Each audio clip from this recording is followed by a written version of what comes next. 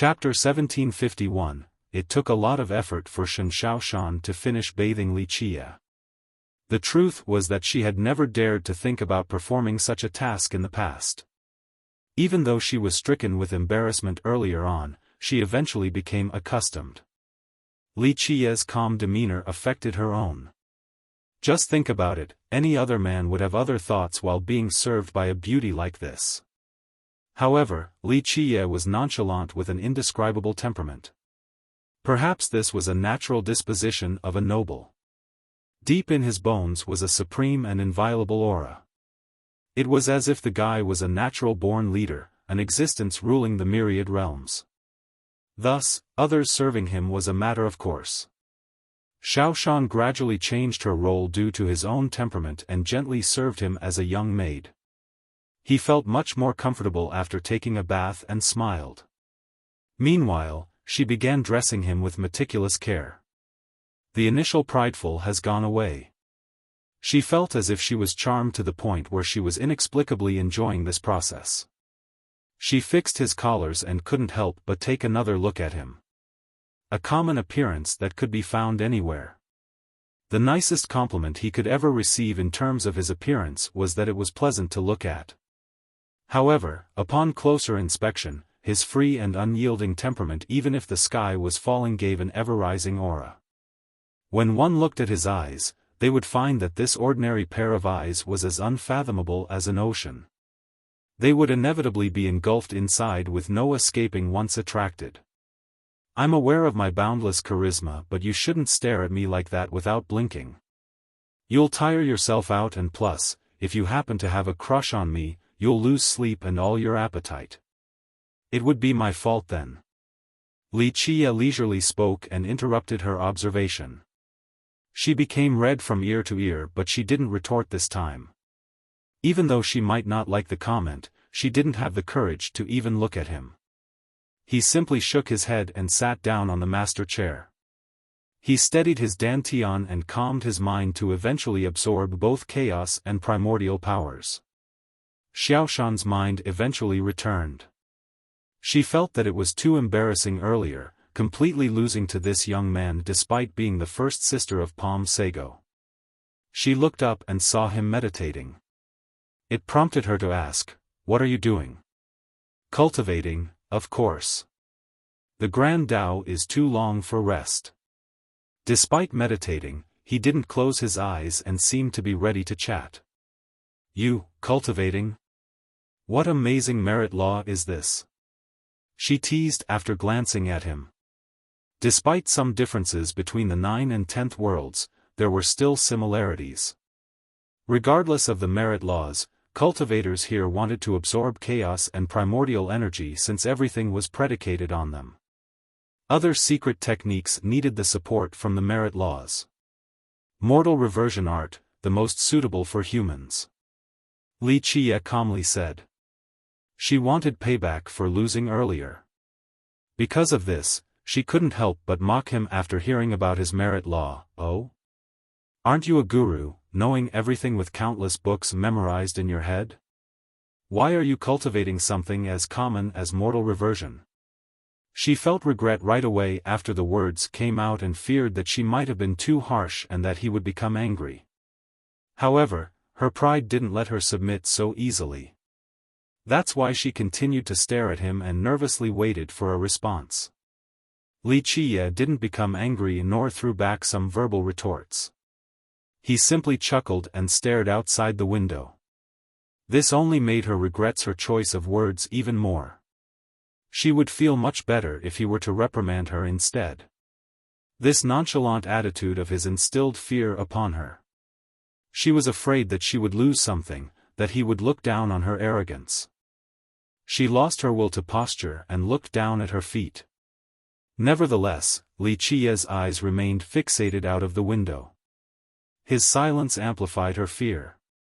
Suddenly, she became alarmed with her nose itching up. I didn't mean it like that just now. I'm not looking down on you, it's my fault." She mustered her courage to quietly apologize. She admitted her mistakes for the lack of control earlier.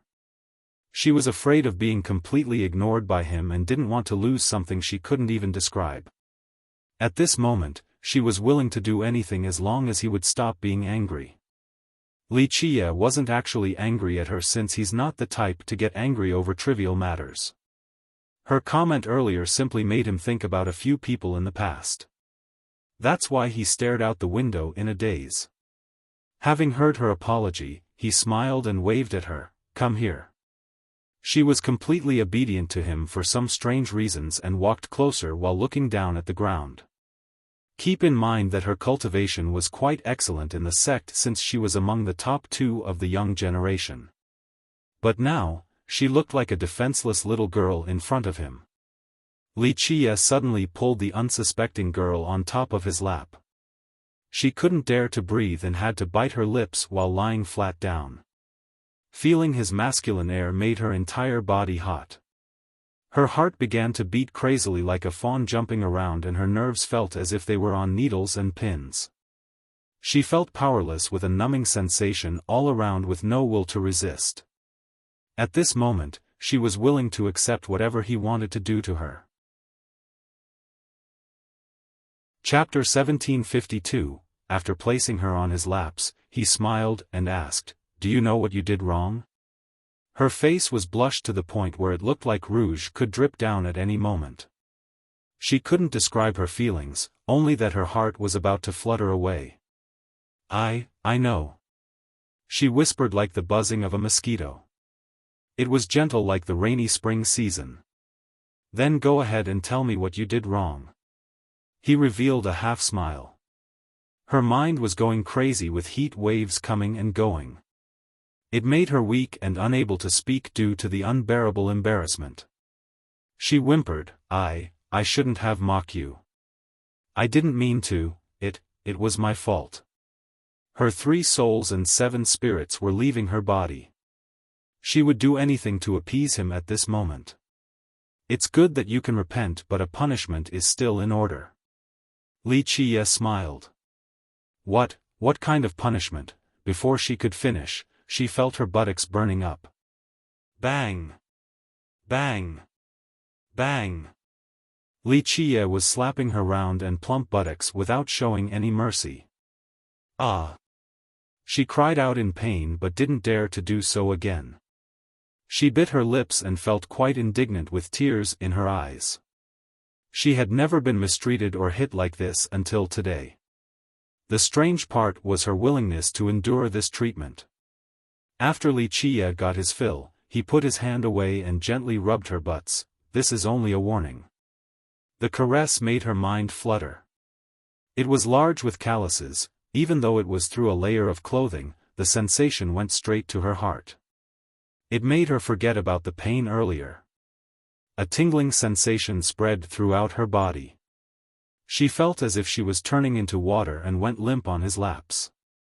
He continued to rub it, causing her to moan intimately like a kitten. It made her embarrassed as she tried to bite her teeth in order to avoid making more sounds. However, his electrifying touch made her mind flutter all the way up to the clouds and forget everything in the world. "Does it still hurt?" he said flatly after one last touch. After hearing the caring words, she felt as if she was drowned in honey and couldn't think properly. No, it doesn't," she whispered. At this moment, nothing else mattered to her, including the grievance just now. He chuckled and said, "All right, it's over. Stand up." It took a while before the shy girl could stand up. Alas, she still couldn't look straight at him. "Sit down." He glanced at her before ordering. The obedient girl sat down next to him while he continued to absorb energy. He explained, "Remove all unnecessary thoughts from your mind and brave your Tao heart. Remember, it is easiest to enter this Zen state when a person feels the most satisfied." She blushed again after hearing his implication, but she didn't dare to think too much and quickly followed his order. It was difficult in the beginning since she sat so close to him, but eventually, his masculine odor stopped interfering with her mind. Under his rhythmic breathing, she entered a Zen state by following the same beat.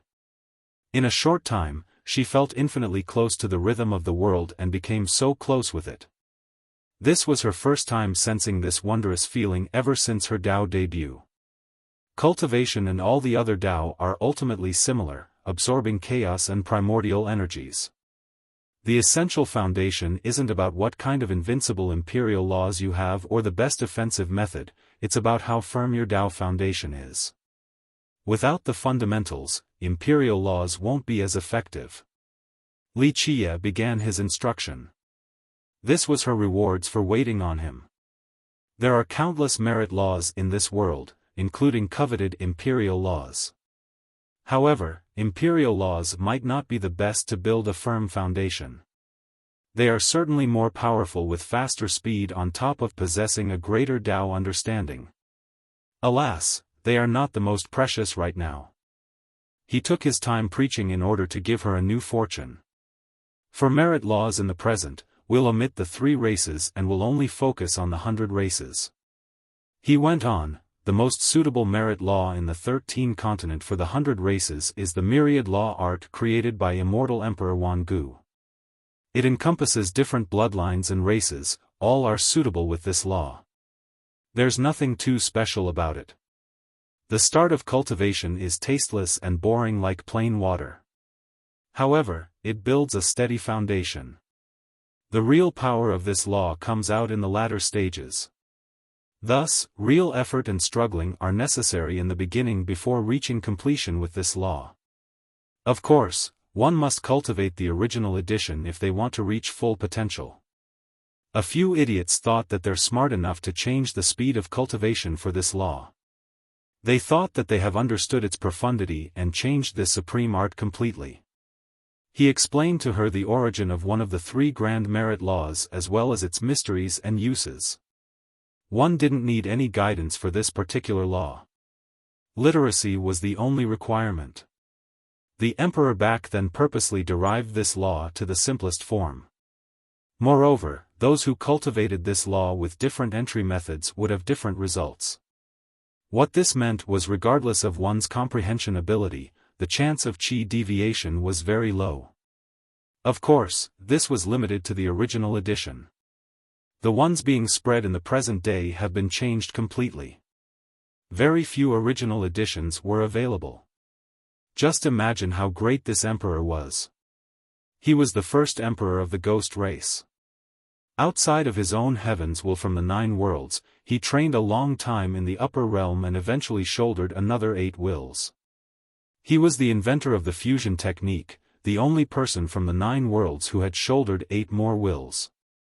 Some even believed that his lifelong cultivation was on the same level as Flame Emperor.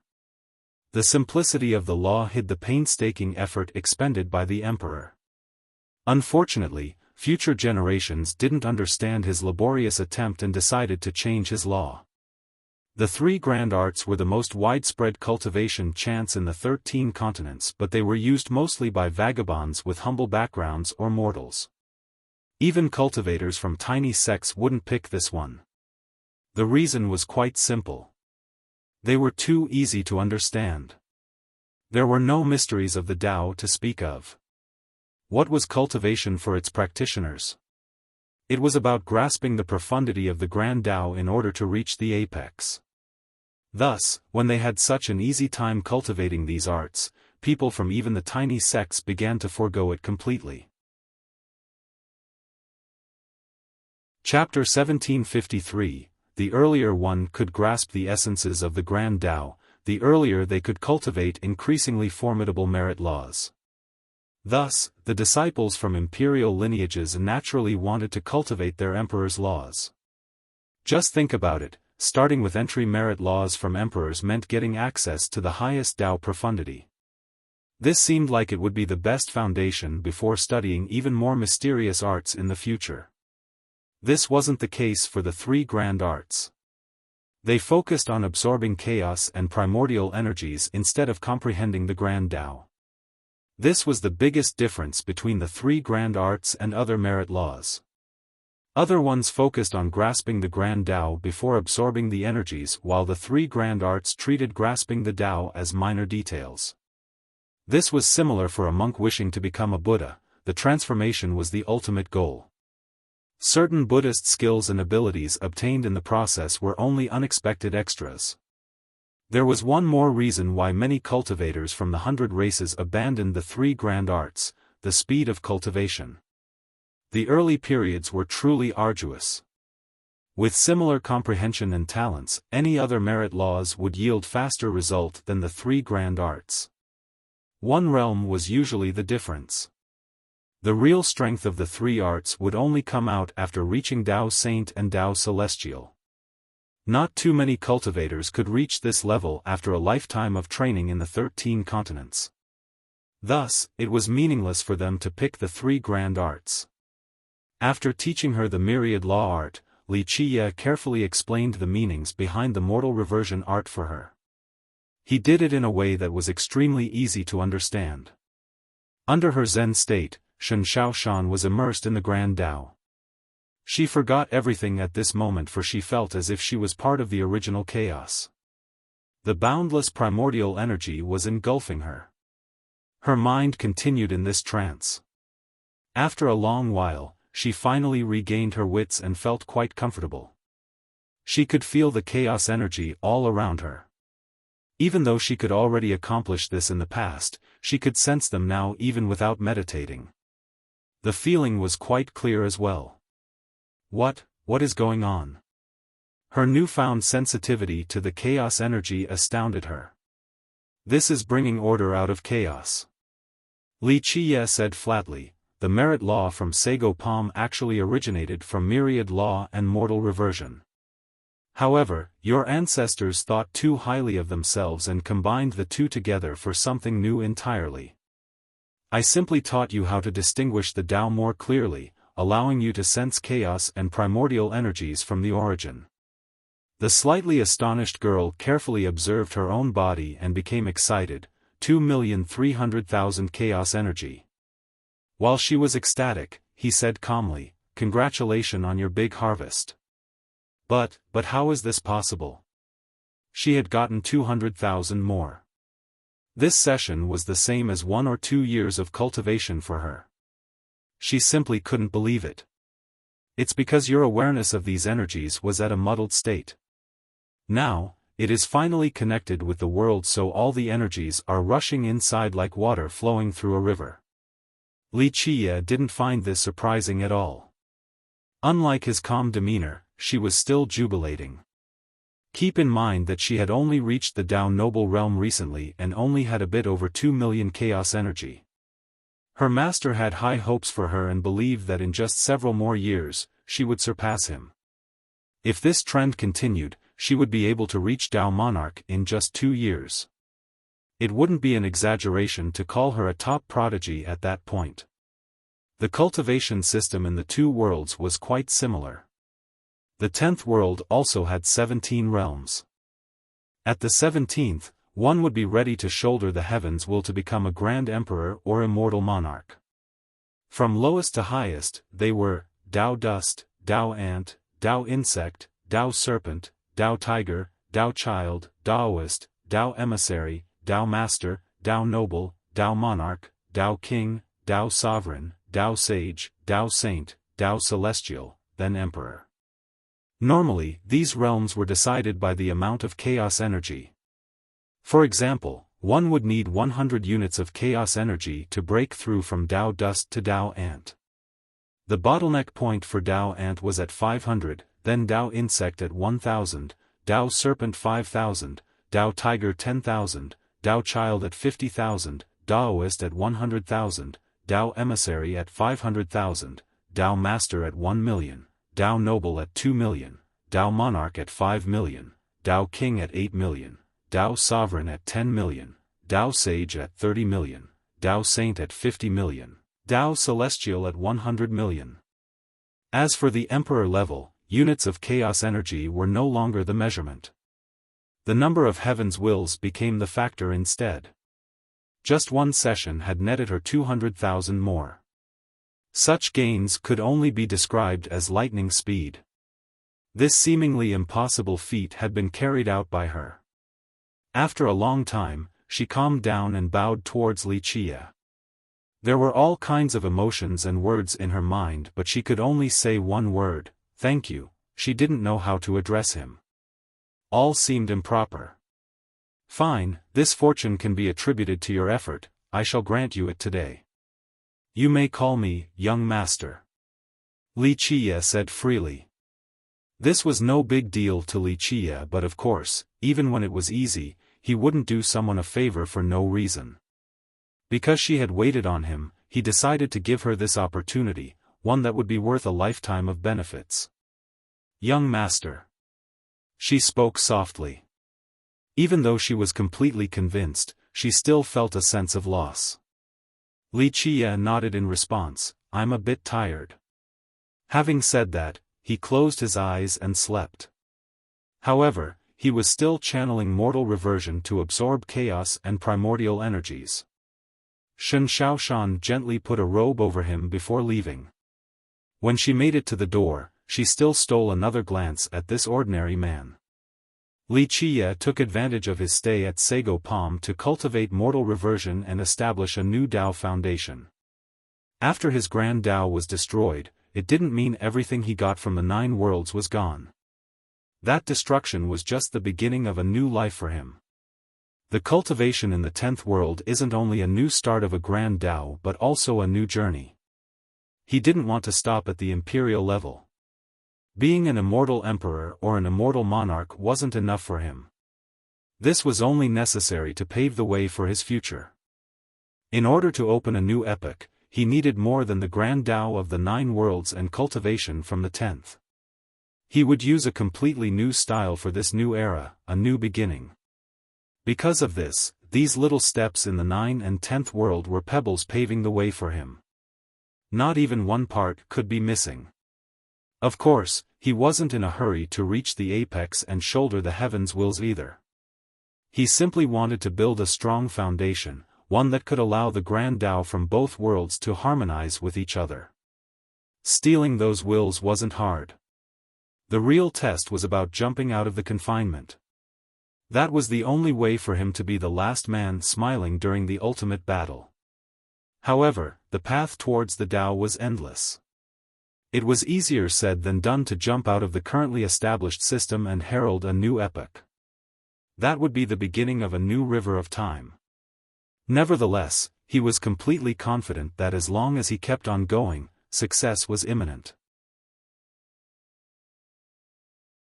Chapter 1754. Primordial chaos engulfed Li Qie's true fate as he sat on the master chair. He chanted incantations in order to absorb these types of energies that were gathering like flowing rivers. The first realm of the 10th world was called dust. It meant that when cultivators were at this level, they were no different than specks of dust and were completely insignificant. This lowest realm only required 100 units of chaos energy to break through to the next, Dao Ant. It was very easy, even the least talented would only need 1 or 2 years. A disciple from a great power cultivating a decent merit law could do so in just 1 or 2 months. A few geniuses would be able to do it in just 3 to 5 days. Even for mortals in the mundane realm without a chance of cultivating merit laws from sects, as long as they went to a market to buy any of the 3 grand arts and try their best for 10 years, they would be able to reach Dao dust without any guidance. That's why there were countless cultivators at this realm, even mortals. All in all, 100 units of chaos energy were very little. Li Qie channeled his mortal reversion art and within several short days, he had absorbed more than 50 units of chaos energy. If this kept on going, he could break through the dust realm in just 10 days. As one of the 3 most popular arts in the 13th continent and the most suitable for humans, mortal reversion still had a very slow cultivation speed, the slowest among the 3. This sluggish pace didn't quite affect Li Qie because he was its creator and knew its true profundity.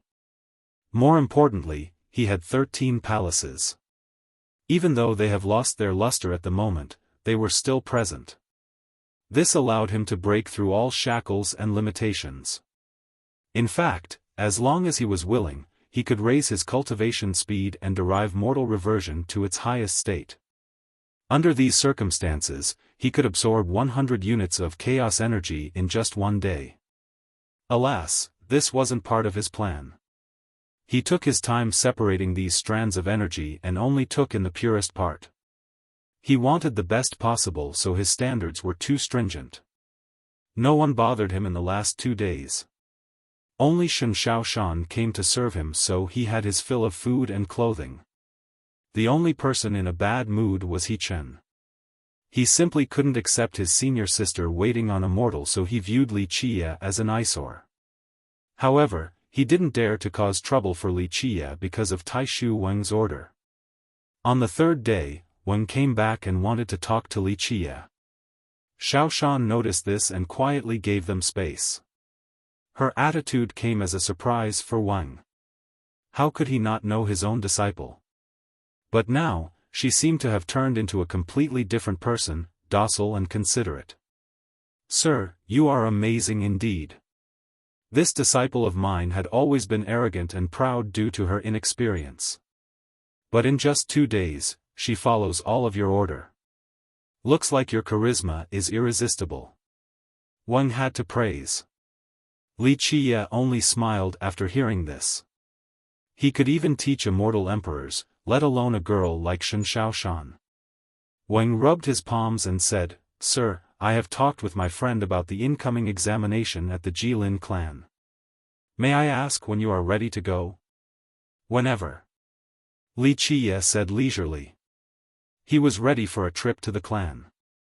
Of course, it wasn't the clan itself but the item in the clan's possession that interested him. "Great, I'll go prepare everything for you." Weng became excited after hearing Wuxia's confident tone. He wanted to take advantage of Wuxia's abilities. If Wuxia could shine, it will be very beneficial for his sect in the future. Who is in charge of Pure right now? Still the War Monarch clan? Wuxia asked as Weng was leaving. The old man scratched his head in response. "Well, the truth is that I am only a lowly character and don't have access to higher level information. Right now, there is no alliance for resistance at all. All races are living together peacefully in Pure. The 3 races don't have any large-scale conflict with the 100 races. There are still some minor skirmishes, but that's it." "That's true, the gods and emperors know to lay low after each expedition, so there will be a period of peace," Wuxia said slowly. These higher-level beings were aware of what they will have to face, so they became smarter in order to avoid any heavenly execution. "Yes, after the 6th expedition, no war has been declared between the races. But you are right, the most influential power in Pure is still the War Monarch clan. Rumor has it that they still have 5 living Grand Emperors. No sect in this place can touch their position." Weng came from a small sect, so he only knew about rumors with no way of verifying them. "They dare to say that they have 5 living Grand Emperors? That's only to scare the uninformed sects like yours." Wuxia smiled and shook his head. War Monarch Heaven Emperor's descendants care too much about their face, just like how he went crazy with the matter of his younger sister-in-law. "Oh, my little ancestor." Weng turned pale and quickly shushed Wuxia. "Please stop. Our sect is over if someone were to hear you say that here." This reaction was understandable. A tiny sect like theirs wasn't qualified to talk about imperial lineages, especially not the matter of an emperor. Moreover, War Monarch Heaven Emperor is still rumored to be alive. No one would dare to talk about these things publicly. Wuxia chuckled after seeing the nervous old man. "Well," Weng hesitated and looked around. He smiled wryly and couldn't restrain his gossipy side and asked, What is this matter about the emperor and his younger sister-in-law?" He couldn't be blamed at all since Grand Emperors, immortal monarchs, and even immortal emperors from the 9 worlds have always been interesting topics. Their actions related to the rise and fall of their races, so how could people not pay attention? As for the topic of anyone's younger sister-in-law, people would never get tired of this. Men always had some stray thoughts about their sisters-in-law, so if the Grand Emperor were to have something going on with his sister-in-law, it would definitely be a hot topic for all the noisy cultivators in the 13 continents. It's not what you're thinking. Li Qie smiled. It's about when immortal Emperor Wan Shi seduced War Monarch Heaven Emperor's sister-in-law. War Monarch was furious and wanted to chase immortal Emperor Wan Shi out of the 13 continents. Immortal Emperor Wan Shi seduced the Grand Emperor's sister-in-law? The old man blurted uncontrollably.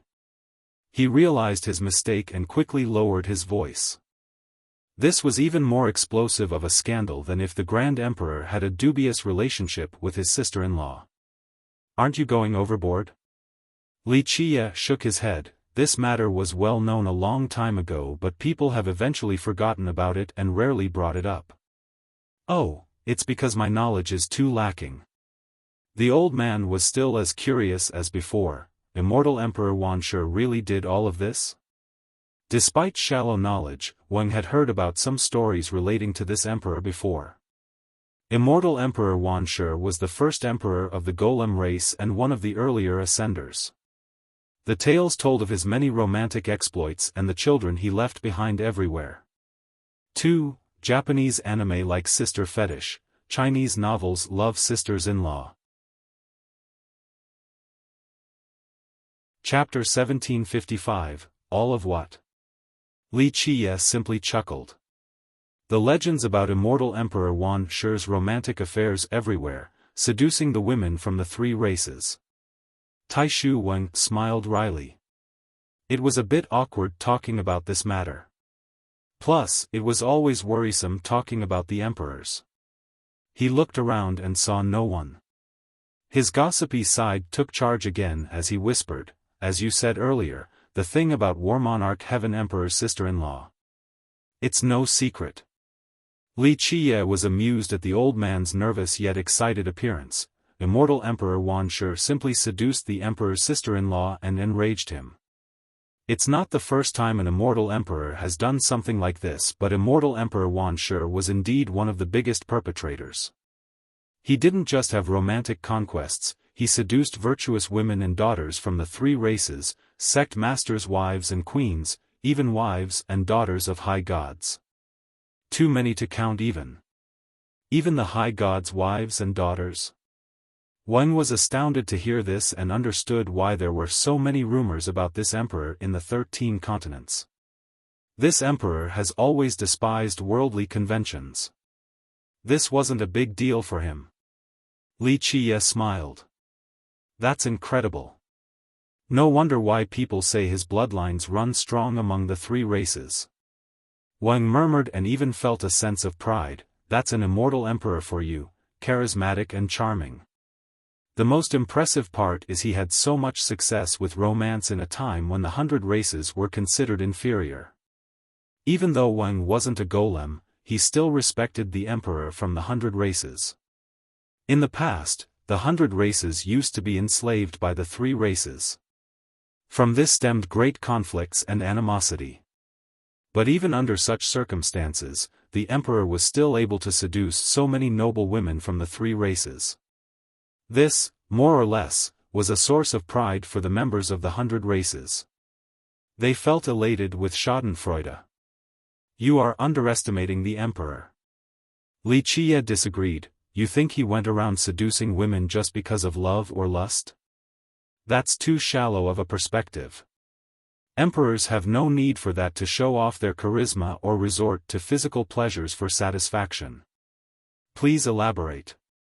Wang smiled wryly and said, I am foolish and not aware of the emperor's real intent.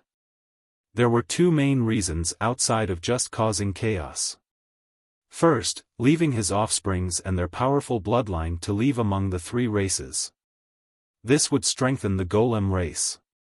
Second, it was to stain the bloodlines of the 3 races. His imperial bloodline on top of being the first emperor of the Golems meant that it was extremely mighty. His blood would overwhelm the 3 races' bloodlines. This is the reason why his bloodline is still part of their lineages after so many years have passed.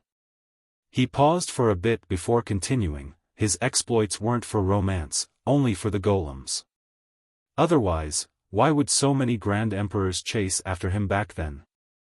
Do you think they cared about something as trivial as romantic scandals and affairs?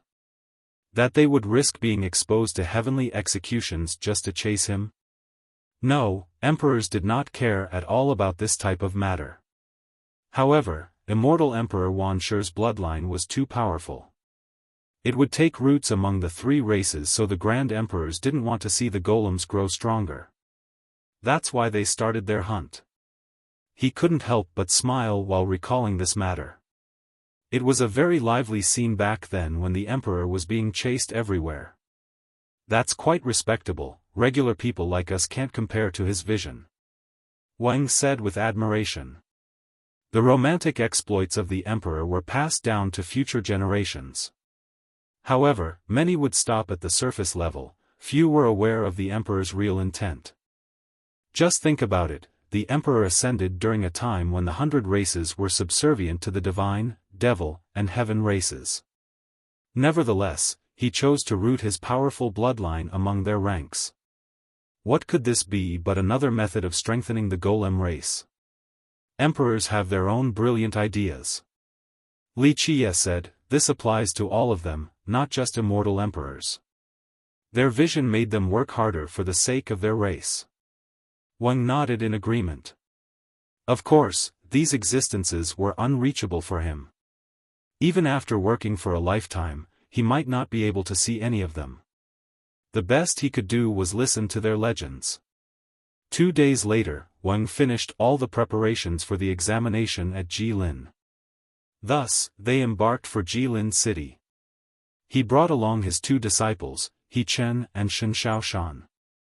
Xiaofan naturally would tag along because she was waiting on Li Qie at the moment. As for He Chen, Wang wanted him to broaden his horizon with this trip. Sir, I have to go meet the higher-up to talk about this matter, so I can't go with you, please excuse me. Wang told Li Qie, this is my junior brother, he'll be in charge when I'm not around. Just tell him if you need anything. He introduced his junior brother, Shi, to Li Qie. The guy was a prudent person and not one to waste words. After the initial greetings, he stood quietly to the side. Even He Chen, who was annoyed with Li Qie, felt excitement for the trip. He had visited Jilin before with his master. However, it was a rushed endeavor. Someone from a tiny sect like him visiting Jilin was like a farmer boy entering a metropolis. Jilin city was the headquarters of the clan. There were 700 lineages and 300 countries under the clan's jurisdiction. A small sect like Sagopom wasn't even counted in this mix.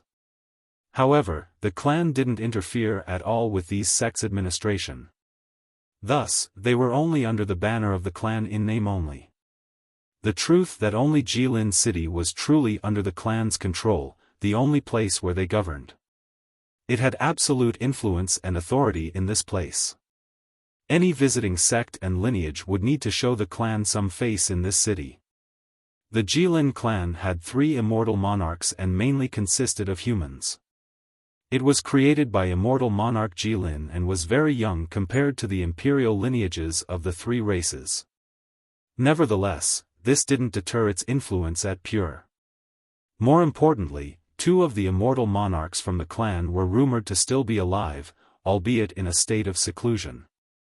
Only Nightfall Immortal Monarch was away since she had participated in the 6th expedition. These 2 monarchs were the reason why the Jilin was virtually untouchable in Pure. Of course, Nightfall Immortal Monarch contributed to this as well. Back then, she had 11 palaces and 11 wills, a being so close to the highest level. All of the other emperors in her generation were no match for her. Her strength, to a certain extent, increased the influence and prestige of her clan. Chapter 1756, Shi brought Xiaofan and He Chen to Jilin city with Li Qie. Staring at this behemoth of a city from the distance was a moving experience. This sizable city was built within a vast forest and had towering walls made from treasure metals that emitted a cold luster. These impregnable walls shielded the city from the ferocious beasts outside. Contrary to the thick forests, the city was very lively. It had rolling hills and pavilions built next to each other. The stone-paved streets led the way to the valleys and mountains, connected together by many bridges. Some buildings leaned on the hills while certain palaces were built on mounds. Of course, temples were floating in the sky as well. All of these different architecture pieces decorated the city, giving it a very prosperous appearance. The streets were filled with people and carriages. Newcomers would be in awe by this scene and left unable to look away. Jilin City. Memories of certain people and things appeared in Li Qia's mind, causing a slight ripple in his emotion. Since Pure was the second biggest haven for the 100 races, he naturally left his marks in this city when he was the Dark Crow.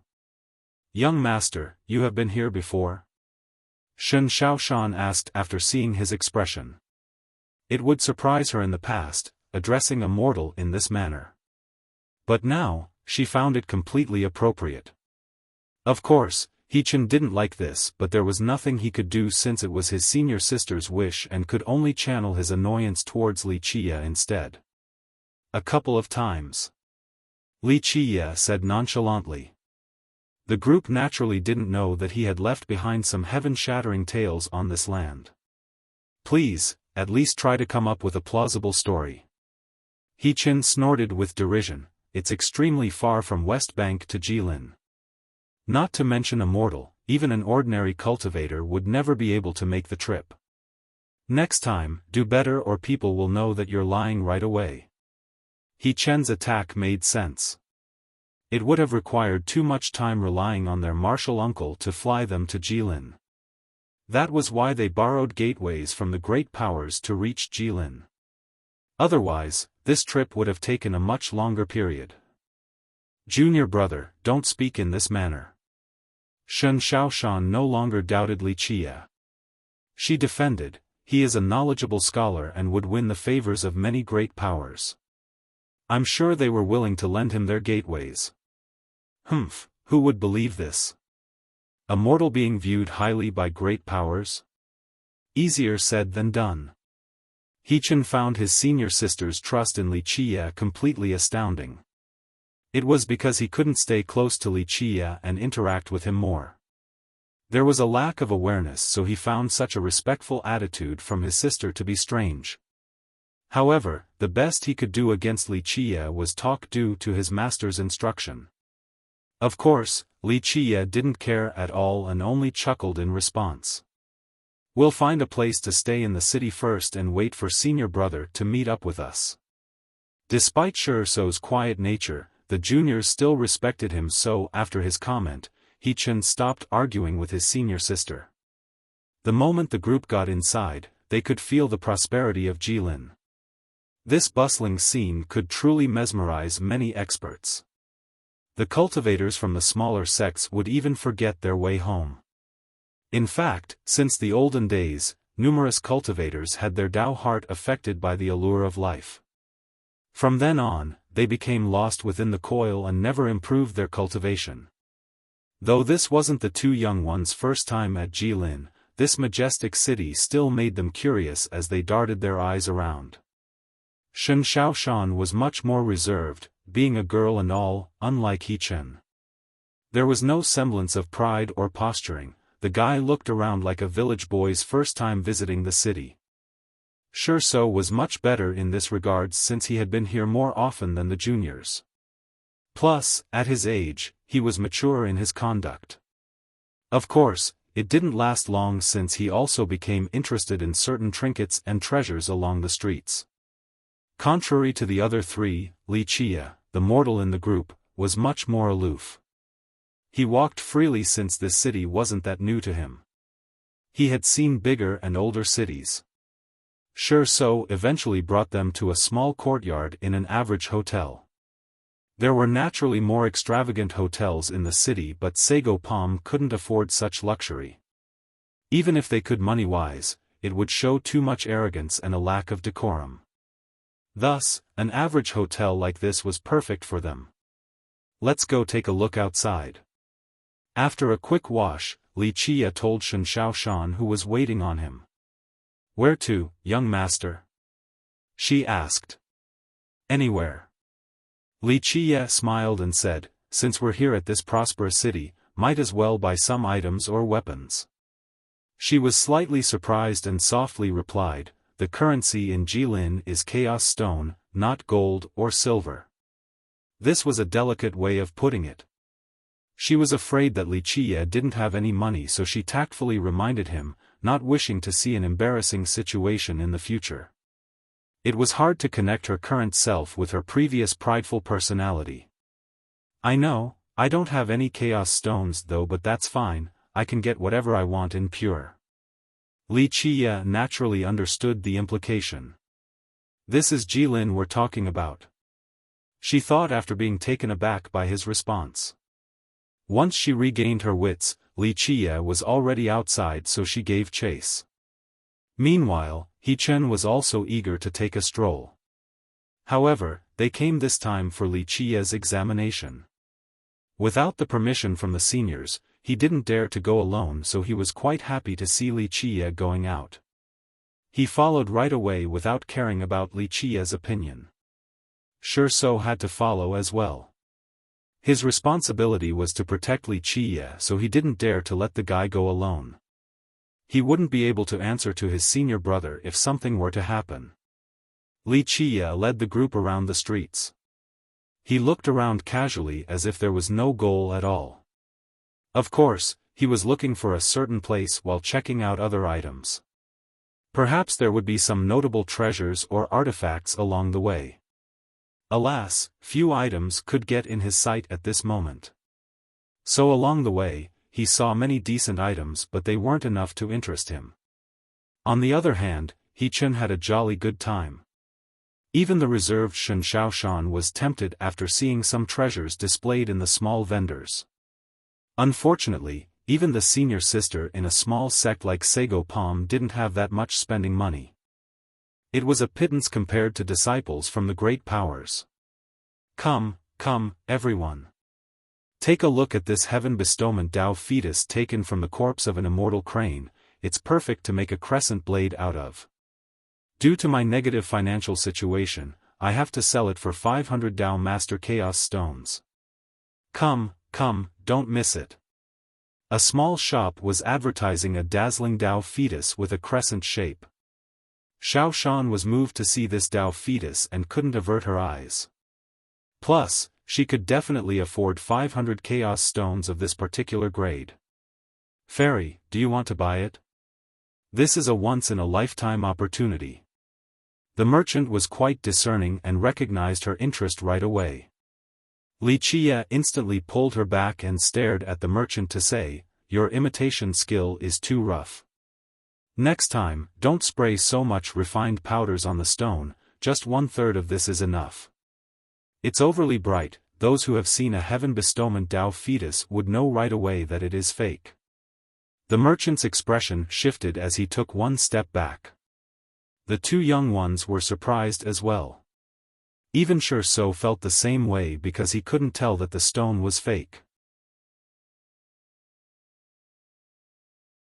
Chapter 1757, The merchant's reaction betrayed him wholly. However, he looked at Wuxia and saw that the guy had no cultivation to speak of. He grew bolder and sneered, ignorant mortal, daring to blabber some nonsense today and besmirching my golden reputation? If all of you don't give a proper answer, don't think about leaving. His attitude alarmed Sure South. He didn't wish to cause trouble inside the Jilin clan's territory. It could bring about a self-destroying disaster. He wanted to apologize, but Wuxia raised his hand to stop him and spoke without batting an eye, try and see if I won't make a ball out of your head. The merchant froze after hearing these strong words uttered in such a calm manner. Even though this seemingly ordinary man had no cultivation to speak of, the merchant still felt an overwhelming chill. He didn't have the courage to react and only stood there looking silly. Wuxia turned and left without a second glance at the guy. Xiaofan gave chase and whispered softly, "Thank you. Just child's play." Wuxia smiled freely and continued forward. At the same time, He-chen stared curiously at the petrified merchant since he didn't quite catch what happened earlier. Shi So glanced at the merchant before quietly following Wuxia with his head tilted in rumination. The group strolled randomly around for a bit before they made it to a small shop located on an inconspicuous street. No one would take note of this particular shop with a wooden sign hanging on top of the door. It was loose and crooked after the long years. This type of shop, surprisingly, had quite a domineering name. The words, Imperial Cabinet, were carved on the sign. The powerful calligraphy was expertly done, clearly by the work of a master. To the top right corner of each word was a tiny stamp in the shape of a crow. No one would actually see it without paying great attention. Wuxia smiled after reading the sign, then brought the group inside. After entering, the group found that this small shop wasn't actually that small. It was the size of a chamber despite the tiny entrance. Alas, the content wasn't matching its domineering name at all. There were a bunch of items inside, a few piles of stones here and a pile of dried wood there.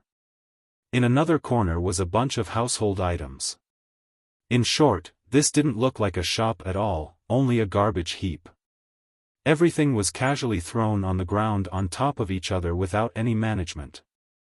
There was an old shopkeeper inside. His eyes were old and blurry. At this moment, he was trying to thread a needle to fix his worn-out cotton robe. It required his full attention. Wuxia didn't disturb him and only watched with both hands behind his back as if he was watching an art show. Chen was too young and couldn't stand still. He walked around, looking and touching everything he found interesting. Xiaofan stood quietly next to Wuxia as he observed the old shopkeeper. She was curious about why he chose this decrepit shop. Just what was here that attracted his attention? Even though Wuxia was virtually a mortal, she was aware of his knowledge and wisdom and respected him for it. Shi So was also staring, but his target was Wuxia instead. The guy prompted many questions in his mind. He gradually understood why his senior brother was so respectful towards the mortal. Just the guy's calm and patient demeanor alone was exceptional. After a long time, the shopkeeper finally moved the thread through the hole. This seemed to be a huge relief for him as he sighed and finally noticed the waiting customers. Sorry for the long wait, everyone. He revealed a friendly smile. Old eyes are no good now, can't do anything right. May I ask what you all are looking for? Pawning some treasures or buying some artifacts? You can do that here? Xiaofan glanced around again after hearing this. The items scattered on the ground resembled trash more than treasures. Yes, we are fair and reputable here. The old man smiled in response. How much is this bottle? The wandering Chen found a jade bottle under a table. He blew away the dust and found it quite cute. The more he looked at it, the more he liked it, so he inquired about buying it. In his mind, nothing in this shop was worth any money, so he could definitely afford it. Ah, young noble, you are quite keen. This bottle came from the Gold Continent, an antique. If you like it, then it'll be 50 million Dao Sage Chaos Stones. The shopkeeper responded. 50 million Dao Sage Chaos Stones. Chen shuddered after hearing this with a loosened grip. The bottle fell off to his horror, but he reacted quickly enough and caught it in time. Shopkeeper, are you confused? This bottle is worth 50 million Chaos Stones? Chen stuttered. This was an unimaginable number. Not to mention him, even his sect couldn't come up with just one Dao Sage Chaos Stone. As for 50 million stones, selling his sect wouldn't come close to netting that amount. This sky-high price naturally scared him. He held the bottle tightly lest it were to fall and break. That is really too much. Xiaofan found the price inconceivable as well. Reputation is very important to us, we do not lie to customers. The shopkeeper smiled. Carved from the rarest heat jade in Gold Continent produced by the Qian clan, a perfect piece even. The crafter has perfected his technique from the heaven race and used vitality to gestate it for at least 30,000 years. Moreover, the owner of this vitality had one of the 3 progenitor bloodlines of the heaven race. This, in turn, gives the bottle the ability to suppress both gods and devils. Wuxia glanced at it and began to explain. It is quite old now, slightly before or after Emperor Hunt. So, 50 million chaos stones is indeed a fair price. If this was a bigger store or an auction house, it could possibly be sold for up to 70 million chaos stones. The group was certainly shocked. They didn't know whether Wuxia was speaking the truth or not, so they stared at the shopkeeper for verification. The old man was astonished as well. He tidied his robe before cupping his fist at Wuxia. I have eyes yet couldn't see Mount Tai. Sir, you are very well informed, just needing a single glance to grasp everything. This is a very rare ability. He-chin stood there with his mouth agape. Wuxia was completely right with his smooth description. Just how knowledgeable was this guy to recognize this jade bottle right away? Sure, So was still a big shot despite his humble background, but he couldn't see how this bottle was special at all. But Wuxia, a mortal, was so clear about this matter. Such vision and knowledge would shame many cultivators. Xiaofan was slightly surprised, but she took it better than the rest. In her eyes, this man knew everything and was peerless in this aspect. Inadvertently, she took pride in his achievements. There was nothing he couldn't do despite being a mortal. It's no big deal. Wuxia accepted the gesture and leisurely said, Sir, we don't have that many merchandises here. Please take a look and comment. The shopkeeper invited. Meanwhile, He-chin returned from his daze and carefully put the bottle back to its original position. He couldn't be gentler since he didn't want to break it. Earlier, he was touching everything in this place. Recalling this sent cold chills down his body. If he had broken something earlier, there was no way of repaying it even by selling all of Sago Palm. Chapter 1758. The shopkeeper walked Wuxia around to appraise his items, but Wuxia didn't seem to be too impressed. Sure, So and Xiaofan were right behind him. They conducted themselves quite carefully in order to not break anything, since these items could be worth millions of stones. The frightened He-chin was even more prudent and was virtually tiptoeing around. Even if he was 10 times more courageous, he wouldn't dare to touch any of these items scattered on the ground. What if it turned out to be a priceless treasure? Sir, what do you think about this crimson stone? The shopkeeper occasionally picked up 1 or 2 items, some were on the ground and table. All the items here were covered with dust and spiderwebs. If it wasn't for Wuxia's comment earlier, no one would think that this shop had such valuable merchandise. The shopkeepers were only picking the best items for Wuxia to see. However, what treasures had Wuxia not seen before? Thus, he only casually smiled or commented briefly at the given items. It was the same for this stone. He simply said, a crimson divinity stone from a mine in the divine burial ground. It is precious but far inferior compared to a crimson-eyed demon stone. It seemed that the shopkeeper's items weren't enough to impress Wuxia. What about this old branch? Next was a pitch-black piece of wood that looked like metal, covered with a few holes chewed by insects.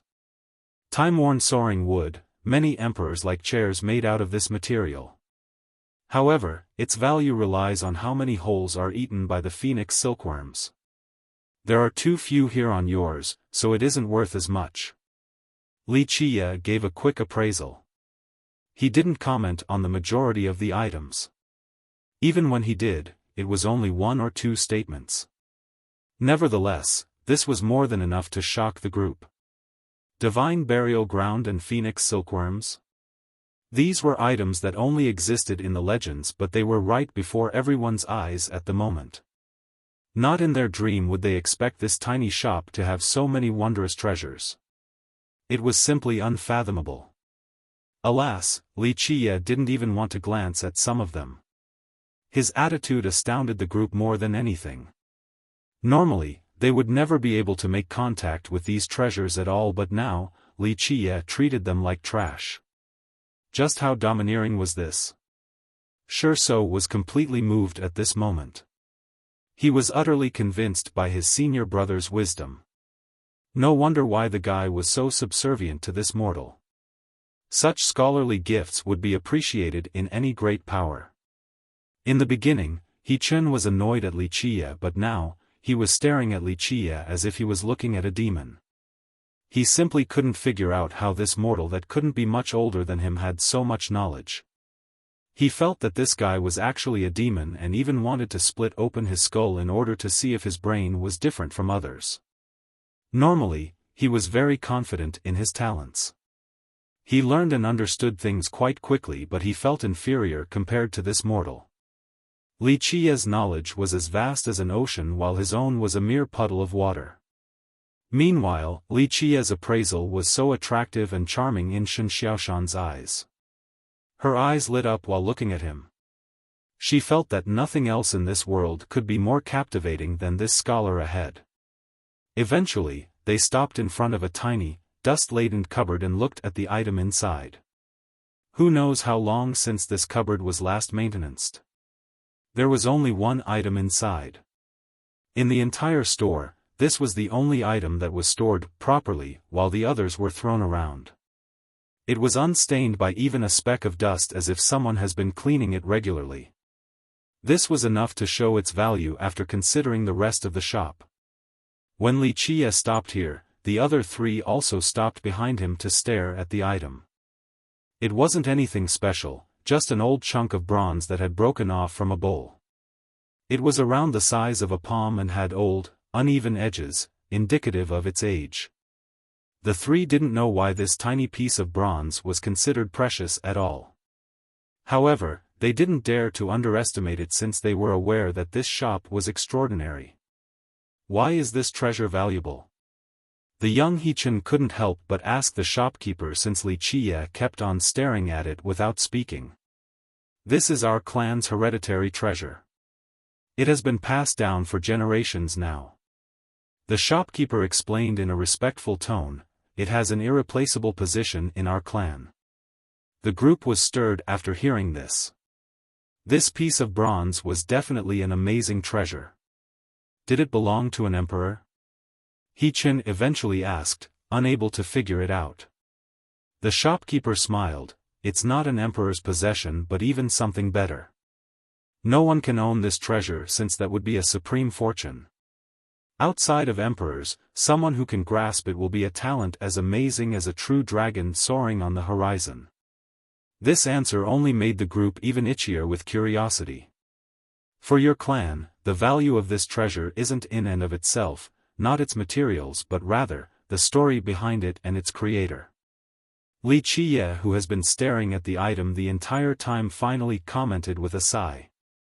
Sir, how do you know this? The shopkeeper staggered and stared at Li Qiye in disbelief. No one outside of his clan should be aware of this. There's nothing I don't know. Li Qiye said flatly, Imperial Clash, it has always been here as a symbol, just like the Imperial Cabinet. His eyes drifted towards the distance afterward. Who knows what he was thinking? The rest exchanged glances out of confusion. They didn't know what he was talking about. Of course, only the old shopkeeper understood the stories within. Creak. At this time, the door to the shop opened with several people entering. A young lad was leading the way. He was vigorous and full of energy, indicating his decent cultivation. The extravagant robe he had on showed that he came from a noble background. The 5 disciples behind him looked quite powerful too with their sharp eyes. Shurso's group changed their expression. Shen Xiaoshan looked down on the ground, not wishing to be recognized. However, it was too late. The youth's gaze fixated on them. Perhaps they were his target in coming here. Oh. You Sago Palm disciples are quite busy, running 10 million miles to be here at Jilin City. How rare. The youth sneered. He Chen and Shen Xiaoshan didn't respond. They were waiting for Shi Sou's lead. Chapter 1759. Shi Sau sighed inwardly after seeing the young man's attitude. What will come shall come, and there was no avoiding it. His master worried about this the most, but there was nothing else they could do. He went forward with his head held low and respectfully said, "Please excuse our lack of ceremony since we didn't know you were here, Duke Liang." "Old Shi, this isn't West Bank. No need for this type of thing." The youth arrogantly sneered. His name was Liang Yiheng, a duke from West Bank. He was a trusted confidant of the West Bank crown prince, so he had a prestigious role there. Meanwhile, Sago Palm was only a tiny sect. Just one duke alone was enough to render their sect out of breath. Shi Sau didn't dare to say anything to the ridiculing tone. This guy was a Dao monarch and was much stronger than him. Only their sect's strongest expert and leader, Taishu Wang, might be a match for him. There was no lack of experts on the same level as Liang Yiheng at West Bank. Thus, it was easy for this particular country to destroy Sago Palm. "I heard your sect master is very busy recently, running around to build relations." The youth's expression turned frighteningly cold. Shi Sau shuddered after hearing this. The opponents clearly came for this matter. It looked like West Bank had eyes everywhere. Not even a blade of leaf fluttering inside their territory could escape from their eyes. "Duke, not quite. Senior brother is only going to meet some old friends because he's getting up there in age and is afraid that he might not be able to say goodbye when his time is up." Shi Sau quickly replied. Taishu Wang was trying to meet people in order to climb up to the Jilin clan. This was something West Bank didn't wish to see. Why would they let someone else sleep on their bed? Because of this, they began to apply pressure on Sago Palm. Of course, they had to tread carefully since they didn't know whether Sago Palm has been successful or not. Because of this, Liang Yiheng's group came to Jilin for scouting. On the other hand, Wang and his sect desired a breakthrough, or they would always be at risk of extermination by West Bank. Moreover, it would be a silent death. No one would bother asking about it. This was an existential crisis that Wang needed to overcome. "Is that so?" Yiheng uttered coldly. "He is old indeed with not much time left. Go back and persuade him to get ready for his funeral arrangements so that his children can send him off properly." A murderous flash appeared in his eyes. Shi Sau, Xiaofan, and He Chen were alarmed. This was both a blatant threat and the truth. If given the right opportunity, West Bank would definitely try to kill Taishu Wang. "Ah, Duke, you're quite funny." Shi Sau didn't want to dwell on this topic and waved at Xiaofan and He Chen. "Come, greet the Duke." The two had to come and bow despite their unwillingness.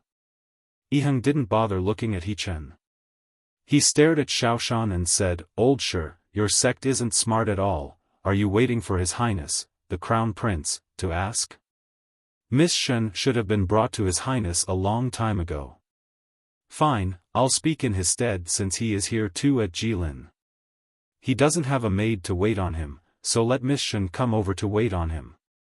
She can warm his bed as well, and if she's lucky enough, His Highness will grant her a night." Yiheng sneered again. The three were appalled at such vulgarity, especially Xiaofan. She turned red with rage. Whoosh! Suddenly, a jade bottle came flying straight for Yiheng's face. However, he swung his sleeve and knocked the bottle to the ground to pieces. "The 50 million bottle!" He Chen shouted in aghast. They looked towards the direction from which it came from and realized that the thrower was Wuxia.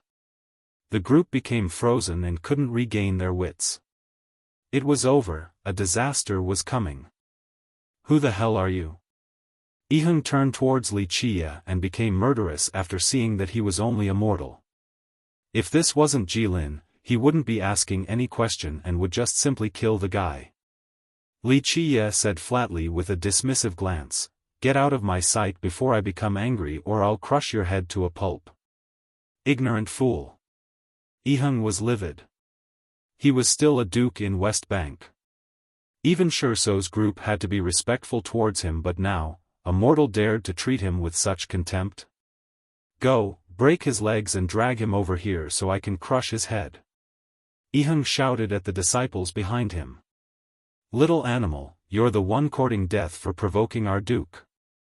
The disciples aggressively rolled up their sleeves, ready to cripple Wuxia. Watch out! Xiaofan and the others were horrified. Wuxia was only a mortal. It didn't matter how smart and knowledgeable he might be, he couldn't resist cultivators at all. Wuxia didn't bother to glance at them. He raised his right hand and the piece of bronze that was inside the cupboard suddenly flew over and latched onto his hand. Clank! Suddenly, a bronze glove covered his palm. It spewed out a metallic shimmer that seems to be hiding 3,000 worlds with an awe-inspiring divinity. Boom! He casually swept forward with his right hand and instantly blew them flying while vomiting blood. Wuxia then stared at Yiheng and said, I'll give you a chance to attack.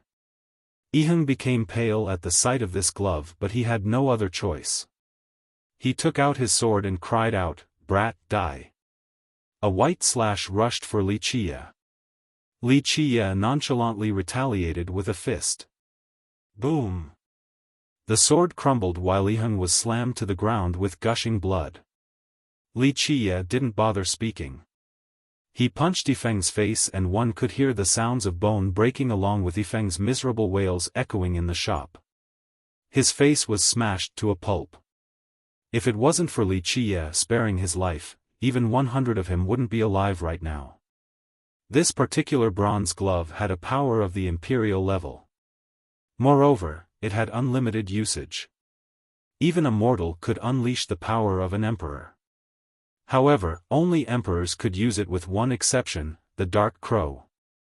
Crack! Wuxia stomped on Yiheng's broken face. I do not wish to kill in this place, so I'm sparing your dog life. Go back and tell your master, whoever they may be, to stay out of my way and don't touch my women or I'll massacre your clans. Yiheng was a fish on the chopping board at this moment. It was too easy for Wuxia to kill him. Right, you broke a bottle worth 50 million Dao Sage Chaos Stones earlier. That's on you. Wuxia said flatly before turning towards the shopkeeper, West Bank country owes you this. If they won't pay, use force. In fact, even the shopkeeper was stunned to see the imperial clash on Wuxia's hand due to an eternal and mythical legend in his clan. Scram! Wuxia kicked Yifeng to the curb, no longer caring about this matter. Yiheng didn't even dare to fart at this moment. He and the disciples from West Bank kept their mouths shut and ran while pissing their pants out of the shop. Wuxia then raised his hand towards Xiaofan. She took out a handkerchief for him while being very confused. He wiped away the blood on his hand in a very meticulous manner as if he was fondling a lover. In the end, he sighed and said, Emperors do not need this item while those that do can't use it. Thus, it can only be left here for people to look at, but so few could recognize its worth. Clanking noise resounded and the imperial clash fell down from his hand. It turned back into the piece of bronze and returned to the cupboard as if nothing has happened. Chapter 1760, Xiaofan and the other two couldn't gather their wits right away. That scene earlier was too shocking and they couldn't describe it at all. They didn't know whether to be surprised at Wuxia smashing Yiheng's face or that he was able to use the imperial clash. Of course, the shopkeeper was shocked as well, albeit for a different reason than the other three, but still on the same magnitude. An ancient and eternal legend had appeared again before his very eyes. Others didn't know and thought that this man was only a mortal. However, those who knew his identity and have heard of his tales would be stricken with fear. This was an existence that could make the gods and emperors in the 10th world palpitate and had a penchant for creating chaos. Wuxia gave the handkerchief soaked with blood to the shopkeeper and said, Have a look. The blood that was wiped off the imperial clash was now depicting a lifelike picture.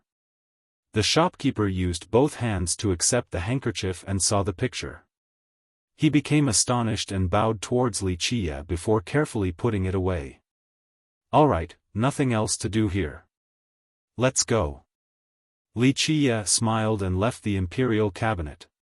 The three eventually regained their composure and gave chase.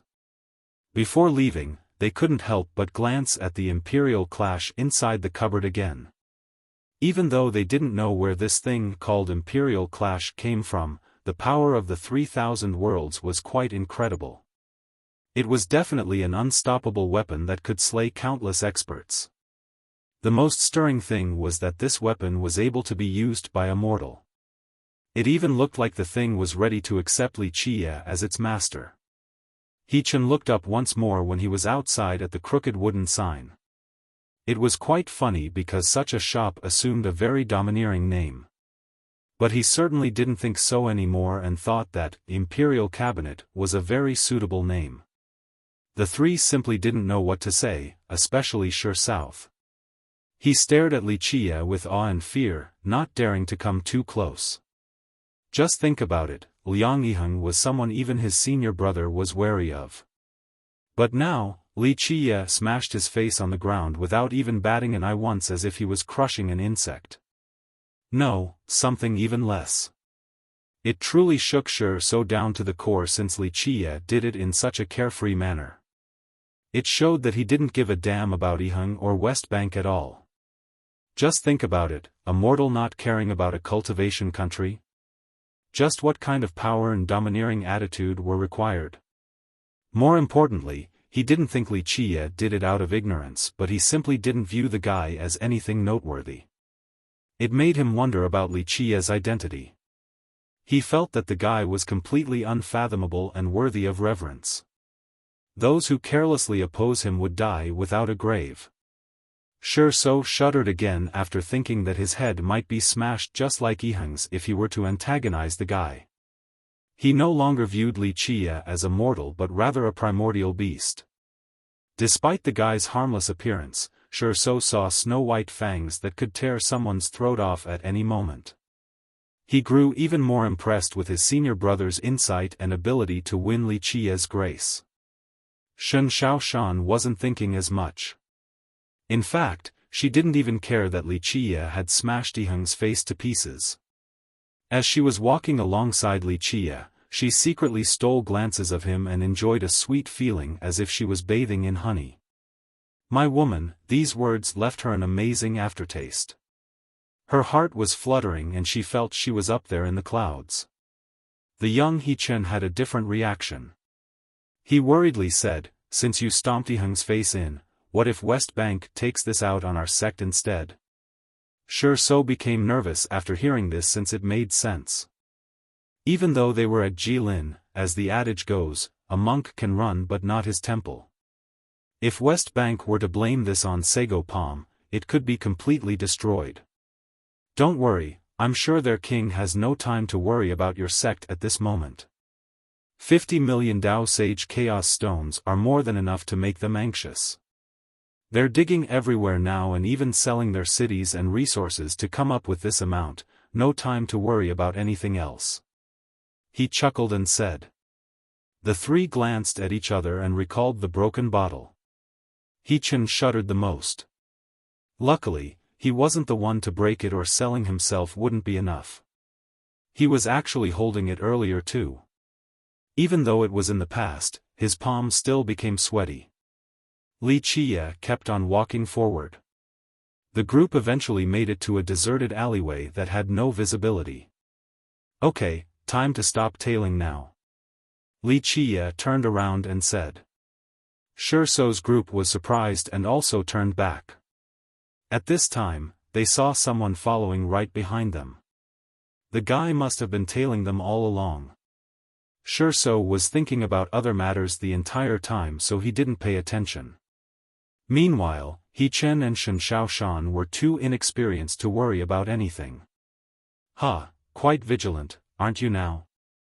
After being exposed, the person walked up, revealing himself to be a servant due to his uniform. However, he was a cultivator, not a mortal. "Brothers, they got us, come out and meet our friends then." He laughed and said. Shadows appeared in the buildings all around the alleyways and slowly surrounded Li Qia's group with unfriendly gazes. Shou and the other two immediately circled around Li Qia in order to protect him because he was the one without cultivation in the group. Shou observed them and found that they all wore different items of clothing. Some looked like merchants while others had traveling clothes on. Some robes had sect markings too. In short, these several dozen people were from all over the places. They were all cultivators, not mortal robbers. The group wondered when they have offended these people. "Alright, I don't have time to talk nonsense with you hooligans, get your boss out," Li Qia leisurely said while being surrounded. "Boss, that's him." The dozens made way for one youth and a man to walk forward. The man pointed at Li Qia and said. Shou recognized this man. It was the merchant who sold fake goods earlier on the street. They have forgotten about this matter and didn't think that trouble would arise from that little exchange. The person called boss by the merchant was a youth. He looked only around the age of 17 or 18 and was a little short of stature. He wore a large robe to hide his fat stomach. This looked like a successful businessman, especially his eyes, seemingly capable of finding deals wherever he looked. Chapter 1761. The young merchant walked up and stared at Li Qia and his companions while still beaming with smiles. He looked like a believer of amiability makes one rich, not a fan of violence at all. "My brother told me that he had met a master. I, Sheng Lao Lu, wish to meet this master." The fat youth smiled and said. "What do you want?" Shou knew that it was trouble but he didn't dare to show a weak side. Nothing.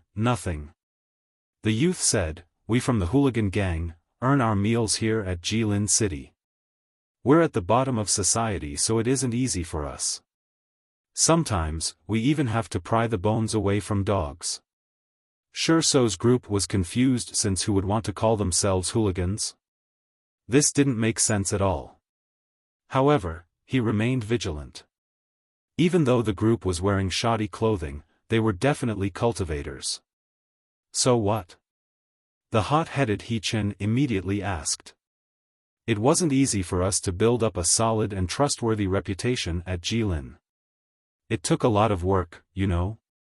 But your group accused my brother of selling fake goods and besmirched our reputation, even almost hurt our brotherly relationship in the process. That's why I can't just sit and watch." "What do you want then?"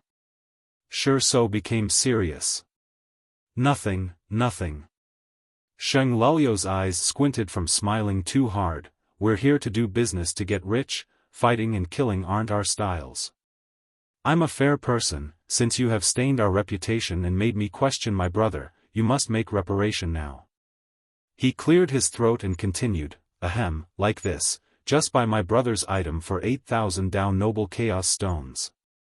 This new number is for us to go have some tea on top of compensation for his emotional distress." The group immediately understood and angrily glared at Lao Lu. "This is extortion!" He-Chin shouted. Prior to this, that item was only selling for 500 Dao Master Chaos Stones. But now, it was 8,000 Dao Noble Chaos Stones. The price jumped countless times in just half a day. How can you call this extortion? A merchant's reputation is priceless but we are also reasonable, this is already a cheap price. And if we refuse? He-Chin couldn't restrain his youthful vigor and uttered coldly. "It's one thing to play nice but if some people want to besmirch our brand, that's a different story." Despite Lao's perpetual smile, he was getting ready for a fight. The dozen surrounding group were warming up too, ready to get started at any moment. The group became anxious and quickly took out their weapons. "Sir, what do you think?"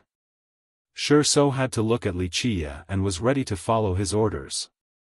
Even though he didn't wish to cause trouble in Jilin, 8,000 Dao Noble Chaos Stones was not a small number for them. Li Qia glanced at Lao Lu and smiled. You don't think I won't flay you and use your skin as a foot towel? You're fat so I can't make leather boots out of you, but a towel will do. Huh, your tone is ferocious enough. Lao Lu was still smiling on the outside. Even though he was talking to Shi Sou's group earlier, he had been spending more time gauging Li Qia. He continued on, the truth is that my old skin is very rough. People have always wanted to do so but failed. If you try to do it, I'm afraid you will hurt your fair hands. Not old at all. Li Qia chuckled, your skin won't take long at all. Now, the old skin inside the old cave is a different story. That one is indeed old. Lao Lu didn't expect this response and uncontrollably took one step back. In a flash, his eyes were deathly fixated on Li Qia. Li Qia was still all smiles in face of this gaze. I don't know what you're talking about. Lao Lu struggled to maintain his smile and said, you must have a great background, I still haven't asked for your name. Li Qia. Li Qia answered with a playful tone. Lao Lu searched every corner of his memories but couldn't remember this name. It meant that he had never heard it before. Nevertheless, he was unwilling to give up because information and espionage were his best skills. It's a shame that I'm too ill-informed and haven't heard of your name before. Lao Lu replied. It's not your fault since you aren't qualified to know. Go ask Qigong, he will tell you. Li Qia chuckled in response. Thump. Thump. Thump. Lao Lu instantly took several steps back with a pale complexion. He stared at Li Qia as if this guy was even uglier than a monster. He established the hooligan gang and they enjoyed tricking cultivators and even masters the most. When these victims brought reinforcement, Lao Lu would always step up to face them. However, his identity has always been a secret. Even the members of the hooligan gang didn't know where he came from. Nevertheless, despite his lack of tenure in Jilin, his abilities were more than enough to win over the crowd. In fact, ever since he left his home, he had never brought this topic up to anyone. However, Li Qia was able to recognize him and even mentioned a dreadful name known by very few people. Such words struck him like thunder. This lowly one has eyes but can't see Mount Tai. Please forgive me. In the end, the pale Lao Lu was no longer smiling. He cupped his fist towards Li Qia before telling his gang, brothers, let's go. With that, he turned and left, not daring to linger for half a second longer. His disciples were perplexed as well but they didn't dare to ask anything and quickly dashed off as well. The sudden development left the three slack-jawed since they didn't know what was going on. Humph, cowards, scared so easily. He Chen snorted after seeing this. Shi Sau remained quiet and stared at Li Qia. He naturally knew that Lao Lu was no coward. Those who dared to extort people at Jilin City were not so easily frightened. Though he didn't understand what Li Qia meant, it must have been some earth-shattering things since it managed to scare off Lao Lu. Just think about it, just talking about them alone was enough to send someone running. This was enough to scare him again. This mortal ahead was too terrifying and made others shudder uncontrollably. Old Shi, where do you think you're going?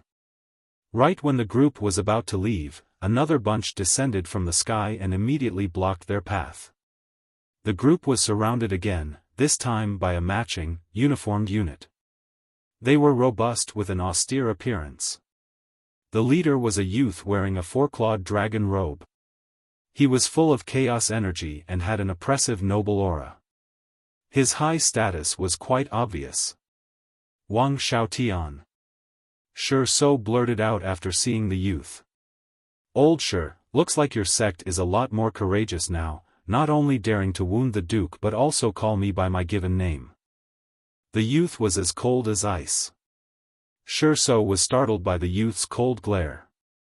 Xiaofan and He Chen were alarmed as well because this youth was the crown prince of West Bank. The crown prince was quite capable and ruthless. His position was earned with blood and merits, and he was almost as powerful as the ancestors from West Bank now. He alone could destroy all of Sagopam. That's why Sherso was so scared at this moment.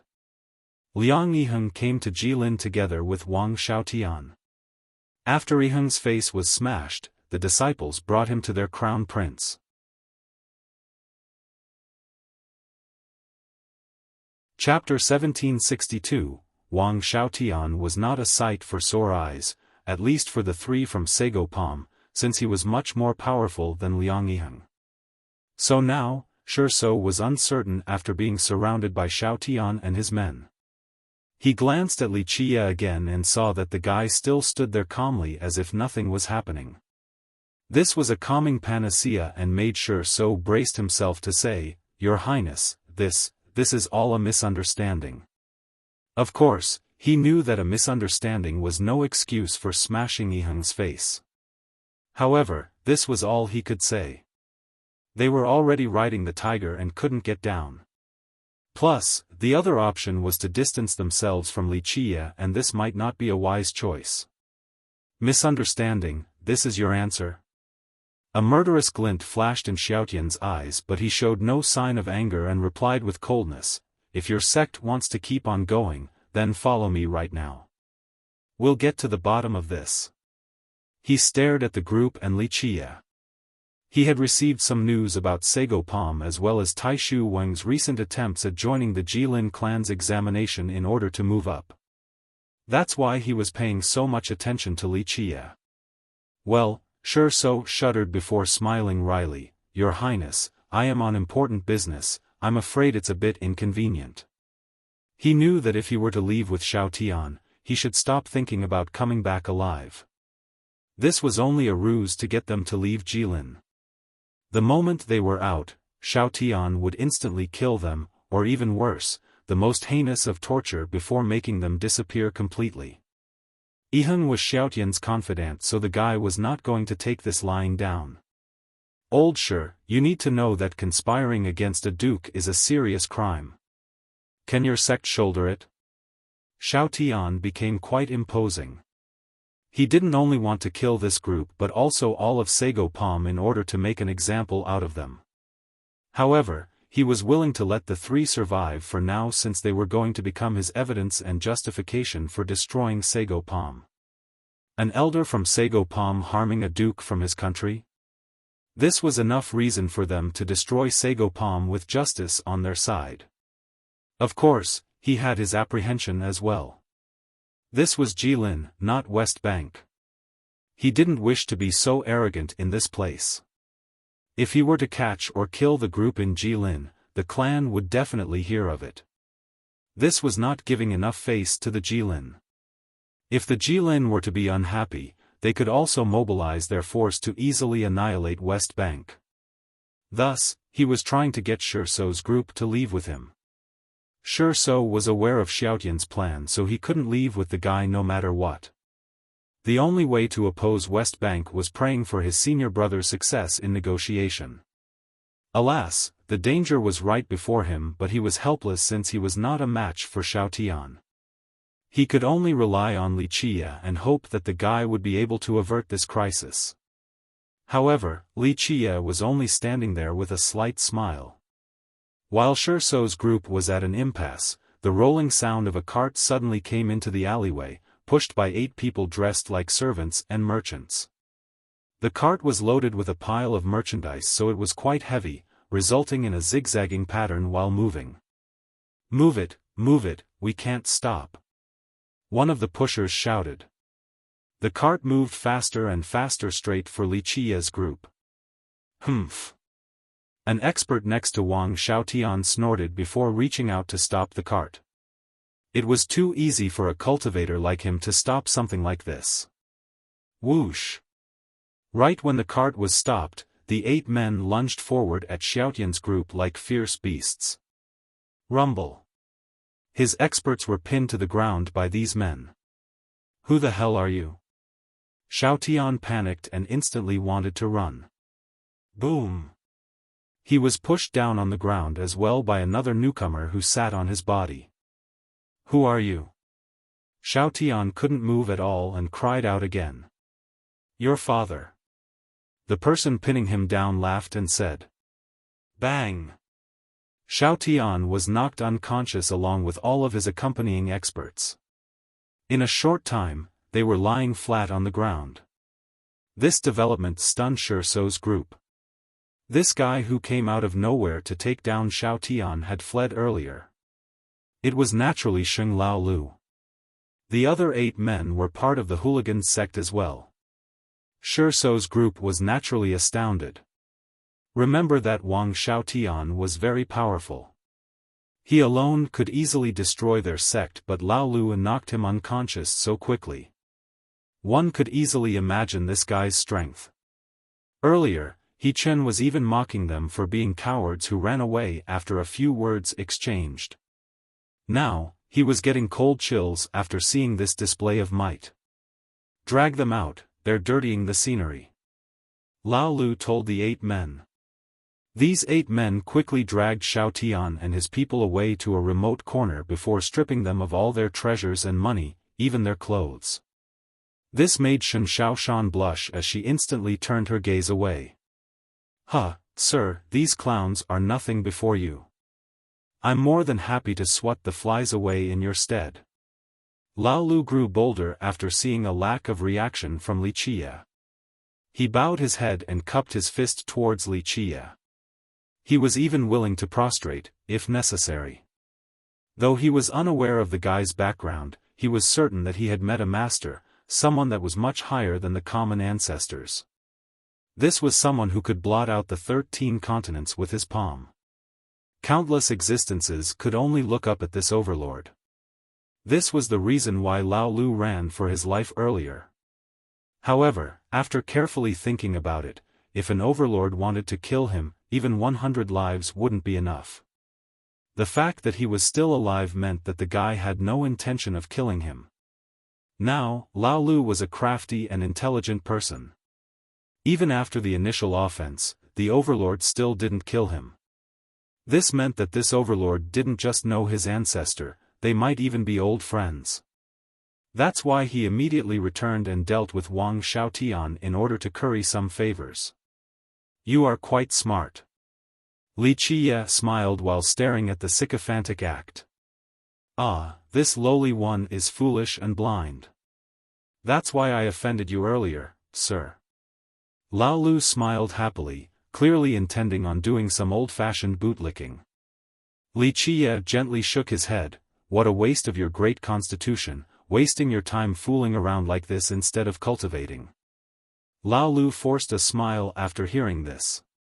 He had amazing talents, an incredible bloodline, and a shocking background, but he chose against becoming a famous genius. He snuck out of his sect and loitered around random people from all over the world to do some shady deeds. Of course, this wasn't to say that he was a bad person. He simply enjoyed the ups and downs of the mundane realm. "Go, I won't make it difficult for you." Wuxia waved his sleeve and said flatly, "If I see Qi Gong later, I'll put in a good word for you." "Thank you, sir." Laolu was startled after hearing this and immediately kowtowed. He knew that this was a reward others wouldn't ever receive.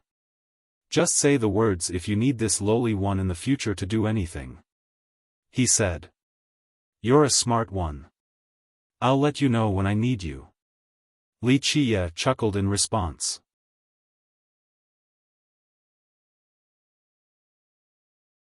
Chapter 1763, Sheng Laolu was certain that Wuxia was someone of the overlord level that could shake the world. Others wouldn't be lucky enough to meet someone like him, so this was the fortune of a lifetime. Being rewarded by him was the accumulation of good deeds from his previous 3 lives. That's why he exhibited great propriety and left happily instead of continuing to bother Wuxia. In the meantime, Sherso quietly contemplated and felt that Laolu did it so much better than them. At this time, he realized that Wuxia was even more terrifying than inside his imagination. Laolu recognized this and immediately latched onto the guy's thigh. Even though his senior brother appreciated talents, he didn't see through everything and only thought that Li Qie was an amazing scholar. After spending the next several days with Li Qie, Shuso found out that Li Qie was something much more. Shuso understood that Li Qie didn't care for Sago Palm. The guy was only doing this because his senior brother was respectful. The sect wouldn't get a reward as Lao Lu did just now. Shuso sighed and accepted their lives that were destined to be ordinary. If they abandoned their high posture early on, perhaps they would have been able to win Li Qie's favor. But now, he didn't care for them. Hechen didn't dare to say anything earlier. His prior arrogance and superiority complex, at least before a mortal, were gone since even someone like Lao Lu kowtowed directly at Li Qie. Xiaofan didn't think as much as she stared at Li Qie. This man was more amazing than anyone else and she felt proud because of him. Okay, let's go to see if we can pick up other good stuff. Li Qie smiled freely and led the group out of the alleyway. Western Market was the largest shopping district in Jilin. It was virtually its own city with buildings spanning for 100 miles. Shops lined up one after another with no end in sight. All kind of stores were available in this place. There was even a popular adage, if one can't buy something they want at Western, it means that they didn't have enough chaos stones. It ranged from the cheapest street front items to unbelievably high-priced Supreme manuals, as long as one had enough chaos stones. There were too many treasures in this vast market. Money and resources always poured in on a daily basis, enough to make people red in the eyes. No one dared to cause trouble around these parts, especially with forced transactions, because Jilin was the main backer of this economic zone. Causing trouble here was the same as disrupting Jilin's financial flow. The consequence would be unimaginable. Once the group got here, Hechen and Xiaofan were stunned by the scene. Inexperienced youths like them had never been to Western before on their previous visits. All kind of emotions overwhelmed them. The dazzling merchandises were an incredible sight to behold. People would need some time to settle down during their first visit. Those from weaker sects would finally realize how tiny their home was in comparison as well as the lack of resources. It was no exaggeration to say that a single shop in Western was wealthier than a small sect. Some even had items from grand emperors as highlights. Just imagine, a few countries couldn't even have one imperial possession unlike the shops here. Looking at it from a different angle, one would see just how powerful the Jilin clan was. After all, it had 3 immortal monarchs with 2 still alive. Ordinary great powers were far inferior in comparison.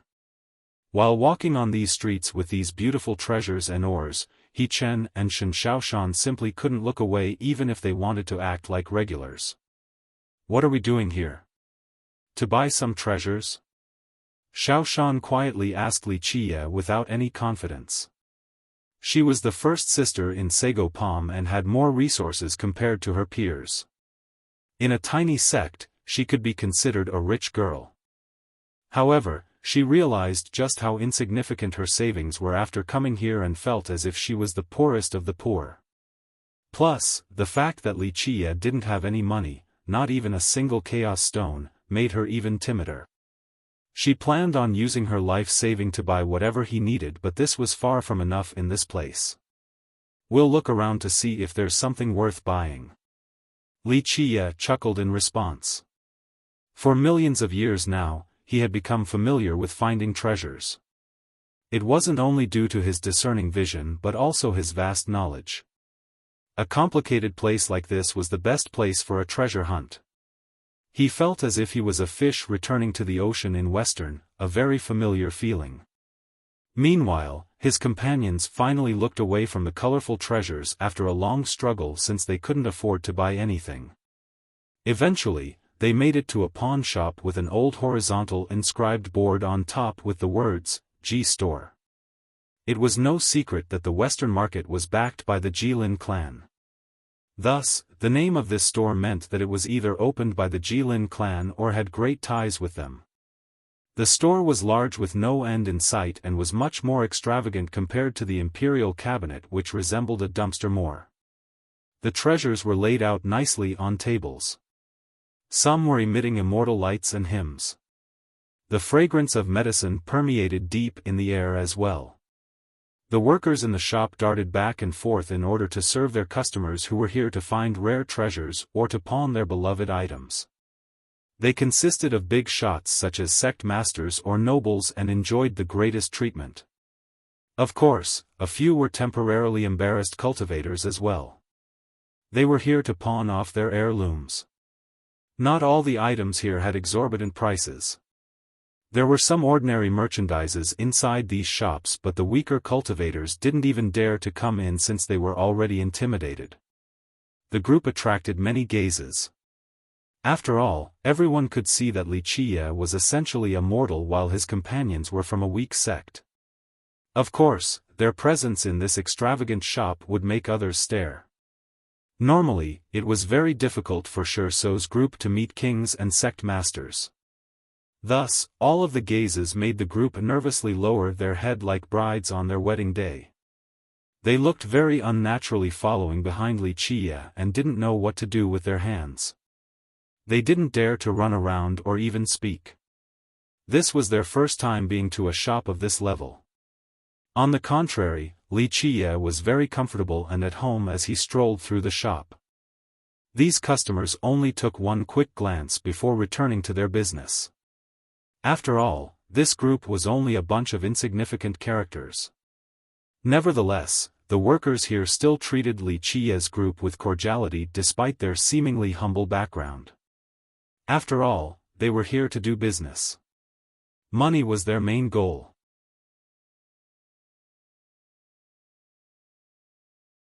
Chapter 1764. Wuxia was indeed very bizarre as a mortal taking 3 cultivators on a shopping trip. The 3 cultivators looked like young brides following behind him. Their inexperience was clearly written on their face. This mortal was the complete opposite. He strode confidently regardless of the location and perplexed everyone. This might be the fiercest mortal the people here had ever seen. The workers here were discerning enough to know that Wuxia was the leader of the group. Of course, this made them feel sad as well. Even though the other 3 obviously came from a small sect, they were still cultivators. Xiaofan's cultivation wasn't much in the grand scheme of things, but he was still someone influential in his own pond. Normally, even cultivators from smaller sects wouldn't care for mortals, they considered mortals no different from insects. But now, Wuxia looked like the big shot in the group while the other 3 resembled servants. One worker, in particular, didn't think profit was possible, but he still enthusiastically came up and greeted, "Sir, what are you looking for? I'm seeing if your store has any treasure worth looking at." Wuxia chuckled and said. The worker was stunned at this outrageous mortal. Normally, mortals would already tremble just standing by the door, but this guy was different with his tone. Even kings wouldn't dare to say something like this when they came to shop for treasures and ores. Xiaofan's group was scared out of their mind to hear Wuxia. Xiaofan's palms were drenched in cold sweat because she knew that Wuxia had nothing in his pocket. This still didn't deter him from speaking in his boastful manner. If people were to find out, they would laugh until the group hid down a hole. However, this worker had seen all types of people before. He smiled and brought Wuxia to a counter and carefully introduced him. "What do you think about this treasure? This lionthorn flexible armor is a Dao King level armor. You will be very safe wearing it, especially because it is a defensive artifact, thus it doesn't matter if your chaos energy and vitality are too weak." The group was instantly drawn in by the armor. Even He Chen was smacking his lips. Their sect only had one weapon at the Dao King level, their strongest. Their master was using it since he was also the strongest member of the sect. All 3 really liked it since they were satisfied with just having a Dao King artifact. The actual quality didn't matter. Of course, after seeing the price, they realized all they could do was look since they couldn't afford it at all. Even their master couldn't. Li Qiye didn't even bother to look and said, "Forget it, show me the real defining artifacts in this place." The three were astonished even more because they thought Li Qiye couldn't get any more domineering, but he proved them wrong. The worker was stunned too. This was the most unbridled mortal he had ever seen. Keep in mind that even some kings and sect masters couldn't afford some of the treasure in their shop. But now, this guy wanted to see the real deals? There was no word to describe this mortal. A few cultivators and experts in the shop heard him as well. They glanced at him several more times and thought that this mortal was too arrogant. Is this guy a newly rich? He doesn't know the immensity of the heaven and earth. One cultivator shook his head. The majority of the experts here ignored Li Qiye afterward while thinking that he was only an ignorant mortal. Meanwhile, Xiaofan and the other two didn't dare to look at other people because Li Qiye's attitude has frightened them completely. It took a while before the worker gathered his wits and smiled wryly, not knowing how to respond. At the same time, Li Qiye didn't really care about what people thought of him since this was his normal conduct. The worker then took Li Qiye's group to a counter in the very center of the shop. No one was in this spot due to a very simple reason. Previous visitors knew that the treasures in this central counter had sky-high pricing. Plus, even if one could afford the price, the shop might not sell it to them. It depended on the buyer's identity as well. The ones here are the most expensive in our store. The worker said helplessly. Despite knowing that Li Qiye wouldn't be able to afford it, the worker still brought him here. This was just part of his job since he couldn't exactly chase customers away. Nevertheless, he was too lazy to introduce the treasures to Li Qiye. There were several treasures displayed with two in the center.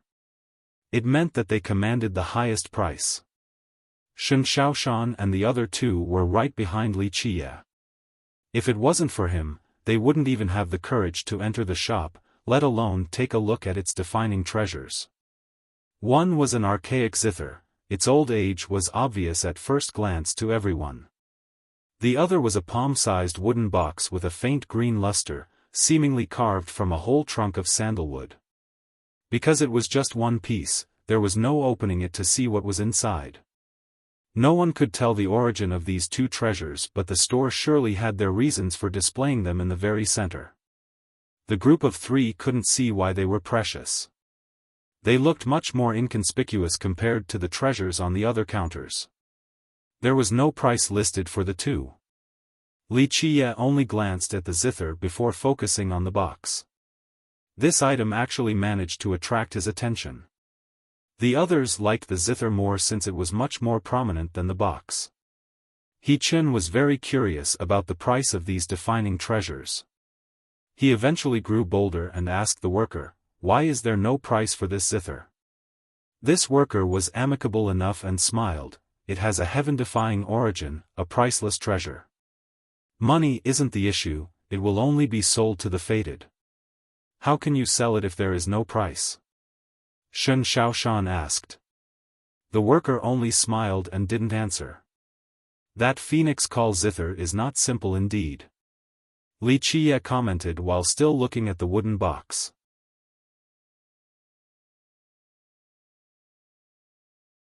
Chapter 1765. After listening to Li Qiye, He Chen became emboldened and hurriedly asked, "What is the story of this zither?" For some unknown reasons, the group felt more confident whenever Li Qiye spoke. With him as his backing, they felt that they could get through anything. Meanwhile, Li Qiye was still looking at the wooden box the whole time as if it was the most beautiful woman in this world. "Sir, you are quite discerning and knowledgeable to be able to recognize the phoenix call zither." The worker actually became startled. In the beginning, he thought that Li Qiye was a young master, perhaps an illegitimate child of an expert from a great power. That's why three cultivators were following him. Nevertheless, the guy was still only a mortal in the eyes of this worker. Even if he didn't look down on Li Qiye, he still didn't take the guy too seriously. This was only another ordinary customer at best. Thus, He became surprised to see a mortal like Li Qie easily revealing the name of the zither. Many kings and sect masters didn't even recognize the zither, let alone knowing its name. Li Qie seemed to be aloof since his unblinking focus was on the wooden box. The worker didn't know what was so interesting about the box, at least appearance-wise. After a while, Li Qie withdrew his gaze and finally glanced at the zither. This particular zither is indeed a good item and it is reasonable to call it a priceless treasure. However, it is essentially useless right now in your possession, might as well use it as firewood. The three turned pale from fear. Remember that this was one of the two most precious treasures in the store, but now, Li Qie called it useless. It was a blatant insult towards the shop, as if he wanted to cause trouble. In a more serious scenario, shop owners would fight to the death to defend their reputation. The worker was stunned by this response. He turned austere and said coldly, "Sir, one can eat anything but must be careful of the words coming out. Our store's success has always been due to our golden reputation. Your store does indeed have a good reputation." Li Qie ignored the worker's demeanor and said flatly, "Without the phoenix melody, the zither is worthless. Only with its melody would the zither be valuable and peerless. Since you are selling the zither, it clearly shows that you do not have the melody, because if you did, you wouldn't bear to sell it right now. What is this about selling to the fated? It is only a way of finding the one holding the phoenix melody. At that time, you'll try to make a deal for the melody instead." He articulated as if it was no secret to him at all. The worker became stunned and took one step back while staring at Li Qie, because this was a top secret of their shop. Outsiders had no way of knowing. Moreover, all the workers here were actually direct disciples that have experienced strict examinations. They would never leak this secret. "Sir, you are joking." He coughed wryly in order to skirt around the issue, but his astonished eyes said it all. There was an old man sitting in the back of the store, its manager. It didn't matter the big shots that came to shop, he would never personally receive them or even look at them. He was a powerful expert from the Jilin clan. His presence wasn't meant for reception but rather protection. If anyone dared to cause trouble here, he would quickly take care of them. After all, there were many precious treasures and ores here. Such a store required the presence of a true master in order to avoid unwanted problems. He immediately opened his eyes after hearing Li Qie talk about the zither and the melody. He glared at the youth for a long while. Li Qie didn't care and looked back at the box. "How much for this wooden box?" The worker regained his wits and hurriedly said, "Sir, well, we're displaying this wooden box for a friend. The person wants a defensive scroll of the imperial level. It can be from any race." The worker's attitude became increasingly enthusiastic and respectful, not just because of his profession any longer. He had no knowledge of this particular wooden box because another clan asked them to sell it. This clan had a great relationship with their shop. The box was the clan's inheritance since an ancient era. However, the masters of the clan had no idea about the box's origin and why it was precious. Nevertheless, they continued passing it down to their descendants. Rumor has it that this was already a tradition back during the days of their founding patriarch. This patriarch told his children that the box was priceless and is meant for the fated. Only the chosen one would know how to open this box. However, none of his descendants knew how to open it, so the clan had no idea of the content inside. As time went on, the clan fell into decline, especially in this generation. Because of this, they had no choice but to sell this wooden box in exchange for a defensive scroll of the imperial level. They wished to use this type of imperial law to rise again. When the box reached the store, even the strongest and most knowledgeable ancestors here had no clue why this box was so precious. If it wasn't for the deep ties between the two sides, the shop wouldn't dare to sell this box here. After all, an imperial law was too precious. No one would be stupid enough to make the trade for something unknown. Perhaps a crazy man would do so. Xiaofan's group exchanged glances and understood that this was impossible. Even if they had an imperial law, they couldn't trade it for this wooden box. Wuxia only smiled after hearing this and looked around at the store. He instantly locked onto another item not far from there. He walked to the front of it for a better observation. The worker and the three also followed him. This item looked like a jade cup. However, its base was very tall, any taller and it would look more like a stand. A golden dragon was carved on the cup. This tiny dragon seemed to be swimming and very animated. Perhaps there was really a dragon sealed inside. A harmonious aura could be felt instantly when people got close. It was very pleasant and fueled everyone's vitality. Xiaofan was surprised because she could the wonderful properties of this cup-like treasure. Her vitality seemed to be purified, even her blood was becoming purer. It was hard to describe this feeling, but one thing was certain even for a layman like her, this was an incredible treasure. This is the golden dragon cup. The worker cheerfully introduced, it came from a high god of the divine race, made from sacred recuperation jade and used the blood of an ancient flood dragon to create that little golden dragon. All of this came together with the high god's amazing crafting art. It can purify bloodlines and store essences in order to strengthen one's blood, especially those who have some ancestral blood. The group shuddered after hearing this because ancestral bloods were very precious. Those who had them were dragons among men and destined for greatness. Another good item. Wuxia chuckled and reached for it. If this was a while back, the worker wouldn't want him to hold it because a mortal wouldn't be able to afford it. But now, he didn't try to stop him at all. The moment Wuxia grabbed it, another hand snatched it from him. An aggressive voice sounded, "I want this jade cup, how much?" The group quickly turned and saw that the rude person was quite young. He wore a royal robe with phoenix embroideries on the sleeves. He had an excellent stature while his eyes flashed with a horrifying glint. There was a dazzling green jade on his forehead, telling everyone that he came from the golem race.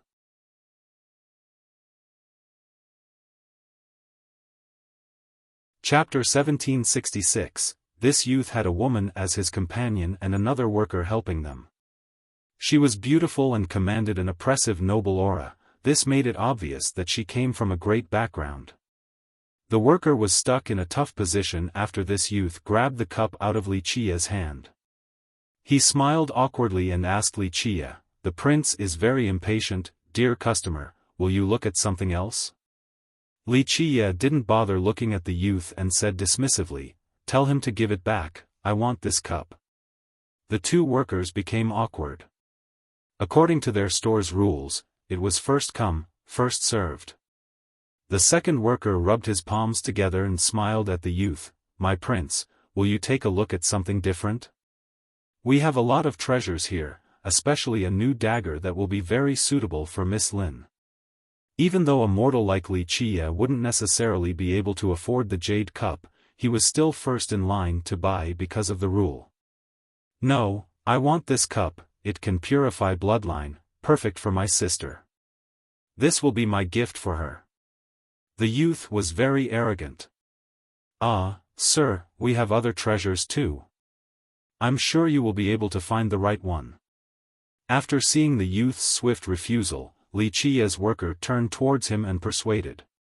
"No. This cup will be mine." Wuxia flatly refused as well without backing down. Wuxia's attitude made the two workers speechless. What kind of mortal dared to vex a cultivator? Moreover, this youth came from a great background. He was on a shopping spree with this beauty and coincidentally saw this cup, then felt that it was very suitable for his older sister.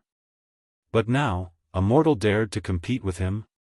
This embarrassed him in front of the lady and everyone else here. "Brat, can you afford it?" The youth coldly stared at Wuxia with contempt. In his eyes, even a rich mortal wouldn't be able to buy this level of treasure. "Attendant, pack it up for me, we'll pay later," Wuxia told the worker next to him. This scared the wits out of Xiaofan because she knew that he didn't even have one chaos stone on him.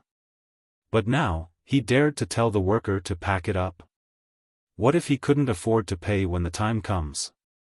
It would be too embarrassing and awkward. The youth's eyes turned cold with a murderous glint after seeing the non-cooperating mortal. If this wasn't the Jilin's territory, he would crush this mortal already. It would be as easy as killing an ant for someone like him. Humph, only a mortal yet you still dare to bluster? Do you know who he is? The beauty became unhappy with Wuxia as well and sneered, he is the crown prince of Heavenly Phoenix, the little brother of Heavenly Phoenix Princess. Heavenly Phoenix Princess. Shuso's group turned pale after hearing this title. Heavenly Phoenix Crown Prince wasn't famous, but it was a different story for the princess. Many people in Pure would show respect after hearing her title. This country was an imperial lineage, created by Heavenly Phoenix Immortal Monarch. However, being an imperial lineage wasn't the proudest thing in the country. Their true pride was their princess. She had a prestigious bloodline, but more importantly, she was Jin Ji's fiancé. He was the successor of the War Monarch clan and had taken up the post of clan master before too. He was an emperor candidate and once threatened the 13 continents. Not the cultivation title here, just an aspirant, which does confuse me. Is this really a big deal? Shuso felt his legs giving in. They were less than insects compared to someone like the princess and her lineage. Xiaofan slightly pulled on Wuxia's sleeve in order to remind him from going against the crown prince. The beauty next to the prince felt complacent and sneered again, His Highness' prestige isn't something you can compare to, be smart and scram now. Never heard of him. Scram to the side, do not interrupt my shopping. Wuxia ignored those two and told the worker again, pack it up well. This was not a good trip for Shuso's group since they were repeatedly frightened by Wuxia. They expected him to back off a bit after hearing the prince's identity, but it turned out that he didn't give a damn at all. The two workers were astonished as well. This might be the most aggressive and domineering mortal they have ever met, even going as far as to shout at the Heavenly Phoenix Crown Prince. The prince's expression turned ugly after being treated with contempt publicly by this mortal. If it wasn't for his rationality holding him back from killing in a Jilin shop, he would have crushed this ant long ago. Attendant, this is my card. He took out a VIP card made out of gold and handed it to the worker next to him. The worker next to him was surprised to see this card. The prince's status alone wasn't enough to enjoy this gold VIP card. It must have been his father's. He accepted the card and apologized sincerely to Wuxia. Dear customer, the prince is our esteemed guest and has purchasing priority. The prince was appeased after hearing this and snorted, only a mortal, a gleam of light daring to compete against the radiant moon? The prince normally wouldn't care to compete against a mortal. However, if he didn't release this anger today, he wouldn't be able to save his face as the crown prince of an entire country, no, an imperial lineage. If he couldn't take a mortal down a notch, it would show utter incompetence. Is that so? Wuxia freely replied with his gaze shifting at the wooden box again. Get the hell out now and I shall show mercy by not killing you. The prince almost vomited blood after seeing that this mortal was still as haughty as ever and shouted. Shuso's group was truly scared this time by the shouting prince. Remember that just his finger alone could destroy Sago Palm. This was even before talking about his older sister and brother-in-law. Shuso almost dropped to the ground in fear. Xiaofan tugged on Wuxia's sleeve again, signaling him to stop. Wuxia ignored this and casually went over to brush his hand across the zither. A noise came about. Suddenly, a phoenix roar resounded with the zither becoming bright. However, it quickly disappeared as if it was only a coincidence. The two workers were completely stunned by this event. Meanwhile, the stunned manager immediately got up and walked closer towards Wuxia. He cupped his fist and said, Sir, you are a master.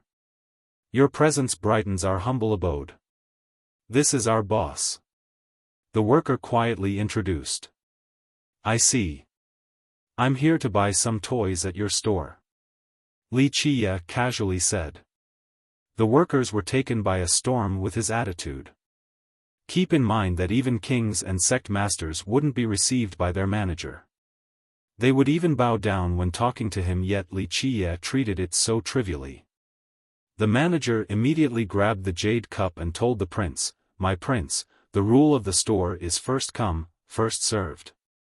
Please excuse us. Manager, I'm not trying to force the issue, but I do have a VIP card. The prince didn't accept this. He didn't dare to become angry at the manager, but he couldn't swallow it down.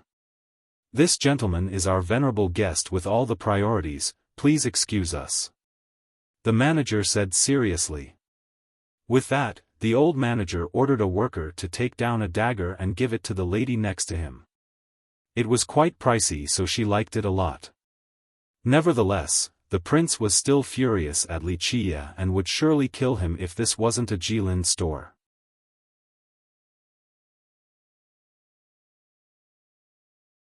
Chapter 1767. The manager used both hands and raised the jade cup towards Li Qie and said, This is a little token of our goodwill, please accept it, sir.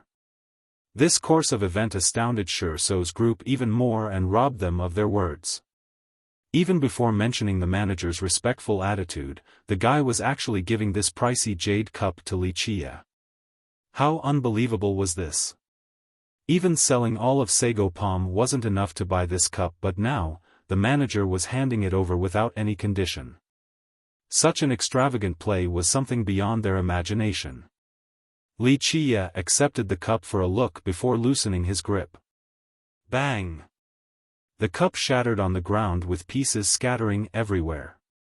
Today had too many surprises, so everyone was stunned and couldn't regain their wits, especially Xiaofan's group. In their eyes, this pricey cup could be their hereditary treasure if they were to ever get it. But now, Li Qie casually dropped it down. This was simply treating money like trash. Li Qie shook his head and told the manager, It's not a bad cup, just not old Ku's best work though. In fact, when Li Qie was looking at it, he thought about someone who was quite weird with his works. When this person focused during the crafting process, something amazing would happen. If he wasn't, then the result would only be an ordinary piece. Because of this, Li Qie smashed the cup since there was nothing special about it, so he lost interest. Heavenly Phoenix Crown Prince became aggravated again and clenched his teeth.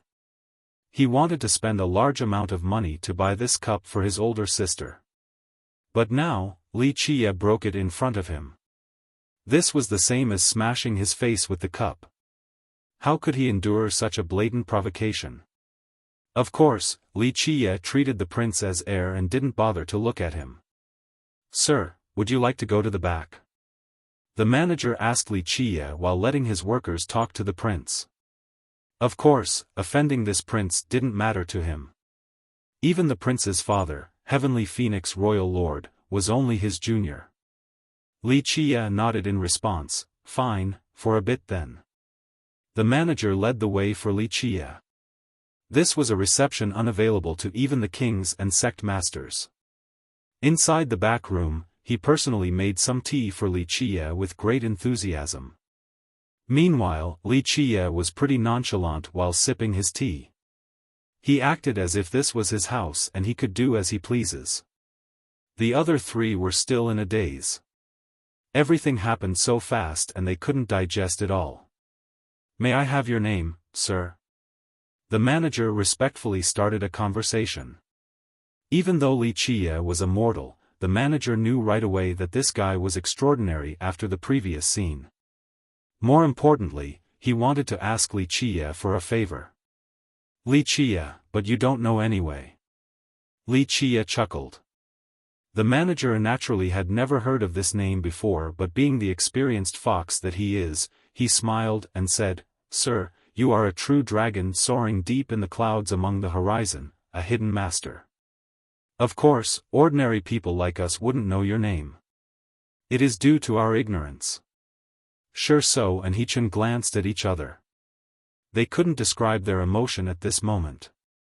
The manager was an unfathomable character in their eyes. If he were to visit Sago Palm, perhaps the entire sect would prostrate to greet him with a grand ceremony. But now, such a big shot was so humble before Wuxia and called himself an ordinary person. This was quite a shocking debacle. Wuxia sat there comfortably without answering, so the manager continued to wait on him. I'm actually a bit curious. Why did this zither come out of the Jilin clan? Wuxia asked directly. The three were quite shaken since they didn't expect this zither to be from the clan itself. Sir, the truth is that our ancestors belonged to a branch in the imperial clan. Due to their contribution, the clan bestowed the zither to them. The manager replied. You do not have the phoenix melody. Wuxia smiled and said. The manager coughed in response and became a bit awkward. We, the descendants, are useless and couldn't inherit the melody. Same with the imperial clan itself without the actual zither. But you believe that someone in this world will know the melody of the phoenix because this zither was brought into the clan in the past. That's why you display the zither here as a bait of sorts. Wuxia revealed. Sir, the zither is useless without the melody. We do hope that this zither can find the fated one for it. The manager hurriedly said. I know the melody. Wuxia chuckled. How could he not? The zither was his before it came to the Jilin clan. The group was shocked again. They didn't expect Wuxia to know the phoenix melody of the Jilin clan. Sir, you are the fated one.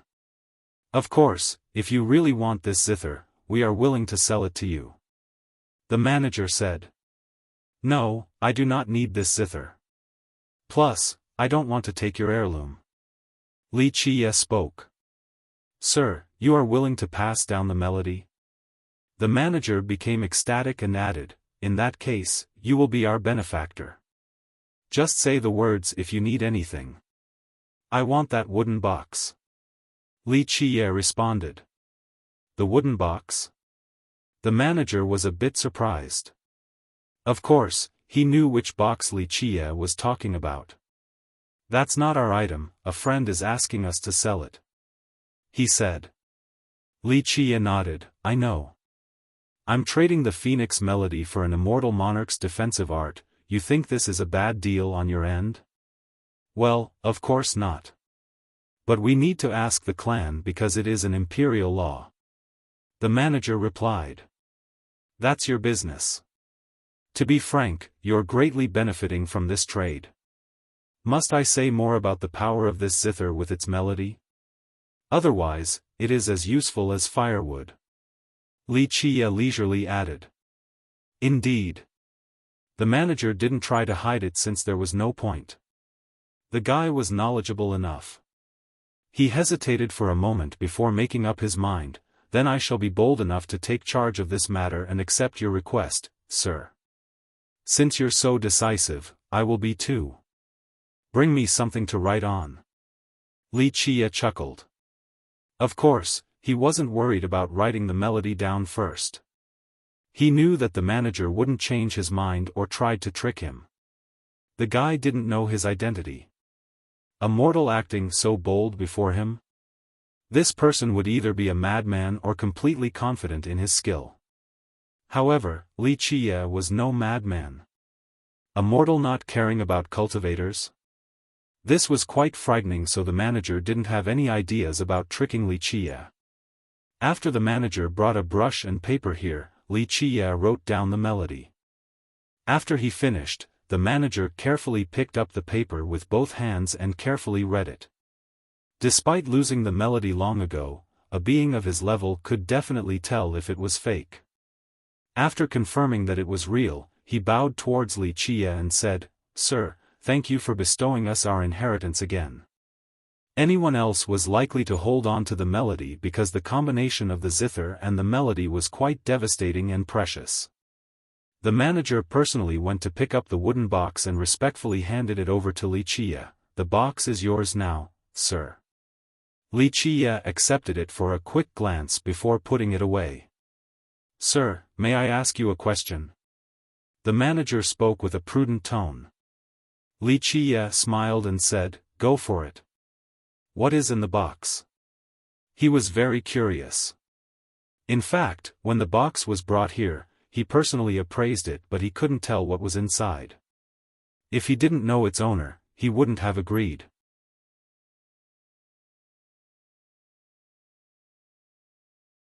Chapter 1768. In fact, Xiaofan and the others were curious, just like the manager, about the magical content.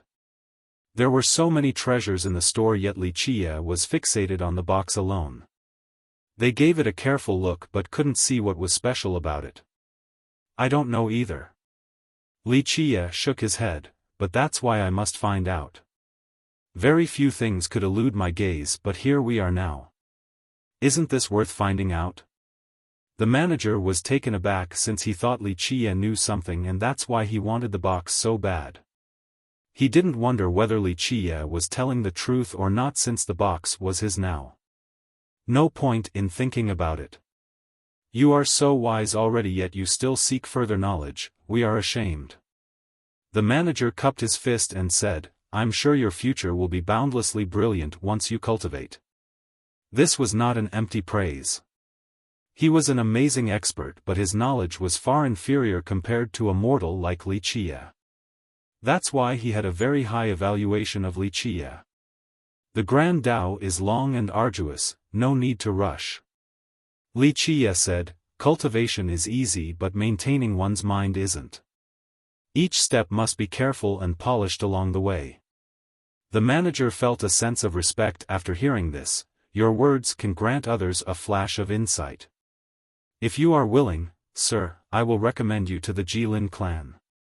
It is not a bad option." Shurso's group was shocked after hearing this. So many people in this region wanted to join the Jilin clan. For example, if they could join, it would be like a phoenix soaring to the sky or a carp crossing the Dragon Gate. It was a glorious thing for both their ancestors and Sago Palm. If Li Qia could join the Jilin clan without an examination, the result would be exactly what their master wanted.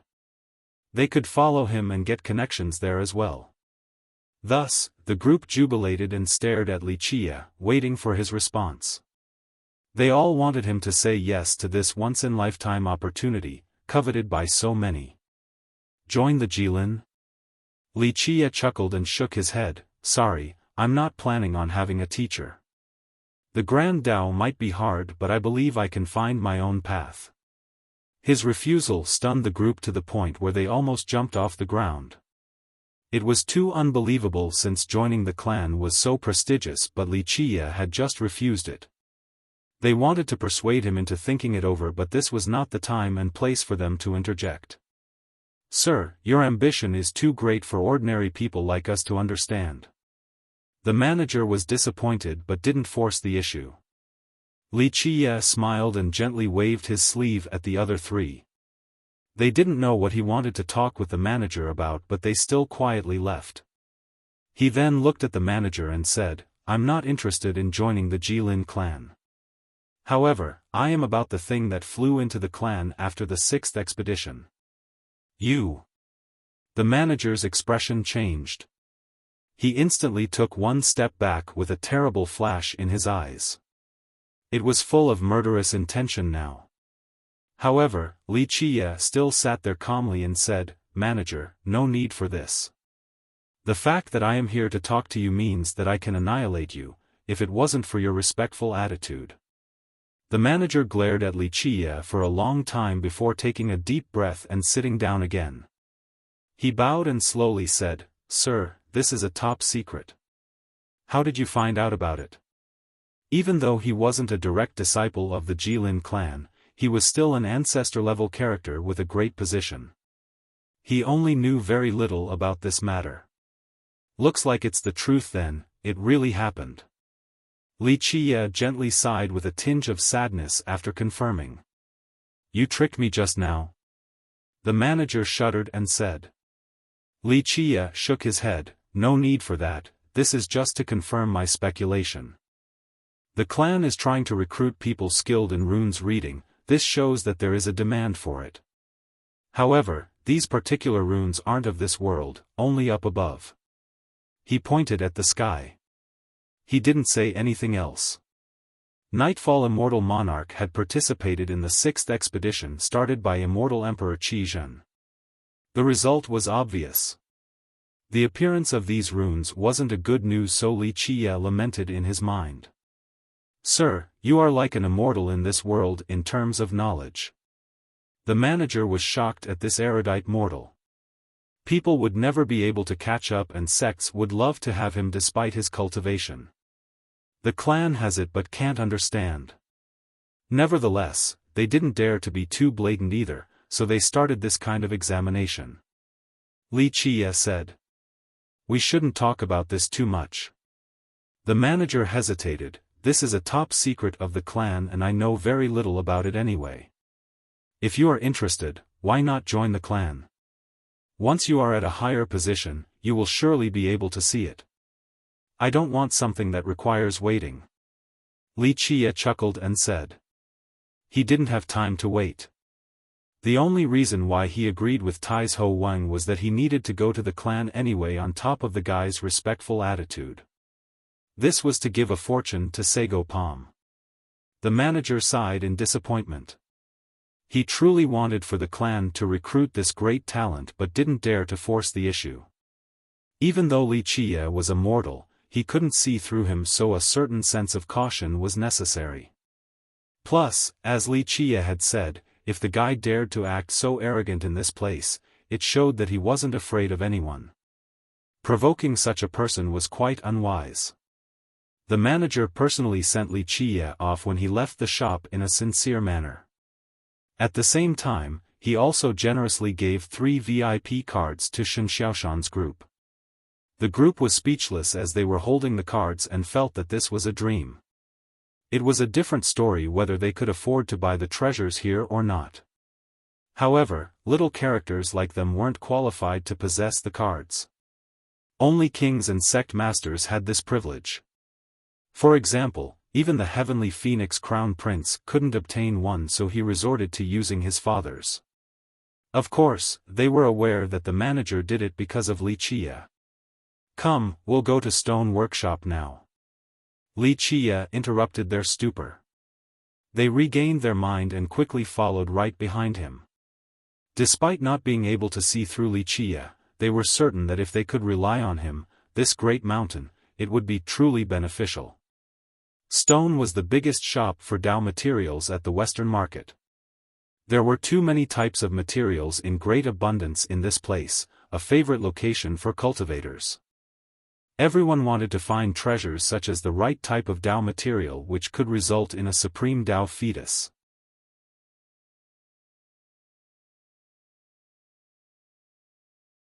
Chapter 1769. When one stepped inside the workshop, they would be dazzled by the mountains of materials. Even the treasuries of many great powers couldn't compare to this. Shen Xiaoshan's group was shaken beyond words by the plethora of materials here. Their sect also saved up some Dao materials, but it was no match for even a tiny corner of this place. Shi So became emotional after seeing this and thought that the imperial lineages were too lucky. If they had access to these resources, they would have soared towards greatness already. Dao materials were very important in the 13 continents. All cultivators needed them since they were required for weapons and treasures. The artifacts in the 10th world were different from those in the 9. The majority of the ones here were crafted by combining Dao fetus and precious metals. Meanwhile, the Dao fetus were born in Dao materials. These fetuses were created by nature, normally gestating in a mysterious pebble or the remains of a beast. They had both chaos and primordial energies on top of laws of the Grand Dao. Real weapons required these Dao fetuses. Only then would they be able to use the power of the Grand Dao and primordial chaos. Otherwise, they would only be cold steel like mortal weapons. These fetuses actually gave the weapons life, in a sense. The most common cause of birth for these fetuses was when the heaven and earth flowed together. This was when laws of the Grand Tao would appear. It could be inside an ore or tree, that's when a fetus would be created. Normally, the origin of the fetus would play a large part in determining the outcome of the weapons. Because one couldn't see inside a Tao material regardless of their strength and heavenly gaze, no one would know what kind of fetus would be inside. That's why opening these materials became a form of entertainment or gambling in the 13 continents. The stone workshop didn't only sell materials and fetuses. Their main source of income was gambling. Visitors could bet among themselves or against the workshop. The group saw cultivators from all over the world picking Tao materials. Some were shouting like addicted gamblers, no longer caring about their own images as nobles and masters. A worker immediately went up to greet the group and enthusiastically said, "Sir, are you here to pick some materials or to gamble?" Wuxia smiled in response, "Your store isn't enough to pay if I were to gamble." The worker was understandably surprised by the reply. Keep in mind that their shop had the most brilliant appraisers in Jilin or even all of Pure. No one would dare to brag about beating them. Nevertheless, the worker still said respectfully, "Then please have a look at the Tao materials, let me know when you find something you like." The group strolled around the store with the worker guiding them. Of course, Wuxia was the only one really looking. There were too many items here. Some stones were as small as a fist while others were as big as mountains. Moreover, the form varied too, metals were common while a rare one was made up from the spine of a flood dragon. Of course, they were separated into different levels with a varying price range. The cheapest was very affordable even for the young cultivators. As for the most expensive, well, even a sect master would be left speechless. Outside of just materials, there were all types of Tao fetuses that have been taken out such as sword fetus, saber fetus, spear fetus. The group of 3 was dazed while walking behind Wuxia. They had never seen so many Tao materials before in their life. After taking a stroll of the store, he stared at the skeleton of a dragon in the central floor and said, "There is indeed a lot of varieties here. Sir, please don't laugh, but I do think that in terms of the number of Tao materials, we're definitely in the top 3 in Pure, if not first place." The worker proudly said while pointing at the dragon bones in the middle, "Take that frost golden dragon, for example. It might not be a true dragon but it does have a strand of that bloodline. It's an old dragon at grand completion, we found it very deep in the northern frigid sea. The heaven and earth harmonization has occurred on its spine to create a priceless Tao fetus.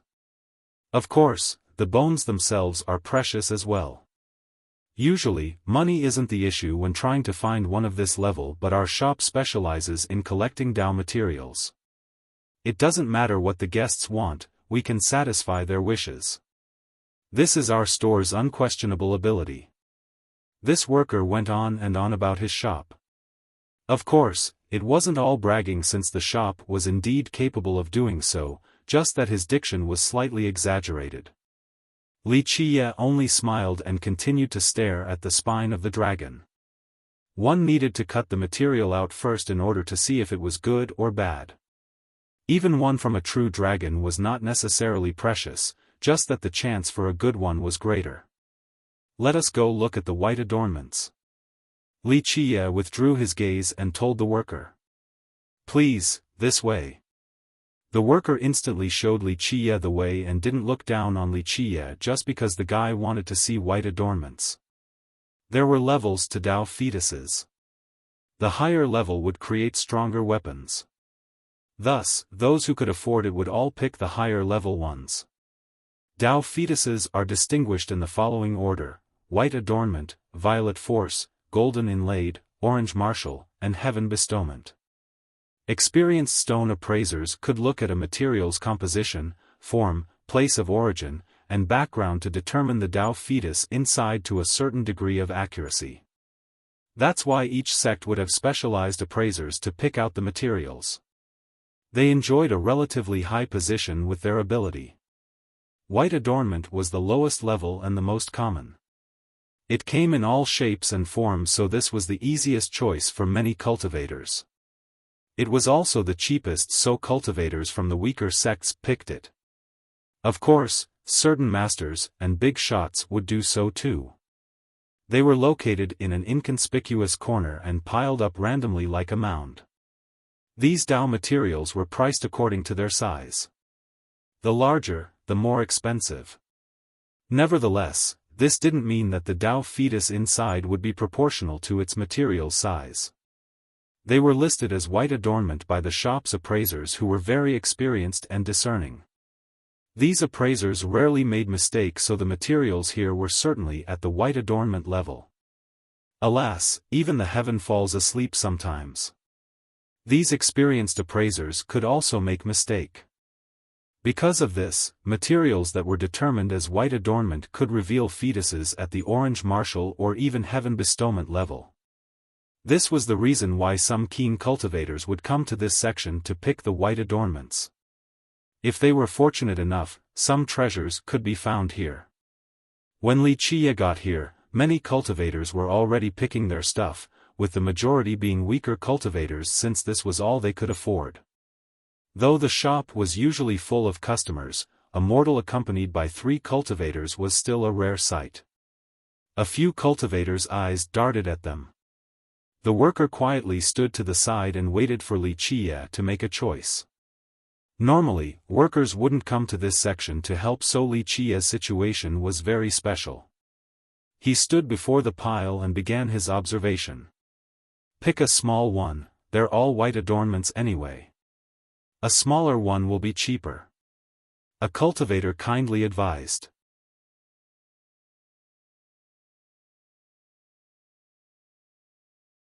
Chapter 1770. Wuxia walked back and forth in his search to no avail at the pile of white adornments. "Oh, isn't that the famous mortal?" A mocking voice resounded. Heavenly Phoenix Crown Prince and his beauty came by. They sneered after seeing Wuxia finding items in this section before everyone. Not enough money? Have to resort to white adornment materials? If you really don't have money, just tell me. I'm a charitable person and will give some to a daydreaming mortal like you. As an imperious character from an imperial lineage, he normally wouldn't care for a mortal, but he still had grudges from back at the G store. A prince like him was robbed of a treasure by a mortal? How could he endure this anger? Moreover, the guy also humiliated him in front of everyone.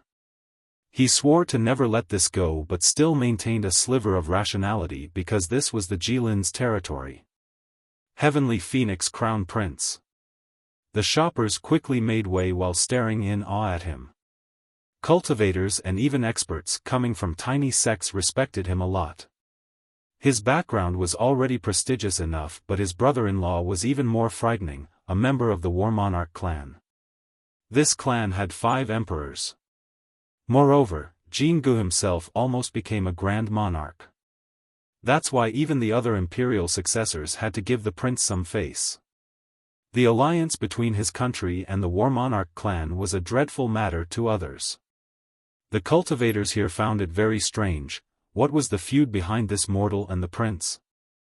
Some felt that this mortal was fearless like a tiger, daring to antagonize the prince.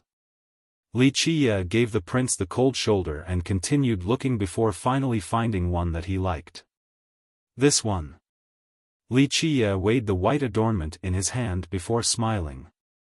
It was as long and thick as an adult's arm and looked like a branch taken off a withered tree. The worker smiled and said, "You are quite discerning, sir. This material was given a white grade by our appraisers, but its origin is quite rare, coming from a Yulon magnolia stone tree. After the tree died, it was buried deep under the earth before the harmonization of the heaven and earth to create the Tao fetus. Maybe you'll find something nice here. There's a chance that it might have a violet force fetus." This worker was very enthusiastic towards Wuxia and knew all the merchandises in the store like the back of his hand. "I hope so." Wuxia chuckled. Finding treasures in this place was only a whimsical choice. If he really wanted a supreme treasure, he had many other methods. Stop daydreaming. The appraisers here are all elites, a white grade will only be a white grade. There's no way a mortal like you can find any treasure. The prince laughed. He would sooner or later kill this mortal, but he also wanted to humiliate the guy beforehand so that others would learn the consequence of provoking him. Wuxia ignored the guy while the worker didn't want to antagonize him. He said, "Sir, do you want to take it with you or cut it here?" "Cut it here." Wuxia smiled freely. Being treated like air by Wuxia further infuriated the prince. His face became hot and his expression cold. He swore to personally make mincemeat out of this mortal after they leave Western Market. The worker led Wuxia to the cutting stage, or a casino in the eyes of many cultivators. No place was more moving in the eyes of adventurous gamblers. The slow cutting process was very entertaining and exciting. Because of this, many would choose to cut their materials here or make bets with other cultivators and even the shop. The amount would naturally depend on their own abilities. Prior to using the machine, one would need to pay for the Dao material first. That's why the worker asked, "Sir, would you like to pay now or later?" The latter was reserved for esteemed guests. The stone workshop has received news from the G store. That's why they treated Wuxia so well. "I don't have any chaos stones on me," Wuxia said. The crowd was astonished to hear this. A mortal daring to come to the workshop to buy materials without any money? What a strange fella. "Young master, I have some chaos stones here." Xiaofan took out a spatial pouch and handed it to Wuxia in order to save some face for him. She still had some savings and she didn't hesitate on using all of them for him at all. The crowd found it puzzling again. Both her beauty and constitution weren't bad. Why was she a servant to this mortal? No one could come up with a reasonable answer. Maybe he's a bastard child of a big shot? This speculation came up a lot in their mind. "How much?" Wuxia opened the pouch. There was a decent amount inside, especially for someone like Xiaofan. She has been saving it for several years in order to buy a decent Dao weapon. "Sir, we priced this Dao material at 15 Dao emissary."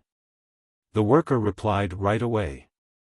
Chen was startled and blurted out, "Even a white adornment is that expensive?"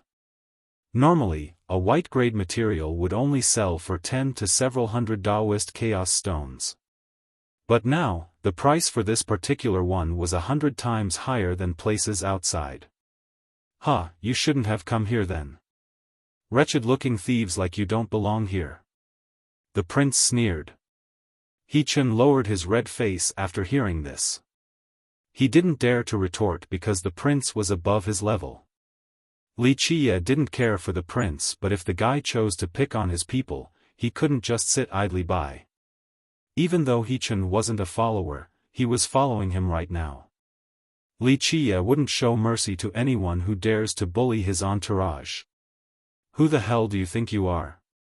"Only an idiot," Wuxia said lazily without even looking at the prince.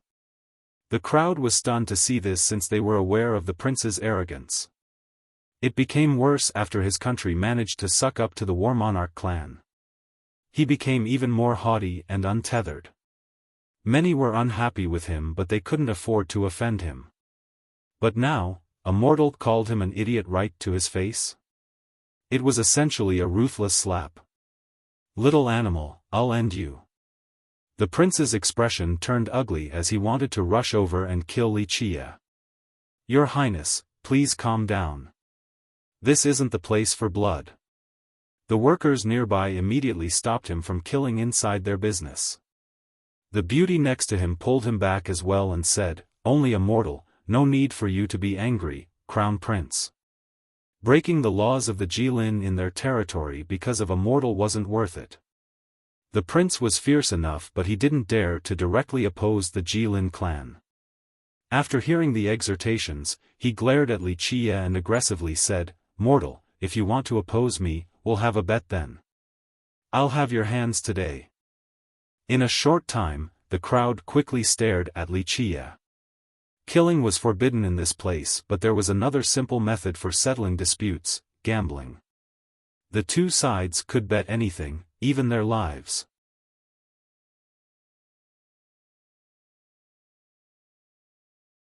Chapter 1771. The mass exchanged glances after hearing the prince's challenge towards a mortal.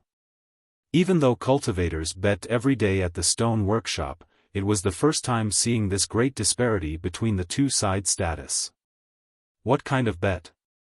Wuxia smiled. He had countless ways to kill the prince, but this was the stone workshop.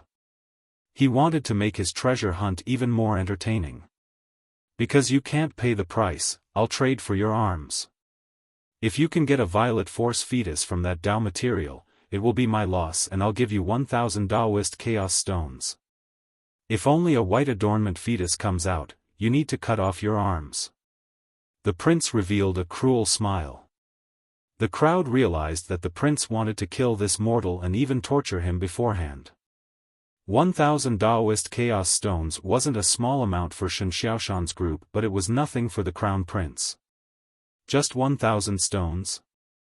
You think too highly of yourself, but very well. If you want to bet, I'll lower myself to your level to have some fun. A pair of arms for a pair of arms, do you dare?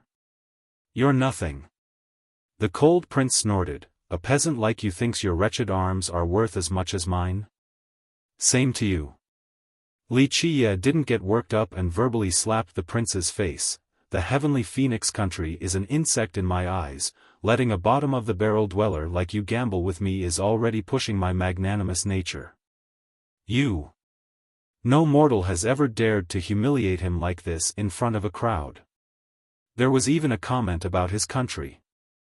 The crowd was left speechless. This mortal was still as haughty as before. He might be the most arrogant mortal they have ever seen. Scram to the side if you don't dare to do the bet. A coward like you isn't qualified to stay in my sight. Wuxia nonchalantly added. Bang!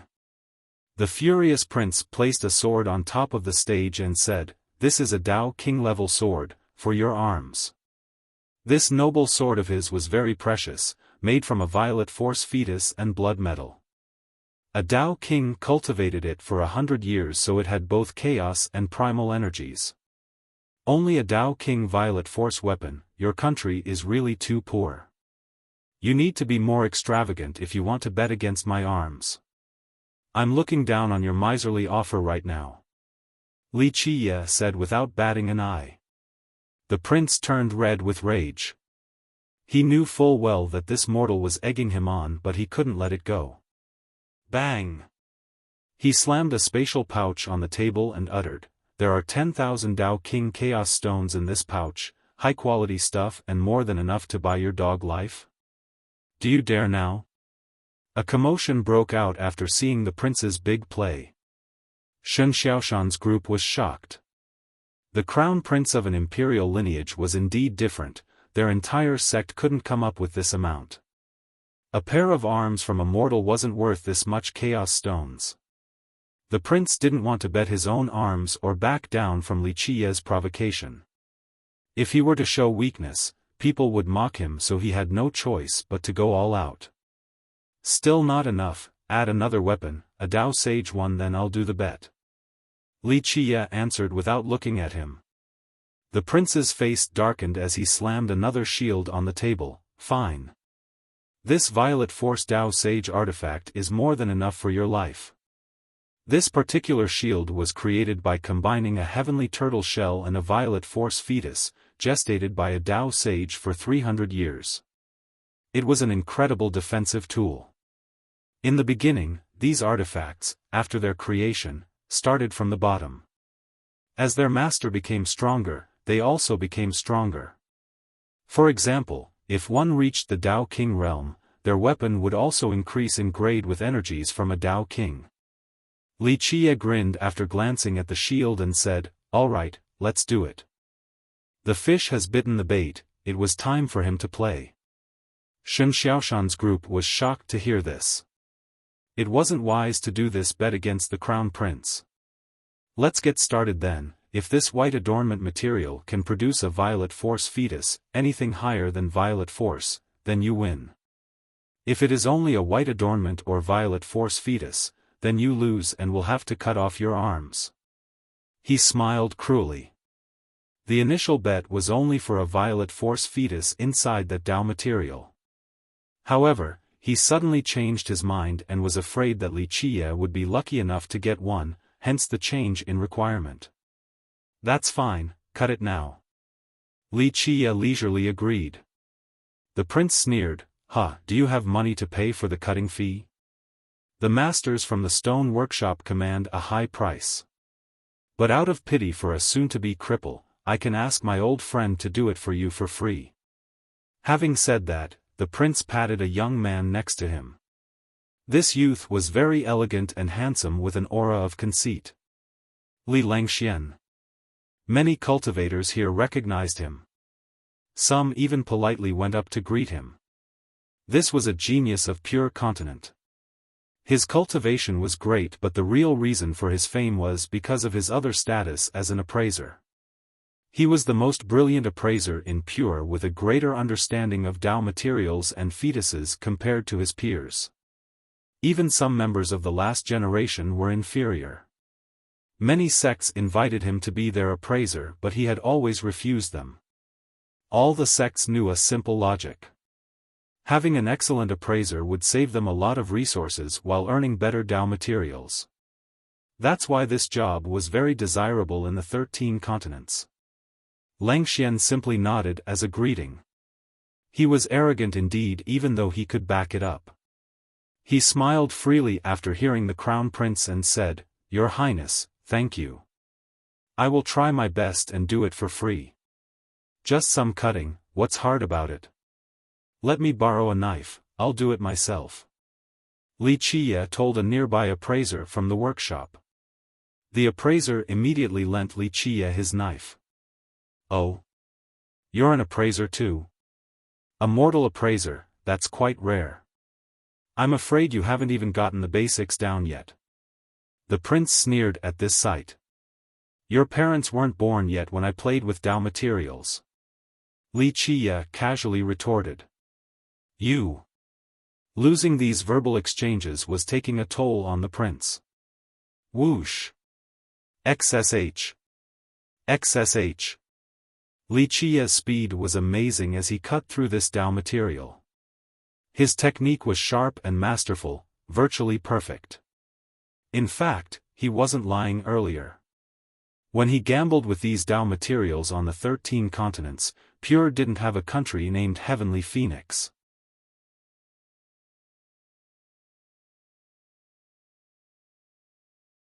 Chapter 1772, Li Qie resembled a skillful butcher with his effortless knife technique to the astonishment of the crowd. Even non-experts could tell that Li Qie was an amazing appraiser.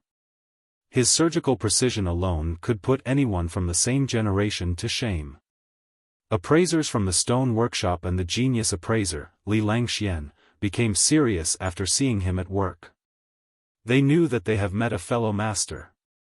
On the other hand, the prince's expression became worse. He assumed that Li Qie was a novice, not a master of this level. "I've never seen a mortal appraiser before." The majority of cultivators here was in awe. This was something they have never seen before since it wasn't so easy becoming an appraiser. Normally, cultivators eventually became appraisers after gaining enough experience and understanding of Dao materials and fetuses. Of course, the appraisers here were even more shocked. This mortal was a brilliant appraiser. Li Langxian felt that this mortal has reached a frightening level of mastery while watching his cutting technique. The crowd held their breath as Li Qie sliced out another thin layer. They were aware that the Jilin clan was absolutely capable of starting a workshop in this place, otherwise, financial ruin was imminent. Thus, the appraisers here were exceptional compared to the rest. A Dao material graded at the white adornment level should normally produce a white adornment fetus. Only a negligible number of materials could be mistakenly judged by them. Li Qie finally removed the outer layer to reveal the complete fetus. The cutting process was a true test for an appraiser. Any carelessness could damage the fetus inside. It's out. Everyone opened their eyes wider in order to look at the fetus in his palm. It was a tiny saber that was made from laws woven together. The laws were full of primordial chaos energy, as if the saber itself was creating them. Golden strings appeared within this fetus together with the laws, so they emitted a golden glow. It's a saber fetus of the golden inlaid grade. A cultivator shouted. The grade of a Tao fetus was the following: from worst to best: white adornment, violet force, golden inlaid, orange martial, and heaven bestowment. Thus, it was quite shocking for Wuxia to cut a golden inlaid fetus out of a white adornment material. The appraisers that could work here were masters of their craft, but they have made a mistake with this particular material. I want this pile of white adornments. A sect master reacted quickly and immediately told a worker in order to buy everything in this corner. The slower crowd felt a tinge of regrets for not being as fast. Even though buying so many white adornments was a foolish action, if he could be lucky as Wuxia to get a golden inlaid fetus, he would make up his investment and more. A friend told an appraiser from the workshop, even the masters can get it wrong sometimes. That's why material gambling is fun. The appraiser smiled back. This gentleman is quite discerning and has gotten a nice treasure. Well done, well done. Wuxia smiled back at the praise before staring at the prince with one eye. You have lost. Humph, only a little bit of money, no problem. The prince snorted in response. He was indeed telling the truth, since the money wasn't an issue. The problem was his failure in cutting off this mortal's arms. It is a small sum indeed, not worth mentioning at all. These pieces of trash will only stain my clothes. Wuxia smiled and threw the 2 Dao weapons as well as the 10,000 chaos stones to He-Chen and Shi South. The two of them were frozen and thought they were in a dream as they held on to the items. These things alone were worth more than their entire sect. But now, Wuxia casually gave it to them without any hesitation. They could work a lifetime and not accumulate this level of resources. Even some cultivators here were astounded. This might not be a big amount to some of the big shots here, but it was still a very lavish course of action. Even a king might not be so wasteful. No wonder why those cultivators choose to follow a mortal. A cultivator murmured. Even they would follow such a generous mortal master. This only further infuriated the prince after already losing the bet. He shouted, "Want to go again?" His blood was boiling and clouding his judgment. Today, he must sever this mortal's arms before everyone, or he would never regain his face again. Wuxia glanced at him with disdain and said, "Again? That's fine, you still want my arms? But now, I'll name the price. Don't worry, I'll be considerate since you're so poor. Okay, 10 million Dao Saint Chaos Stones. You." The prince scowled coldly. You think too highly of yourself. You think your mortal arms are worth 10 million Dao Saint Chaos Stones? Keep in mind that the realm of Dao Saint was only below Dao Celestial and Grand Emperor. The prince simply couldn't take out this sky-high number of stones. Even countries couldn't do so, let alone one person. You're definitely not worth that much. Wuxia smiled and said, "If you can't afford it, then don't go around betting. Or, you could bet your arms." The prince was trembling with rage. A crown prince like him would never bet his own arms to bet against a mortal. This was a matter of status. Money was a different issue. Humph, don't think you're a big deal, mortal. I'll even go 1 million Dao Sovereign Chaos Stones for your arms, how about that? The prince shouted back. Dao Sovereign Chaos Stones?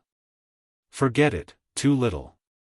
Remember, I'm a peerless master appraiser, so many imperial lineages would want me to join them. But oh well, I'll lower my standards, 1 million Dao Sage Chaos Stones then. If a crown prince like you can't even afford this much, then stop leaving your house and further embarrassing yourself. It's like a beggar wanting to gamble. Li Qia mocked. Since the prince wanted his life, Li Qia didn't mind toying with him for a bit. It was debatable whether his arms were worth 10 million Dao Saint Chaos Stones. The answer would differ depending on who you ask. However, he was correct about imperial lineages wanting a skillful master like him to join them.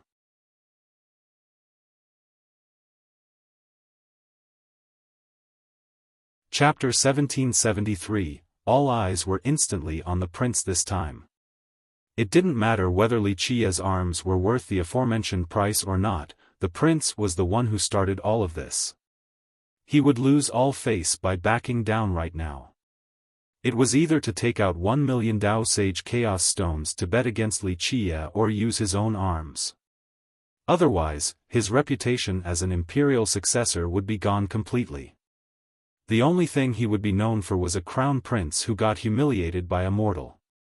Bang! The prince took out 3 Dao Sage weapons at the same time, all at the golden inlaid level. I don't have that many chaos stones on me, so I'll bet these weapons instead. He uttered coldly. These 3 artifacts were indeed worth around 1 million Dao Sage Chaos Stones. Li Qia glanced at the weapons and smiled. Fine, what bet now? The prince took a deep breath and tapped on Li Longxuan's back, who was standing next to him. Brother Langxian will represent me.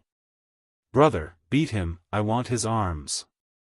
Severing Li Qia's arms was only the beginning. If Li Langxian were to win, a long torture was awaiting Li Qia before everyone.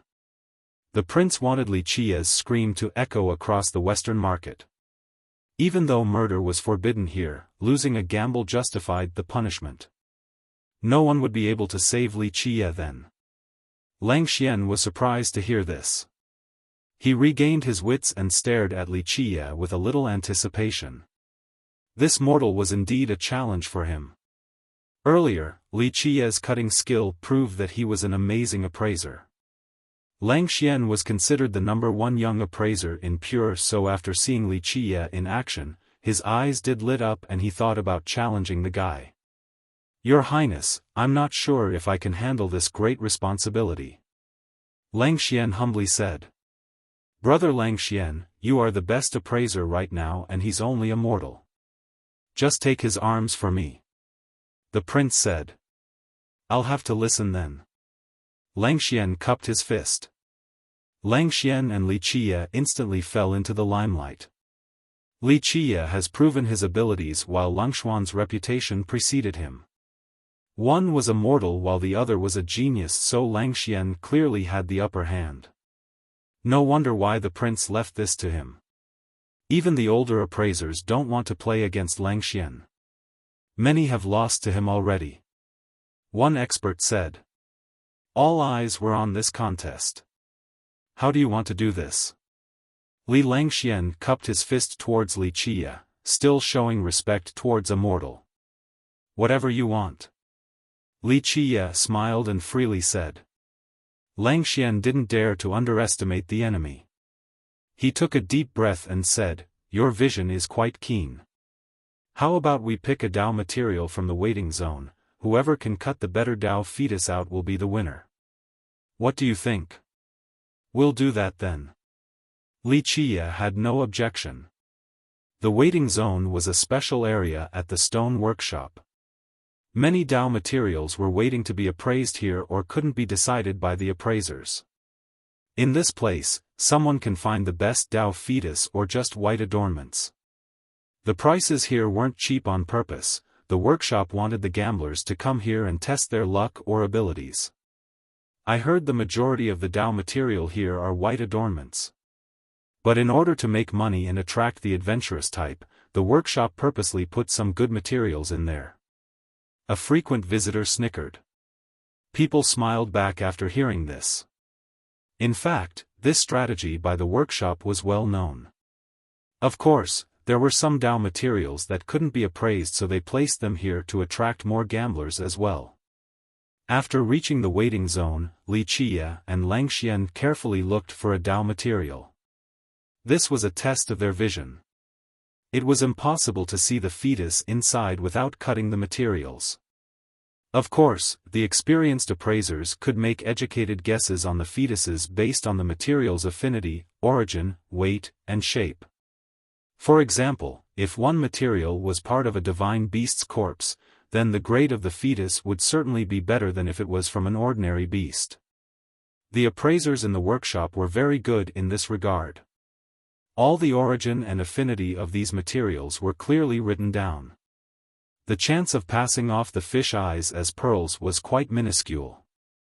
Lungshuan's cultivation speed was no match for the imperial princes, but conversely, the princes were no match for him with regards to finding Dao materials. Nevertheless, he still treated Li Qia as a formidable opponent. Because of this, he mustered all of his abilities while looking at each piece. Li Qia did the same, but not as carefully as Lang Xian, who was smelling, listening, looking, and even knocking on each piece. He simply stared at their texture and affinity and didn't go all out. It wasn't because he was overconfident. This contest was simply unfair because he had been doing this in an old era, even before the birth of some of the current monarchs and emperors. Many talented appraisers back then all wanted to call him master. Lang Xian eventually picked an egg-shaped material that was made from stone. It had flowing red lines with a dark light in the center and gave off a sanguine appearance. "That's a master for you." Another appraiser confirmed, "This Dao material is exquisite with a touch of greasy oil outside. I'm not completely positive, but there's a large chance that it came from a red jade immortal mine. If this is the case, it might be an orange martial fetus." A few businessmen heard this and took a look as well. They agreed with this assessment. Lang Xian paid a fair amount for this great material and went to the betting table to wait for Li Qia. He was completely confident in his choice since this wasn't his first time betting. Many older appraisers have been his victims. "Brother Lang Xian, how is this Dao material?" the prince asked after seeing his confidence. He smiled and said, "I won't let you down, Your Highness. I'm certain I can cut an orange martial fetus from this, but if I'm lucky, maybe even a heaven bestowment."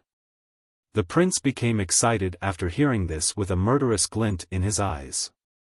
He declared with a sinister smile, "I'll cut his arms then his legs before gouging his eyes so he won't ever appraise again." Li Langxian disapproved of the prince in his mind. He didn't want to harm Li Qia at all for this duel, but he had a good relationship with the prince on top of wanting to test his skill against a mortal appraiser. Finally, Li Qia had also made his pick. He tapped on one material and said, "This one." The price he paid was very cheap since his material looked like a lump of coal that had been incinerated by thunder fire. It looked completely conspicuous. "The origin of this material isn't good at all. Is he just testing his luck?"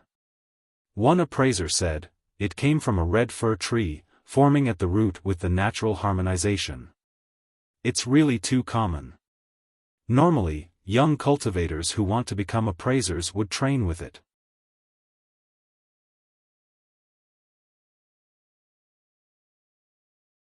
Chapter 1774. When Li Qia returned to the betting table, Li Langxian saw his chosen Dao material and became surprised. "Your choice is truly unexpected.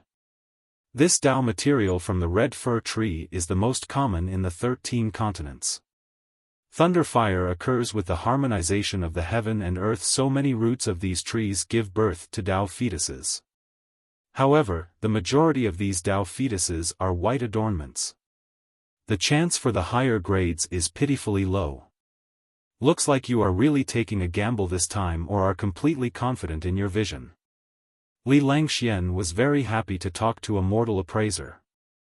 When two appraisers talked about Dao materials, a strange sense of familiarity and closeness usually appeared. People say that it's no fun not relying on luck when gambling. The pleasant surprise is the stimulating part. Li Qia smiled and said, "That's what I'm doing. If something good will come out, hearts will start to pound. If that's the case, I hope luck is on your side." Li Langxian remained cordial towards a capable appraiser. "Ha ha ha, if he can keep his dog life after losing his arms and eyes, then luck is really on his side." The prince sneered and didn't try to cover up his bloodthirst at all. Let's begin, I'll go first. Under the supervision of the appraisers from the workshop, Li Langxian took out his knife to cut his chosen piece. XSSS, XSSS, XSSS, waves of cutting noises came about. Li Langxian was quite experienced with his knife, so he earned high praises from the pros nearby. This guy was gifted in both appraising and cutting. The material became increasingly shiny with jade-like layers being peeled apart. It seemed as if oil was seeping out and creating the glossy finish. That's a good Dao fetus, I believe it will be a defensive one. Many people knew that something amazing was about to come out. The slices became thinner since the knife was about to reach the Dao fetus. A faint light from within penetrated the thin layer. It's definitely a treasure now. An experienced appraiser shouted. Ha, that's definitely a heaven bestowment fetus, wretched mortal, tremble now. The prince burst out in laughter. Li Qie was calm unlike the prince, but the three by his side became worried. The better the treasure, the less chance Li Qie had of winning. Boom! Langxian finally removed the complete Dao fetus. When he placed it on the betting table, it emitted a clear brilliance consisting of drill-like rays that dazzled the entire crowd. It was a shield the size of a palm, a good foundation to create a defensive artifact. Heaven bestowment in the form of a shield fetus. It's definitely the finest grade among postnatal fetuses. An expert commented. That's incredible, young noble Li, will you sell this fetus? One sect master became excited and wanted to buy the shield fetus. Heaven bestowment was the highest rank of postnatal fetuses. The prince turned towards Li Qie and smiled cruelly. Mortal, you're cutting your arms off, or do I have to do it for you? I won't make it painless though. Li Qie ignored the prince again while the group was aghast at the heaven bestowment fetus. This was the finest rank. The outcome, Li Qie's defeat, was already decided. Xiaofan's heart was hanging on a thread. She was powerless even if she wanted to help him because they couldn't resist a character of the crown prince's level. I'm just lucky. Langxian heaved a sigh of relief and cupped his fist towards Li Qie. His attitude was much better than the bossy prince. He was confident about producing an orange martial fetus and didn't expect to have the fortune of getting the finest grade. His victory was assured because of this. Time for me to test my luck then. Li Qie was unperturbed and smiled. Having said that, he began cutting with great finesse. That guy wants to reverse the tide with a Dao material from the red fir tree? The chance is lower than being hit by a meteor. One appraiser shook his head after seeing Li Qie's refusal to give up. A red fir tree can still produce a good Dao fetus even if the chance is low. However, even if one was lucky enough, the best outcome will only be an orange martial fetus. There's no chance of winning when young noble Li had gotten a heaven bestowment. Another expert added. The prince smiled sinisterly after seeing this, confident in the outcome. Go ahead, take your time delaying your inevitable defeat. XSSSS, wooden layers were removed and scattered like charcoal powders. There was no glossy finish at all. Anyone in the business could already see that it was a white adornment fetus. This wooden piece has no shine. It has indeed been burned by thunder fire. Its harmonization area is too shallow, that's a white adornment for sure. An experienced appraiser stated without optimism. Shun Xiaoshan's group became paler after hearing these appraisers' comments. They felt that Li Qie had lost already. One sect master shook his head with a tinge of regrets. It's over. A mortal appraiser is a great achievement, but he can't be won anymore without his hands. Some among the crowd were actually lamenting the loss of a talent. Boom! Li Qie finally finished removing the complete fetus. A chaos aura permeated the table as if an underground mine has been unearthed.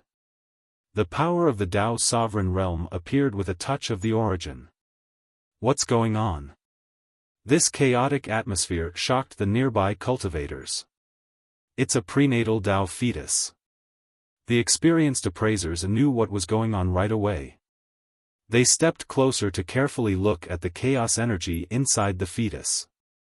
They saw a sword fetus lying there, shrouded in an ocean of thick chaos energy. No one dared to underestimate this tiny fetus because it already contained the power of the Dao sovereign level. A prenatal Dao fetus of the Dao sovereign level and orange martial grade. One appraiser concluded. The crowd was astonished after hearing this. A prenatal fetus from a red fir tree? That's unbelievable. I've cut so many of them before. A cultivator who used to be an appraiser claimed in shock. Because Dao materials from red fir tree were in abundance and cheapest on the market, many people learned the art of appraising with these materials. The majority of them would come out to be white adornment fetuses. The very rare cases would result in violet force fetuses.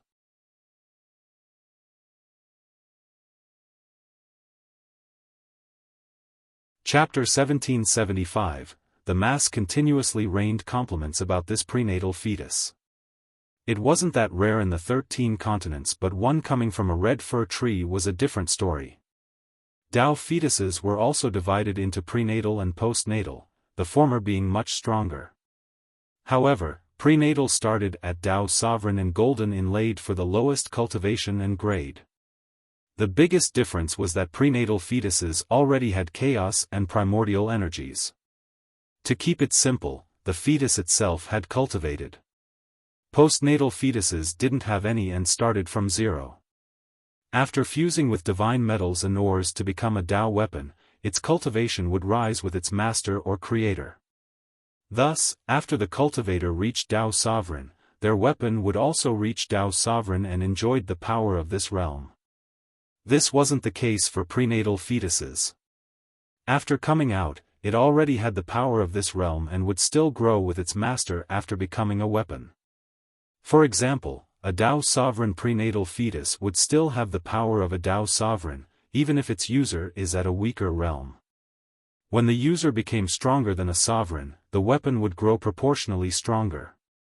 In short, its user and a prenatal weapon would have double the power at the same realm versus a postnatal weapon, since there were two overlapping cultivations for the first case.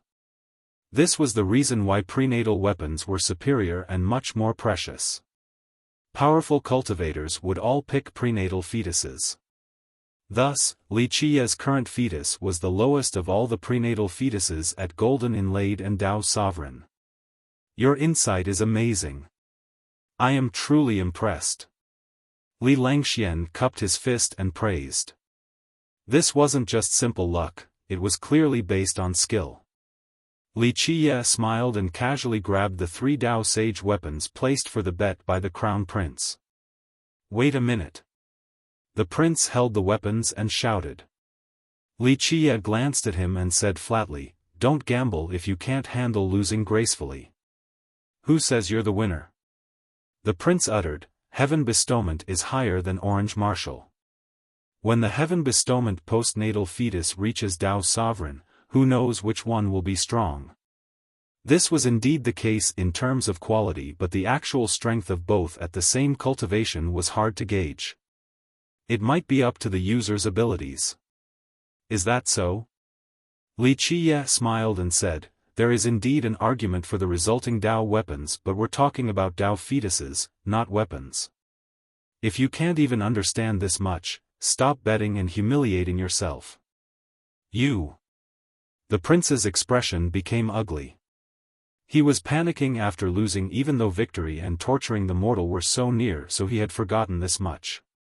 "Your Highness, in terms of Dao fetuses, a prenatal one commands a higher price than a postnatal at the workshop." Langxian reminded him. The postnatal heaven bestowment required gestation and refinement before becoming stronger. However, a prenatal was already powerful from the start, this justified the higher price. This young noble won the match. The prenatal fetus is more expensive. An appraiser from the workshop made the decision. In this gambling hall, the workshop's decision was the law and acknowledged by all.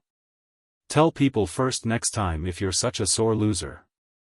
Li Qie casually handed the 3 weapons to Xiaofan before teasing the prince again. Her group was stunned. Their soul left their body earlier because they thought Li Qie was sure to lose and didn't expect such a reversal.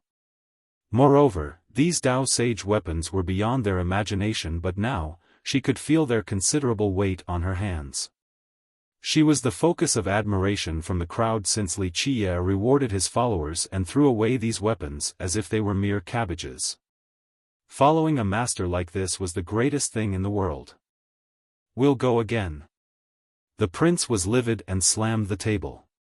He didn't expect to lose 2 in a row and be humiliated by a mortal like this. What now? I'm not interested in something small, go big. Li Qie said flatly. Your head.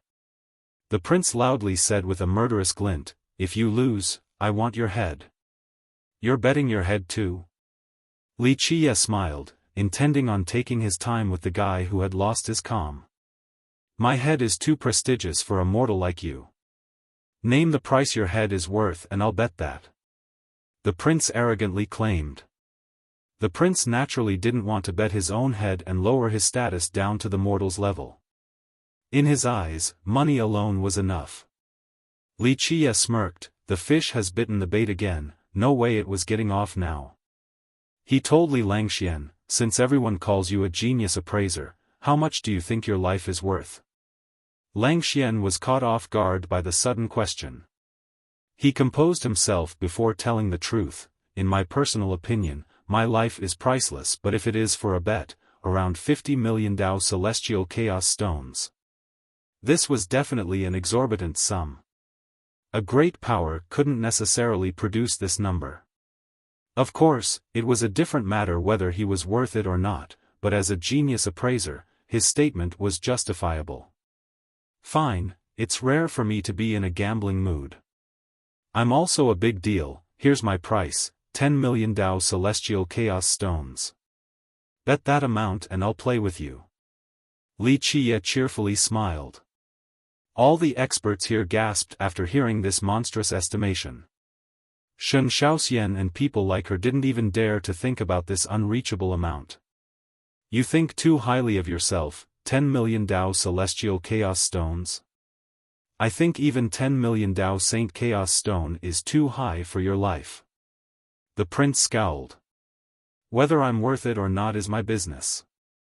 Who was it that said I could name the price earlier? Ah, I guess you were just boasting all along. Don't be wrong and get mad over it, that's too embarrassing. Plus, it's only 10 million Dao Celestial Chaos Stones. I guess the Heavenly Phoenix country should change its name to Chicken Roost if it can't even afford this much. Go back to your village, don't prance around here again. Li Qie verbally slapped the prince. The prince turned red and only blurted out his proposition out of rage. He wasn't expecting this mortal to announce such an outrageous price.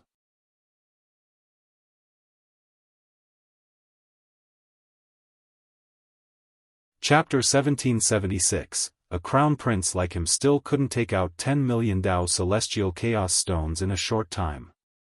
He became the center of attention as his complexion kept on changing from rage. Even if Li Qie was overestimating his worth, the prince was the one who told Li Qie to name the price. If he couldn't come up with his end of the bargain, it was akin to throwing away his face. This was a difficult position for him. 2 successive losses were already too much to take. Now, Li Qie's sneer made it even worse. If you apologize to me now, I can forgive your sin of being ignorant. Li Qie leisurely smiled and said. The prince glared furiously at Li Qie. It was impossible for an imperial successor to bow his head before a mortal, he would pick death instead every time. Are we doing this or not? If you don't want to bet again, then just accept your mistake. Li Qie impatiently waved his sleeve. The crowd stared at the prince again. Since he was the one who proposed the bet, the fault would be his for not following up. An apology was already a mild punishment. When 2 cultivators gambled in this place, if the one proposing couldn't handle the deal, then a money payment would be a light punishment. So now, Li Qiye only demanded an apology. People felt that he was already kind enough. The prince was riding a tiger and couldn't get down. He couldn't afford the bet, but the alternative was unacceptable. Well, yeah, if you can't muster it up, don't bet. People whispered after seeing the frozen prince. The imperious prince always viewed himself as superior to others, but these looks of contempt were really getting to him. He placed a Dao celestial weapon on the table and shouted, "I'll bet this weapon." This was his most precious treasure, the symbol of his position as the crown prince of Heavenly Phoenix. Their country only had one immortal monarch. This monarch was still alive, but even if he were to leave his weapons behind, it wouldn't be the turn of someone as young as the prince. They had many powerful ancestors still alive. How could a junior like him carry an imperial weapon around? This was another big difference between the 10th and 9 worlds. There were many more living ancestors in the lineages up here. It was common for one lineage to have several hundred ancestors living at the same time. Thus, a first-rate sect in the 10th world was much stronger than one in the 9 worlds. Just one Dao celestial weapon? You think that alone is worth 10 million Dao celestial chaos stones? The red-faced prince took out treasures and weapons. In a short time, a pile of them stacked on each other on the betting table. He let cautions go with the wind and took out everything he owned in order to regain face and kill Li Qiye. He wanted everyone to know that he would dare to participate in even bigger bets. If he started something, he would never falter even if it meant losing all his wealth. Is that enough? The prince uttered coldly after scooping out all he owned. Li Qiye did a quick glance before speaking. Forget it, I'm a merciful person, I'll consider that 5 million for all these rubbish. You. The prince glared at him. Li Qiye waved his hand as if he was chasing away a fly and said, "Don't look at me like that. Let the workshop appraise them if you want, see how much money you can pawn these scraps for." The prince shouted at the appraisers, "Do a valuation on my treasures." The appraisers knew that the prince had gotten too deep into this bet. They have seen people like him every day and began their evaluation process. Eventually, one of them said, "Young noble, 5 million Dao celestial chaos stones is acceptable for your items." This appraiser put it delicately, but the implication was that these treasures and weapons weren't worth 5 million. Li Qiye added salt to the wound by patting his own neck. "You're just all talk with an empty pocket. My head is right here, it's just that you can't afford to pay for it." The prince couldn't do anything at the moment, completely trapped in this debacle. "You can borrow 5 million from our workshop because of your identity," one appraiser reminded him. The prince became excited right away. He was the prestigious crown prince of Heavenly Phoenix and his brother-in-law was Jin Gu. 5 million is nothing, I'll take the loan in my name and status as a crown prince. His eyes lit up just like his own spirit. He placed his father's golden VIP card on the betting table and said. He became a gambler blinded by the rush with reckless abandon about the consequences if he were to lose.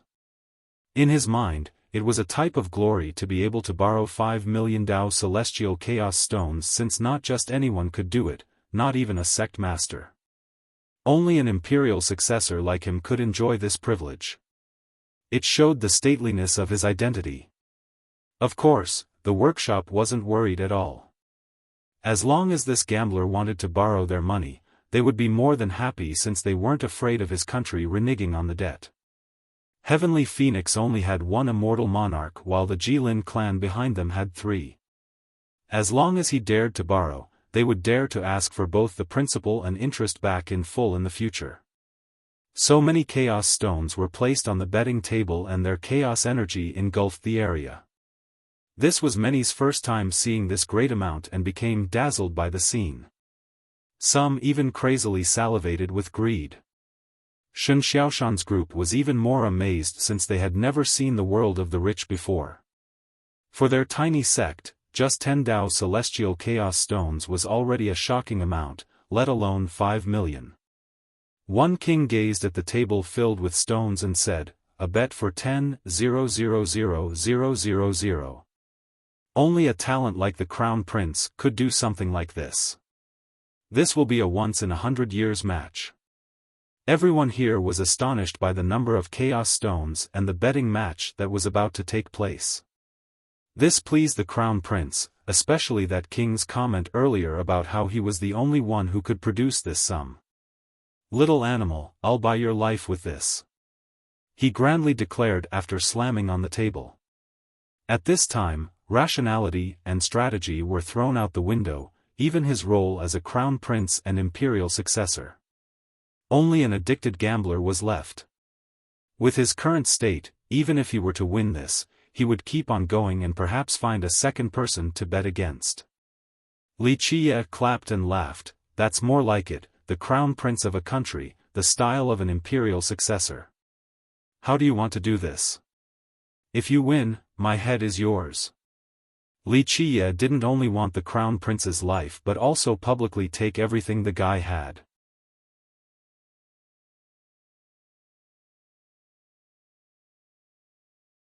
Chapter 1777. Though the prince felt embarrassment and fury earlier, gathering 10 million chaos stones for the bet had won him some face. He wanted to let everyone know that the heavenly phoenix crown prince was not a sore loser and could afford any type of bet. "I'll cut your neck off 1 inch at a time after you lose." He was still furious at Wuxia and didn't try to hide his cruelty by pushing this mortal to the edge. After winning, a fate worse than death was his parting gift to the mortal. "That depends on if you are capable enough. How do you want to do it?" Wuxia smirked, unaffected by the prince's threat. "Brother Langxian, go against him again, help me take his head," the prince said.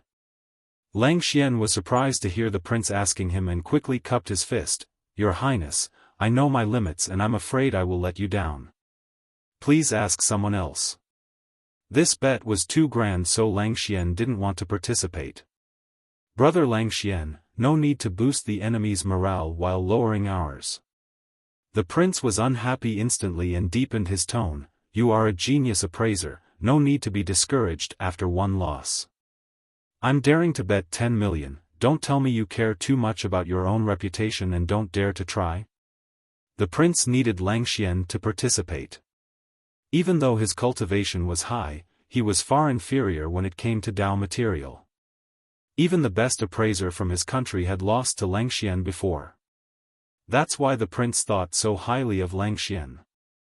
If he were to personally go against Wuxia, defeat was certain, but there was still a chance of winning with Langxian. Well, Langxian hesitated not just because of his reputation and the effect of potentially losing to a mortal appraiser. The monstrous scale of the bet was the thing stopping him from carelessly participating. "Don't worry, brother Langxian, I won't blame you even if you lose. I can handle losing this much." The prince shouted, "I know that you are capable of taking this mortal's head, don't you want to make up for the loss earlier?" Still, Langxian was still reluctant. "Brother, do you not view me as a brother? You can't represent me for this bet right now?" The prince's expression darkened as he uttered. He has lost for sure if Langxian didn't help him, and he didn't wish to go down like this. He must make sure Langxian participate no matter what. Very well. Langxian had to step out after the constant pressure from the prince. Plus, he wanted to try again after losing the first time. He cupped his fist and said, "I'll try my best to live up to your trust, Your Highness. I believe in your abilities, no one is your match outside of the top appraisers from the last generation." The prince finally smiled and roughly patted Li Lengxuan's shoulder. Langxian came out and asked Wuxia, "How do you want to do this?" Wuxia leisurely said, "Since your group started this, I'll just play along. Anything will be fine." "Okay, then we'll pick any Dao material in the stone workshop. The one with the best Dao fetus will be the winner.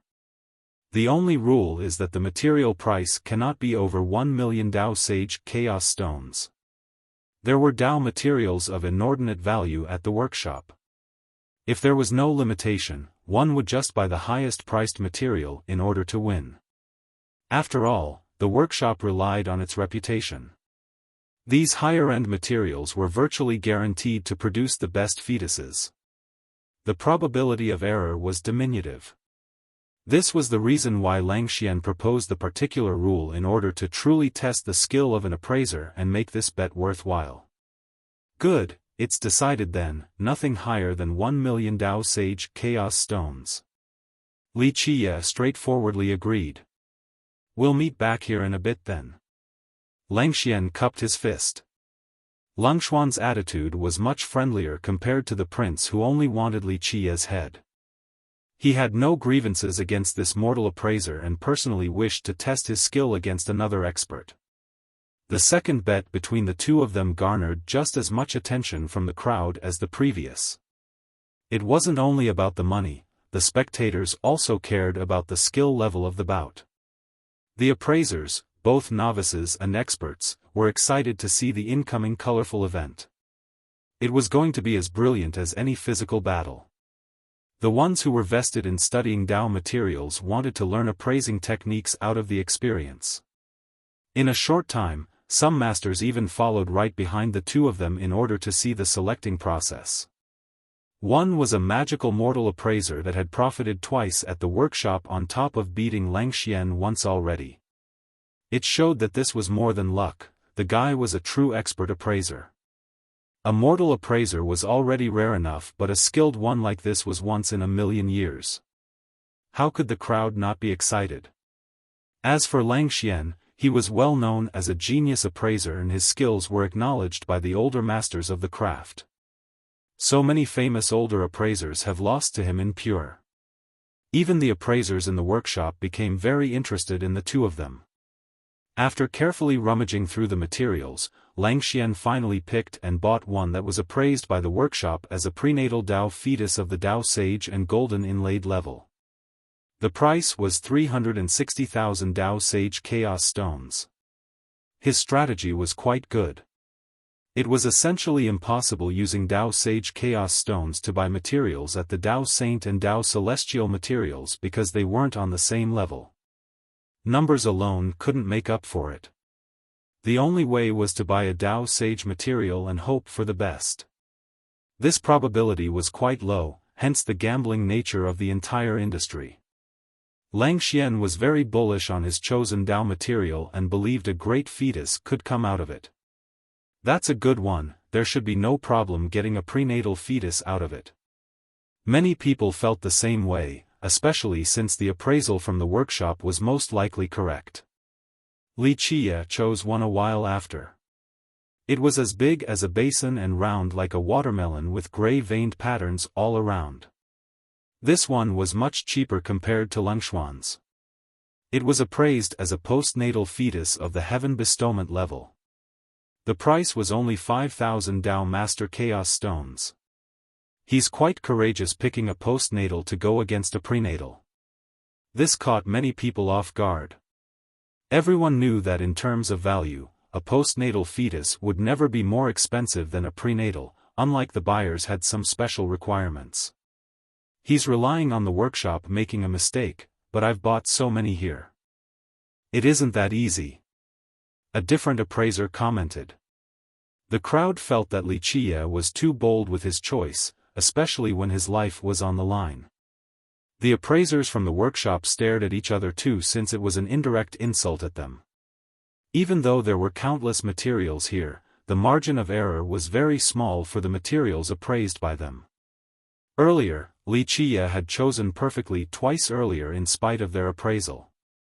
If he could successfully do it again, he would be the king of misappraisal, or in other words, the best appraiser. Thus, in their eyes, this was no longer a bet. It was a blatant challenge to the workshop's appraisers.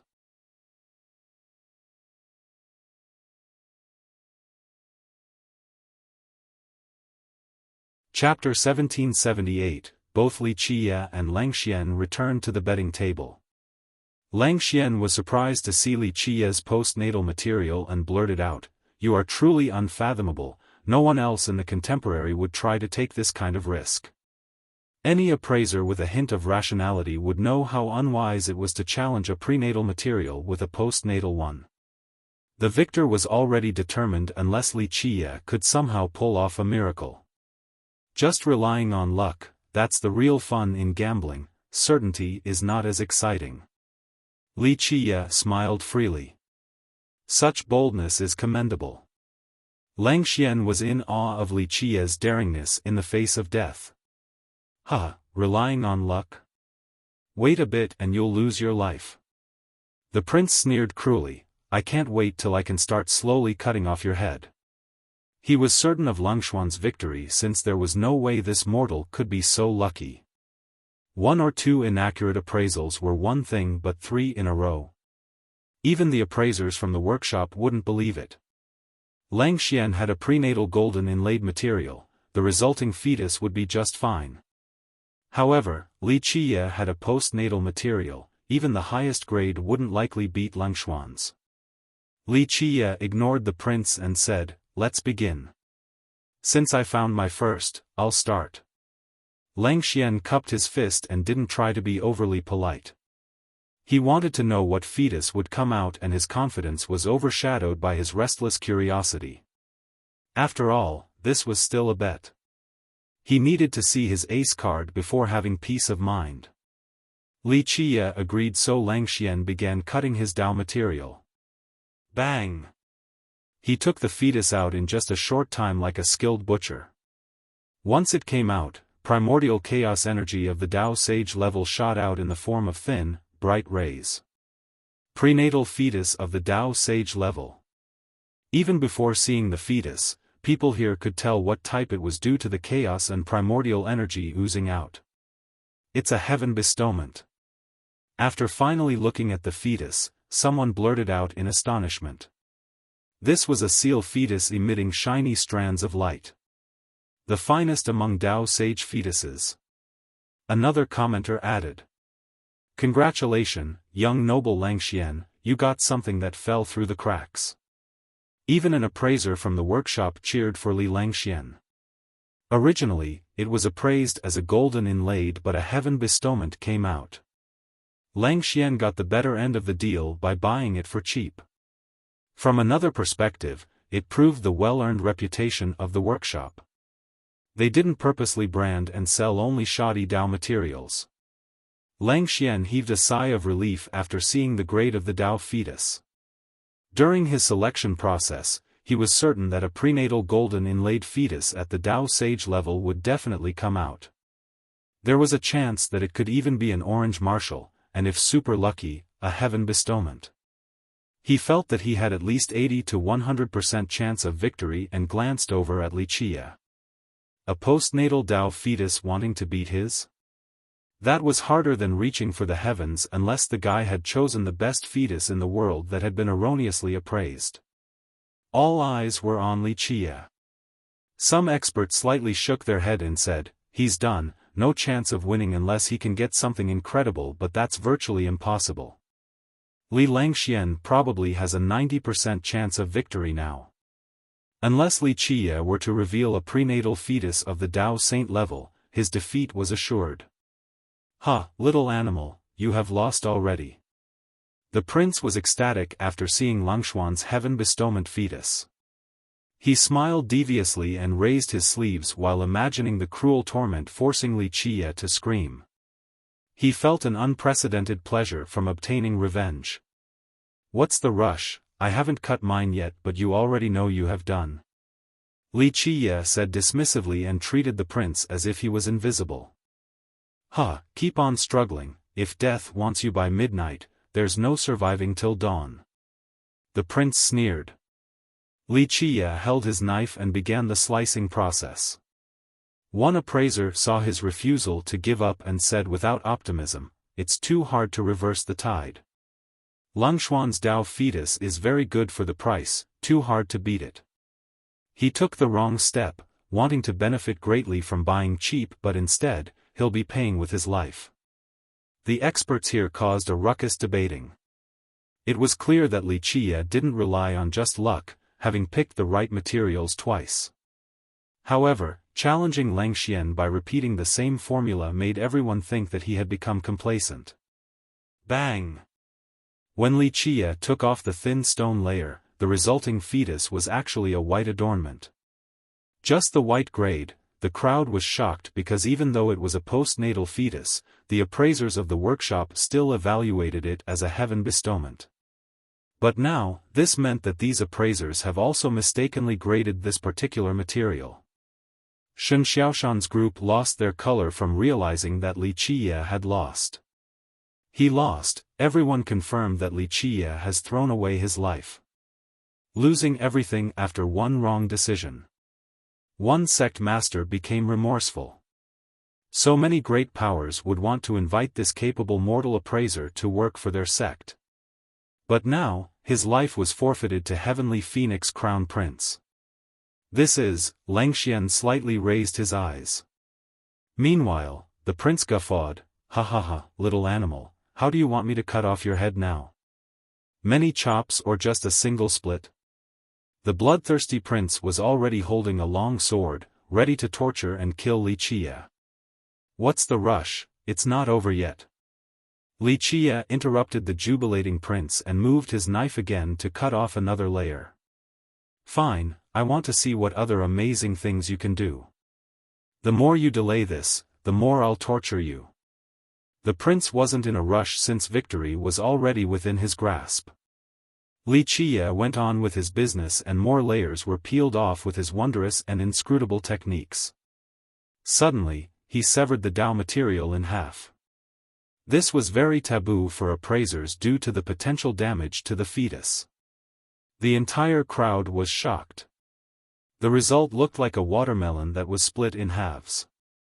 However, multiple fetuses were revealed inside and stacked in an orderly fashion. Li Qia's knife easily separated them with such swiftness that made the crowd gasp. If his technique was brought to the point of perfection before, it has become completely devilish and out of this world. It was a work of art that stole the gazes of everyone in the audience. This was the cutting apex of an appraiser. In just a short time, the removed white adornment fetuses were neatly placed on the ground.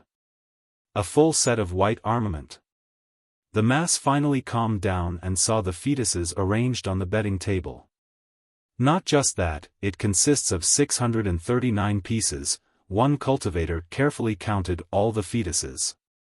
639. The appraisers in the workshop became crazy. This news swept through the entire workshop. Everyone came running in order to look at this white armament.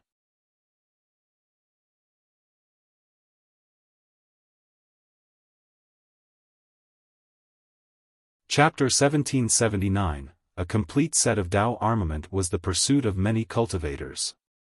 However, ordinary experts couldn't ever get one due to the prohibitive cost. It consisted of same-quality Tao fetuses from one Tao material. For example, if there were 3 white adornment and 1 golden inlaid fetuses from the same material, then the golden inlaid would be excluded from the armament. So, 5 violet force fetuses from one material would be a set of 5. Each complete armament would have 1 Tao chapter. This chapter contained the writings of the heaven and earth during the harmonization process. It was much stronger than remnant laws and such. 3 was the minimum number to form a set. They must be of the same grade and came from the same Tao material. At this time, Li Qia gently blew as if he was casting a spell. Laws emerged on the orderly fetuses at the table.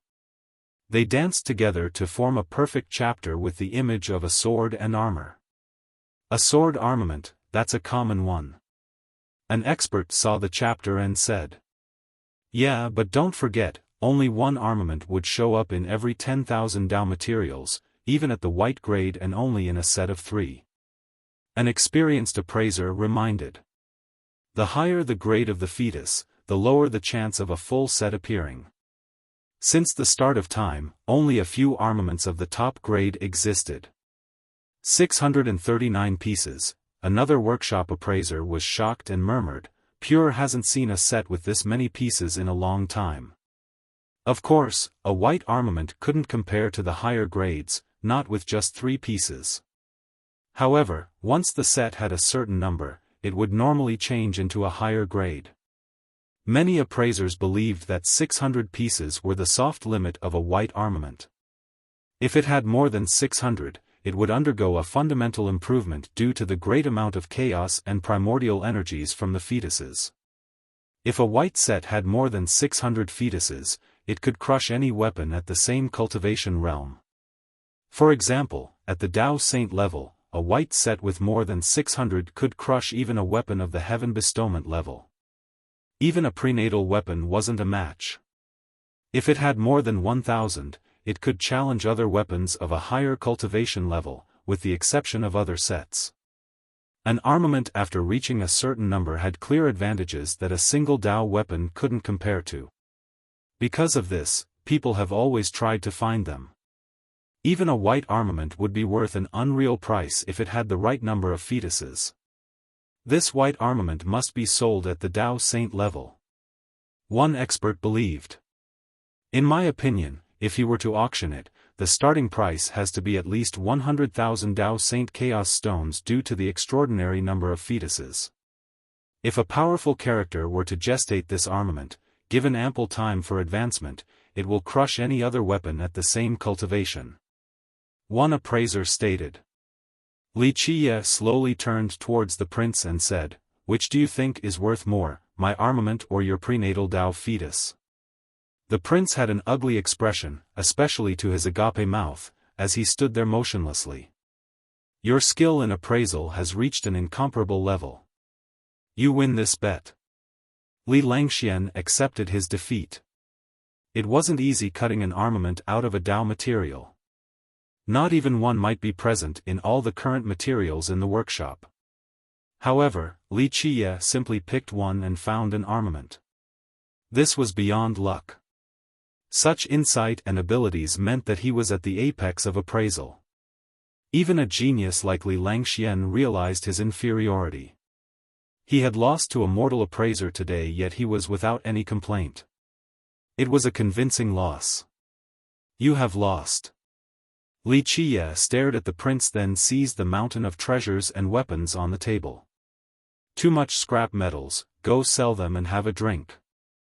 Li Qiye gave Shen Xiaoshan's group both the chaos stones and the items. Astonishment came before jubilation. When the group regained their wits, they felt as if money was raining down straight into their pockets from the sky. The crowd became envious at this extravagant master. This was an amount beyond a lifetime of earning, yet he casually threw them to his followers. The prince's treasures weren't bad, but they were nothing in Li Qiye's eyes, scrap metals indeed. Shen Xiaoshan's group finally realized why Li Qiye was so arrogant before. He never paid any mind to a sect as impoverished as Sago Palm.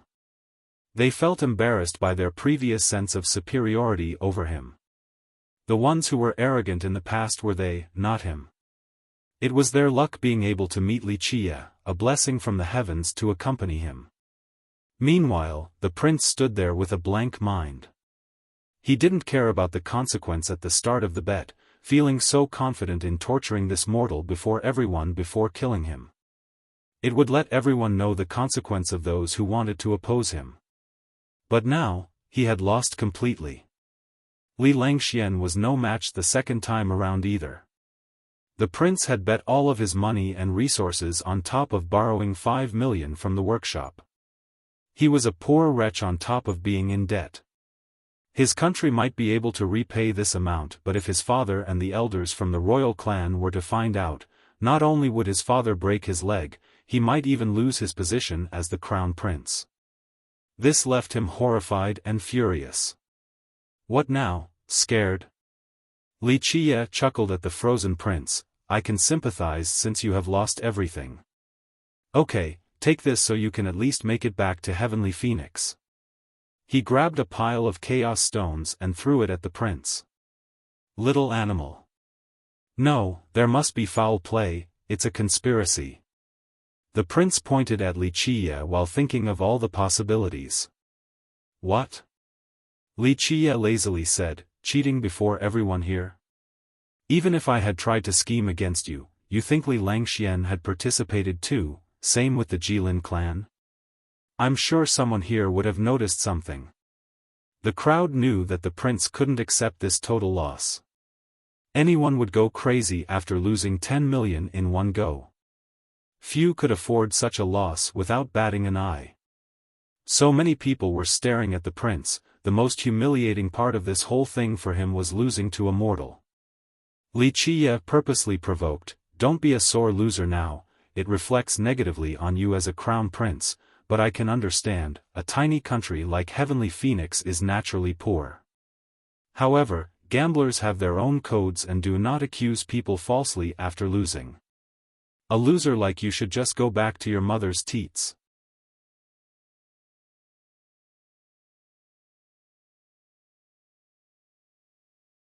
Chapter 1780, Little Animal, Shut Your Mouth. A noble character like the prince had never been humiliated before by any cultivator, let alone a mortal. The furious prince wanted to rush over and kill Wuxia right now. With his current power, killing a mortal was easier than crushing an ant.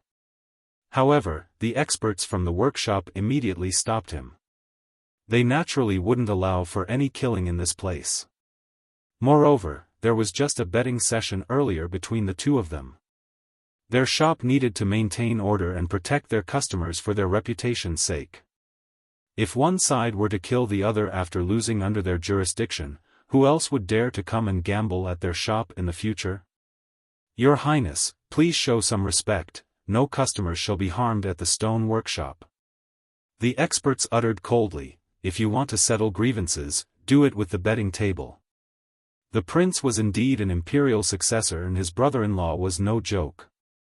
This was quite a powerful backing, but the stone workshop was opened by the Jilin clan. When they dared to open this gambling place, they had no fear of anyone. If the prince kept on being stubborn, they would stop giving him any face. "Little animal, one more bet?" The princes glared at Wuxia with his bloodshot eyes. Everyone understood that he was desperate and caught up in this gambling atmosphere. "Why not?" Wuxia smiled and said, "You think I'm afraid of a poor tramp like you? Just say the words and I'm in. Only a grandson would be scared." "Good, that's exactly what I want to hear, there's no taking it back now, too late for regrets." The prince laughed and uttered coldly, "What regrets?" Wuxia glanced at him with contempt, "Why would I change my mind? I'm more afraid that you won't bet again since you have nothing now. What will you take out to bet?" The prince was livid after hearing this. It wasn't only because Wuxia called him a poor tramp but more because he was pouring salt on the wound. Normally, he could call for rains and winds whenever he wanted. Money was never an issue, but now, he had lost everything. Wuxia has exposed his scar again and left him embarrassed. "We bet with our life.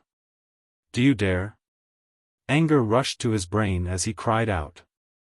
He loved his life more than anyone else, but after losing everything, he let caution go with the winds. "Why not? I've been betting it the whole time. Speak, how do you want to do this? I'll indulge you." Wuxia couldn't help but laugh. The prince was stunned to hear the quick agreement. He assumed that the mortal would call it quits after winning 3 times in a row. In this blink of an eye, he became clear-headed again and found this was very unwise. However, he had spoken earlier and couldn't take back his words or he would have no place to stay at Pure. So be it. He clenched his teeth as his head became hot again, no longer caring about anything. "Then what kind of bet?" "We'll settle this today," Wuxia leisurely said. The cultivators here exchanged glances at this life bet. Meanwhile, the workshop had no reaction. This had happened a lot during big bets that would eventually escalate to this level when the two sides hated each other. The prince came up with an idea and smiled coldly, "Since this is the stone workshop, we'll still bet with Dao fetuses. We each grab one and test our control over them. I won't bully you, we won't be using chaos and primordial energies, so it has nothing to do with cultivation. Use our will to control and use the Tao fetuses to fight each other. Crush the opponent's fetus and win. See, I'm not picking on a mortal like you, this is only a test of the Tao heart. The prince sneered. The listeners were surprised. Tao fetuses were born in places where the heaven and earth came together and seemingly had their own sentience. Before fusing it with metals to create a weapon, a mortal could indeed use their will to control a fetus. However, this was all in theory. A will that could control fetus needed to be extremely powerful and required an immovable Tao heart. Just imagine, this was a mortal who had never cultivated a merit law before. Even if he did, he was still only at the Tao dust realm, an insignificant being. How firm could his Tao heart be? In their opinion, Wuxia simply couldn't control a Tao fetus. Hypothetically, even if he could, the gap between him and the prince was too great. The prince was powerful and had cultivated imperial laws since youth, so his will was much stronger. He could easily defeat Wuxia even without utilizing chaos and primordial energies. All eyes darted towards Wuxia. People wondered whether he would take up the challenge or not, because even a fool could see that accepting was suicidal. Xiaofan was afraid that Wuxia didn't understand cultivation too well and pulled on his sleeve. "Young master, he's a master, you won't be able to beat him, so don't do it." "What now? You don't dare to take the bet?" The prince's tone deepened. Who was it earlier that said they would take up any bet? Can't change your mind now. Some among the crowd shook their head after realizing the prince's murderous intention. However, it would be an unhonorable victory. He said that he wasn't bullying Wuxia, but he had the absolute advantage in this bet. However, Wuxia was the one who arrogantly proclaimed that he would accept all bets. There was no reneging at the betting table. Even if Wuxia didn't want to do it and the prince were to spare him just once, he still had to pay a great price. Why wouldn't I? I never say no to a bet. If you want to bet on controlling Tao fetus, so be it. Wuxia grinned at this point. This answer astounded the crowd. They felt that he was simply insane and aimless, walking straight to his death. Winning 3 times has made him complacent, he's suiciding now. An older expert gently shook his head while thinking that Wuxia has fallen into the biggest taboo of a gambler. Contrary to the crowd's belief, Wuxia was growing tired of this play in a minor character like the prince. "Okay, cool enough, let's get started then." The prince clapped, elated that it was time for payback. He wanted to get everything back from Wuxia. First, he would slowly torture him until the guy wanted nothing more than the sweet release of death and willing to give everything back, all the treasures and chaos stones. At that point, no one would be able to stop him because the mortal's life was already his. He could do whatever he wanted. These thoughts made him laugh to his heart's content. This one. Meanwhile, Wuxia casually picked a white adornment fetus. This stunned the crowd completely. Wuxia had more than enough chaos stones and could pick a better one for the bet. But now, he only picked one of the white grade, to the astonishment of everyone.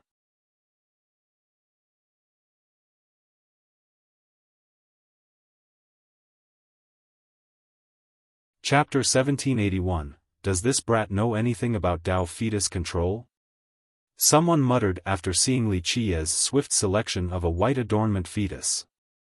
Some wondered if he knew anything about the contest at all. Even a fool wouldn't pick a white grade. The prince celebrated mentally after seeing his opponent's pick. This is you courting death, no one will be able to stop it. He then picked a heaven bestowment fetus. Both were postnatal fetuses, but the prince's selection was countless times stronger than Wuxia's. Start. An expert from the workshop acted as the judge after the two returned to the betting table. Buzz. The heaven bestowment fetus in the prince's hand lit up with rays of light that could pierce through the flesh. He didn't use any chaos or primordial energy, but as a successor who had learned imperial laws since youth, his willpower could be more than 10,000 times greater than a mortal. Pluff. Under the control of the prince, this sword fetus shot towards Wuxia with an unstoppable sharpness.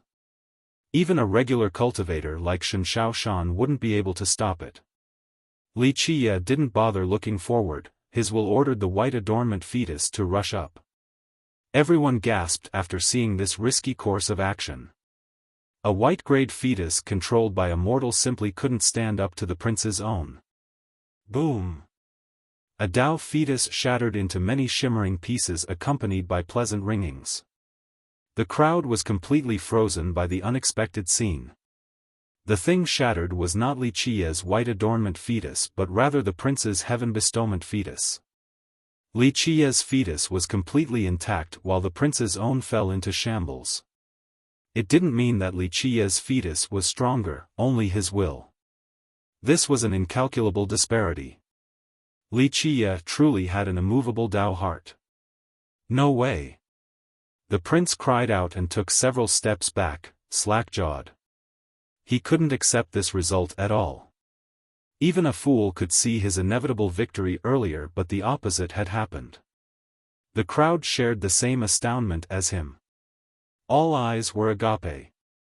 An imperial successor had lost to a mortal. Who would actually believe this? You have lost again. Wuxia calmly said, leave your life behind now. No, impossible, how can a mortal have such a powerful will? The dismayed prince screamed. Who told you that? Wuxia smiled and said, a firm Dao heart has nothing to do with cultivation. The experts here were surprised by this comment because this was an unprecedented case of a mortal possessing such an unyielding Dao heart. They have only viewed mortals as ants before. Something foul is going on. Someone must be helping him in the shadow, a mortal can't compare to me. The paled prince bellowed. The crowd exchanged glances. It was indeed unbelievable that a mortal could best the prince in this regard. Sigh, too many fools in this generation. Wuxia gently shook his head. This doesn't count because of foul play, this can't happen. The prince intended on reneging because his life was on the line. What does your workshop think about this?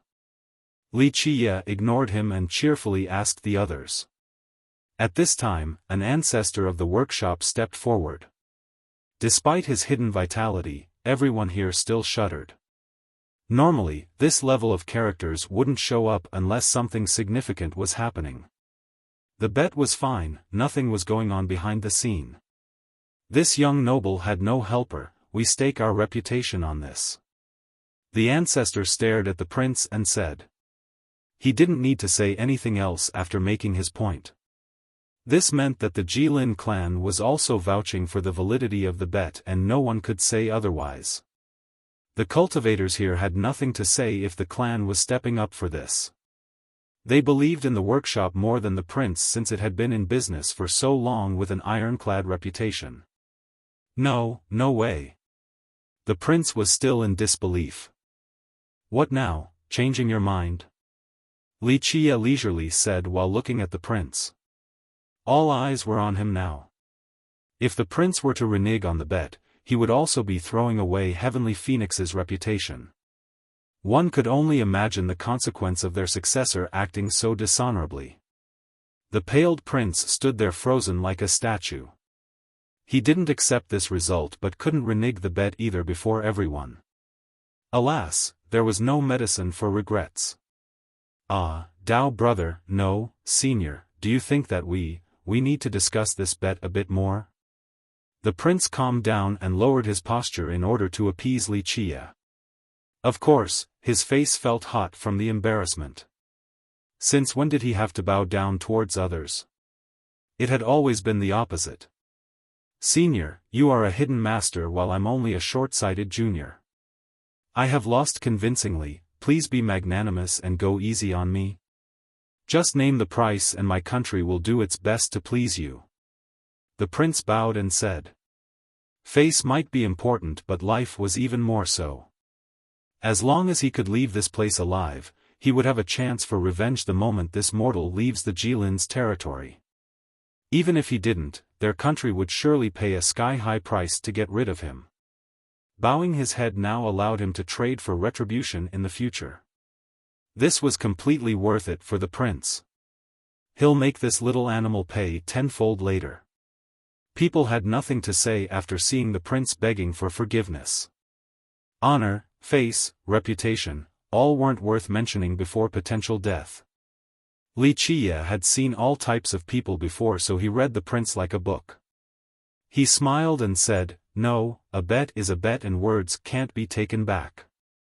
Will you end your own life and leave this world honorably, or do I have to do it myself?" The prince's expression sank. He had begged for forgiveness already, yet this mortal wouldn't spare him. "You're really pushing this, making a fuss out of nothing." The prince couldn't help but utter coldly. "Is that so?" Wuxia smiled, "I want your dog life. No more blabbering, hand it over." The prince clenched his teeth and made up his mind. If there was no other way out, no point in upholding pretentious decorum any further. He sneered, "You're only a mortal, wanting to provoke heavenly phoenix. Have you thought of the consequence? Touch a hair of mine and my country will tear you to pieces and annihilate your clans, their blood will flow for miles." Some of the crowd treated the prince's blatant hostility and reneging with contempt. However, they did agree with his logic. If Wuxia were to really kill the prince, his country would want vengeance. In Wuxia's position, anyone with a bit of rationality wouldn't mind sparing the prince. Heavenly Phoenix is nothing. Even if I kill you, they can't do anything about it. Wuxia lazily said while ignoring the threat entirely.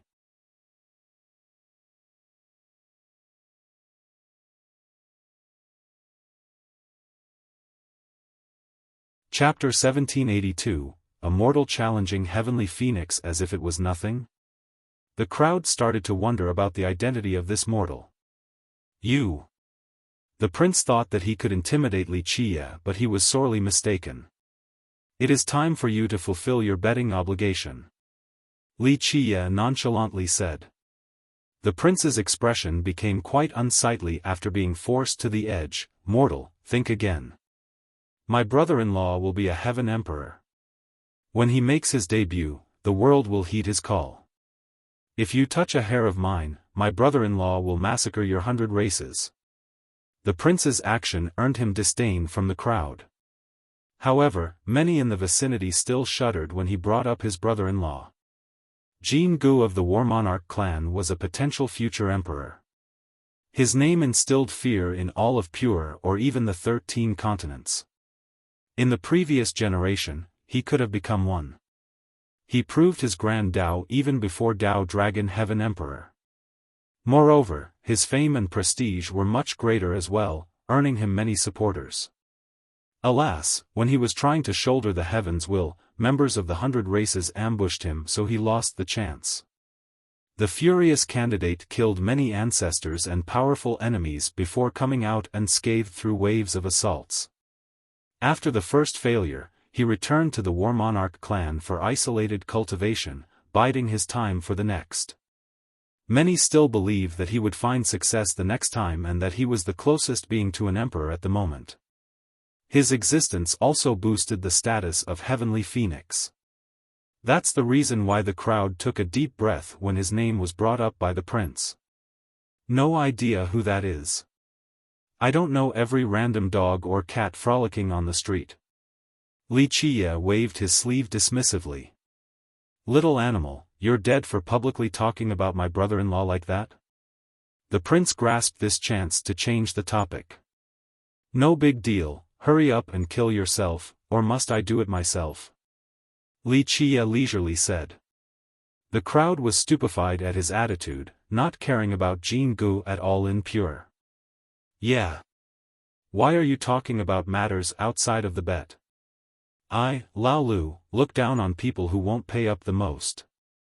If you're a man, honor your bet after losing. If everyone reneges after losing, what's the point of coming here to gamble? Just go home and take care of your kids instead. In my opinion, we might as well close the workshop now if people can just do this, am I right, everyone?" Sheng Lao Lu from the hooligan sect was in the crowd and attacking the prince. Who knows how long he had been there, but the guy had been observing the situation the entire time. That's right. Many cultivators nodded in agreement. Even a king quietly stated, if there is no guarantee of people paying up, how can we dare to come here again? What if the opponent will just renege? Yes, there needs to be an enforcement of sorts. A different gambler chimed in. They didn't dare to provoke Heavenly Phoenix and Jean Gu. However, this was a good chance to pressure the stone workshop because this incident could set a terrible precedent for the gamblers here. It was up to the workshop to maintain an honorable result for the sake of their customers. Your Highness, you need to reconsider. An expert from the workshop reminded the prince with a serious tone under the egging of the crowd. Even if they didn't push him towards his death, they must not allow him to leave. Gambling was their most profitable endeavor. If they couldn't do this, then no need to do business in the future. No one else would dare to come here and play. The prince was livid after hearing this, but he couldn't threaten the workshop like he did Wuxia. The Jilin clan wasn't afraid of him. Fine, I've lost. My life is right here, come and take it if you can.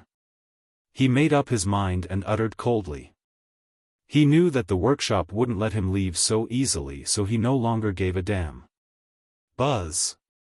His vitality erupted with chaos and primordial powers surrounding him. Anyone who approached would be suppressed by these origin forces. I'm waiting right here, come take my life. If you can't, then it's your own fault for being weak.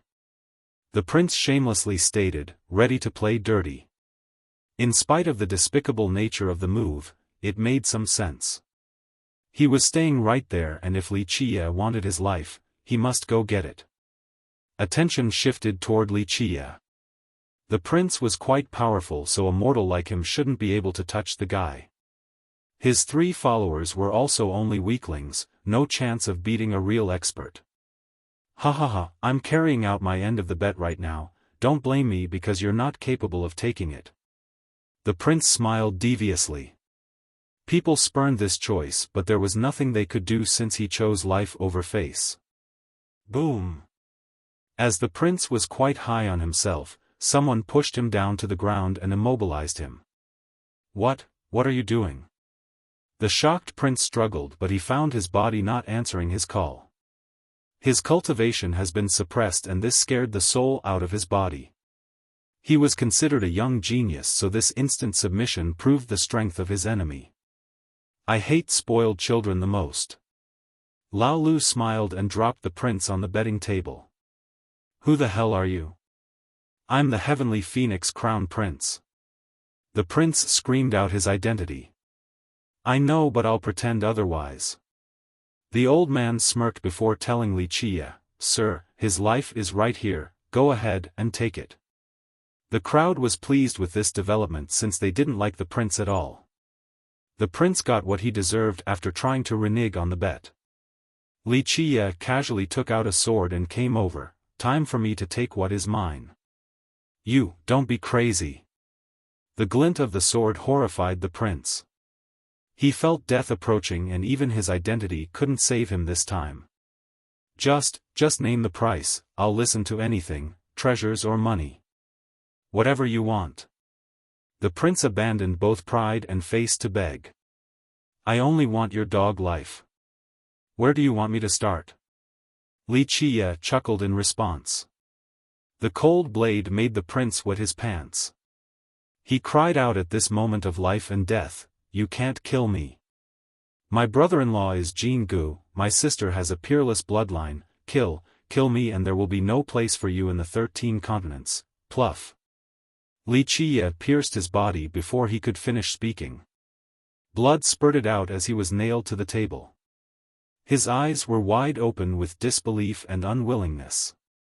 Not even in death did he expect to die in the hands of a mortal in such a helpless manner. His blood stained the table and silenced the crowd. At his power level, as long as his true fate was around, this thrust shouldn't have been able to kill him. Unfortunately, Lao Lu had sealed his true fate, so Li Qie was able to instantly take care of him.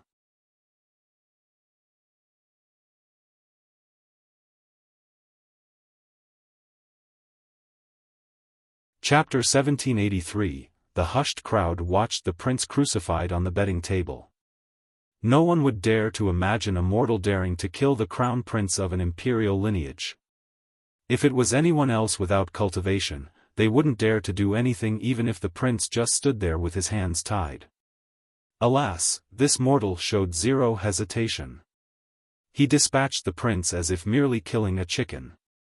People shuddered with fear and felt that this mortal was a butcher whose hands have been stained with endless blood.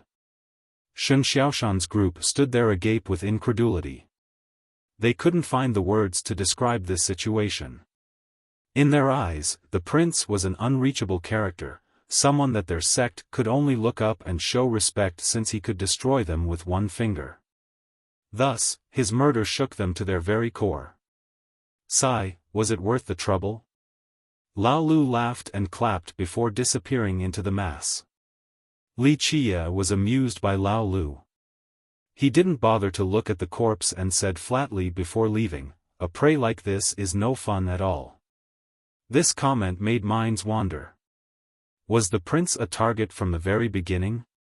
This mortal was hunting the prince and took everything he had.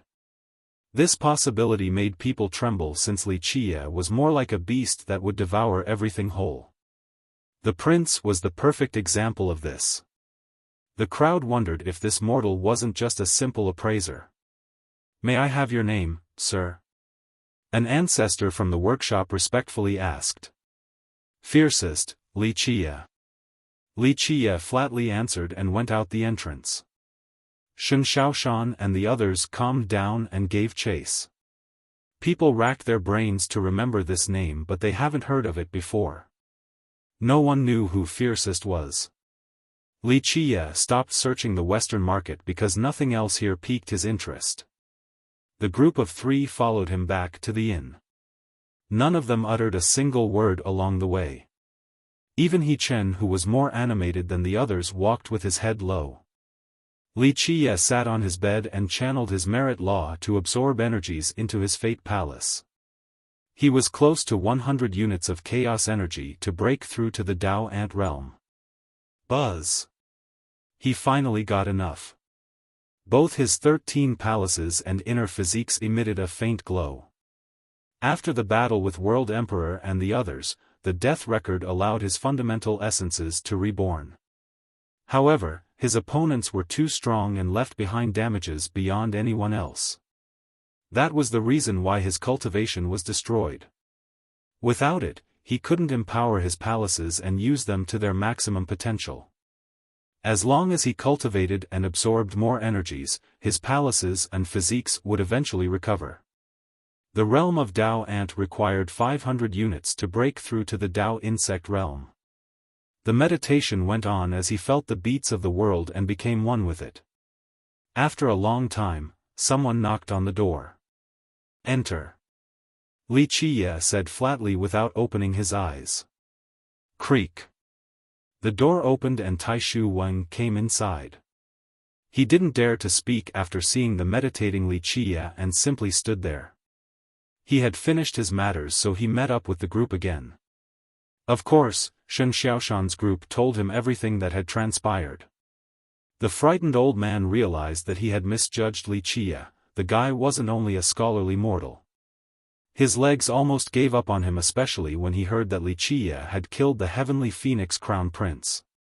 Li Qie eventually opened his eyes and stared at the old man. It was a normal, non-imposing stare, yet the old man found it hard to stand straight. Bang! He dropped to the ground and said with horror, "This lowly one was blind and couldn't recognize that you are an immortal. Please forgive me." Sago Palm was nothing compared to the prince. Just thinking about how his disciples had offended Li Qie before made him worried. Such disrespect could warrant him destroying their sect 1,000 times over. "Stand up, you didn't know before." Li Qie waved his sleeve. The old man struggled to get up. This was a god standing before him, yet he didn't realize it before. He was nervous enough to not know where to put his hands. "Are you finished with your tasks?" Li Qia asked. The old man waved his hand frantically and said, "I was foolish with this whole examination matter and wasted your time." Even if he was 100 times more courageous, he wouldn't dare to ask Li Qia to do anything right now. He was already thanking his fortune that Li Qia didn't punish him for being disrespectful. "No need to be so nervous. If I wanted to punish you, you wouldn't be standing here right now." Li Qia calmed him down. The old man heaved a sigh of relief. He was completely drenched in sweat after being nearly scared to death. "That's fine. I'll still need to go to the Jilin clan and will put in a good word for Sago Palm," Li Qia continued. This surprised the old man. His fear left and excitement arrived, leaving him unable to react. Their sect would change completely if Li Qia were to put in good words for them. They might even be able to ride the Jilin's coattails. This had always been his pursuit. "I'm doing this not because of your respectful attitude or flattery. It is because of your wisdom and keen insight. Even though your background is humble, those from bigger sects lack your rationality and judgment. Moreover, you treat others well, this is your best trait." The old man quickly kneeled again and said with reverence, "We'll never forget your grace and will establish a shrine to worship you, immortal." "Very well, take your leave now." Li Qia nodded and sent him off. The old man took a deep breath before bowing one last time then left. With that, Li Qia casually reached out to conceal this spatial plane. He then took out the wooden box taken from the G store. The box consisting of a single piece was emitting a green glow as if made from jade. His expression became quite serious after taking it out. He told the manager about his lack of knowledge before, but this wasn't the case, for he was aware of its origin. Many have searched for it before, but no one has seen its true shape, hence no one had recognized its true value.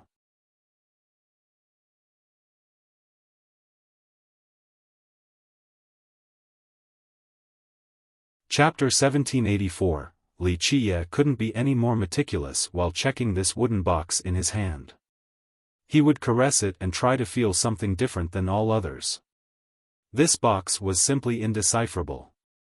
Its previous owner was a clan with many powerful characters throughout the year, but none managed to figure it out. In the end, the clan fell into ruins and had to sell the box. Li Qia wasn't too sure about the box, but he was aware of the legends. "Purewood Divine Emperor, I hope you're not just messing with the world this time." He tapped the box and said. In an ancient era, there were stories about how this emperor had left items to the world. Of course, few people who knew about this were still alive. This emperor was the most mysterious one in the history of the 13 continents. Some said that he was the first divine emperor. Others disagreed and said that there had been others before. It was just that no records were written down about them. One thing was certain, he was the oldest known emperor in the 10th world and the first to shoulder 12 wills. This was confirmed and clearly written down in the annals. This was a top-level Grand Emperor who had started a brilliant era. His origin was a mystery. No one knew which sect or what type of person the emperor was. His name has been shrouded in a fog as it trekked through the river of time. There was an even more ridiculous rumor stating that no one had ever seen the emperor before or knew his true appearance. Recently, people rarely brought him up, but they still believed that he was alive and staying at an unknown location. In spite of all the mysteries, Li Qia knew one thing: the emperor had one of the 9 grand heavenly scriptures, the Thought Scripture. However, he didn't hold on to the original copy and left it in the mundane world. Li Qia spent a considerable amount of time finding it to no avail. It wasn't until he saw the wooden box that he found some clues. He wasn't completely certain, only around 60 to 70%. This was the reason why he wanted the box so badly. He sat down and placed both palms on the box before reaching a Zen state, focusing his mind, spirit, and thoughts. He removed all primordial chaos energy because it was useless here. Only the Tao heart was effective right now. A while later, a buzzing noise resounded as his body glowed with a black light. Next, a gigantic pair of horns grew from his head as he became shrouded with an evil fog. When he opened his eyes, 2 crimson rays rushed out. A murderous temperament made the world tremble. Under his bloodthirsty brilliance, both gods and devils would feel their souls scattering about. In this split second, he became the eternal Dark Hand, the supreme butcher. He could massacre the 9 worlds and slaughter the 13 continents. He became the representative of evil, an everlasting devil king. All living beings were subjected to his cruel whims. If it wasn't for his spatial concealment, this frightening evil energy would have shocked everyone. Despite this wicked transformation, his Tao heart was still immovable. The evil energy eventually rescinded and he turned back to his original form. It didn't take long before another buzzing noise came about. A sacred light permeated from his body with the emergence of a golden lotus below him. The lotus carried him up in the air before a golden spring oozed out all around him. He looked like a saint bathing in this holy water. He was devoid of any imperfection at this second in this saintly form. The darkness couldn't touch him at all even as he experienced an eternity to become the savior of the world. Immortal hymns descended with flowers fluttering down. It looked like an immortal world was opening to welcome the ascension of this saintly being. This saintly transformation couldn't move his Tao heart either. The sacred lights disappeared and he eventually reverted back once more. Boom! Wuxia suddenly disappeared, for his new form was a vast expanse of chaos. From this, he became the 9 worlds and the 13 continents. He created the laws and Tao of the heaven and earth. He reigned above the 6 Tao and reincarnation cycles. He derived the yin and yang and decided the movements of the ages. He himself was the high heaven, the laws of the world, eternity itself, and everything in the 3,000 worlds. Nevertheless, this couldn't affect his Tao heart either. With each transformation and metamorphosis of his Tao heart, he maintained a single thought in this mind. This process was exceedingly difficult and could drown out anyone else but him. They weren't mere illusions, for they were the thoughts within his mind. It was a tangible experience, a test of the Tao heart. He was once a murderous devil and a saint in the past. He once murdered the myriad races but also saved the 9 worlds. If he couldn't maintain his will, not to mention opening the box, he wouldn't even be able to save himself. His desires would engulf him, the demon of his heart would triumph. This was the similarity between the thought scripture and the myriad thoughts pot. He assumed his initial form again. Despite all of his hang-ups, obsessions, and desires, he managed to persevere. He was still him, Wuxia. This allowed him to attain an eternal Tao heart with no equals, his greatest capital. Buzz. The thing changing this time wasn't him but the box within his hands. One page flipped over after another, starting from the top of the box with unbelievable speed. After a complete cycle, the wooden box was no longer there. In his hands was a book emitting a divine glow and countless images, the thought scripture. This heavenly scripture was finally within his grasp. The truth was that the wooden box was no box at all. Purewood Divine Emperor used his supreme will to change its external appearance in the past. Alas, future generations weren't aware of this and thought that the precious thing was the content of the box, potentially containing a unique item, treasure, or some peerless merit laws. No, the box itself was everything. There was no need to open it at all.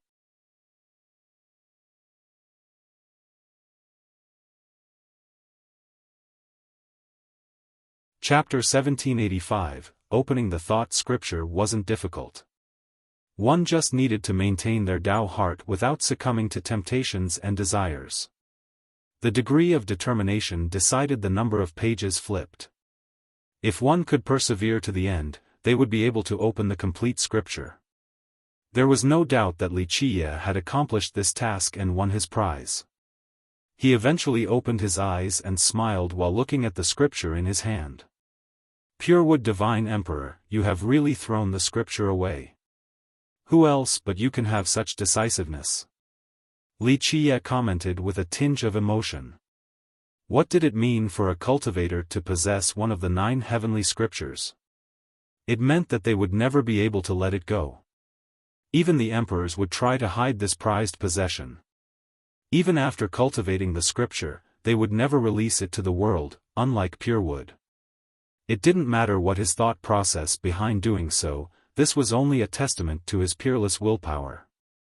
Wuxia took a deep breath and opened the scripture. He carefully read each word and praised the profound parts.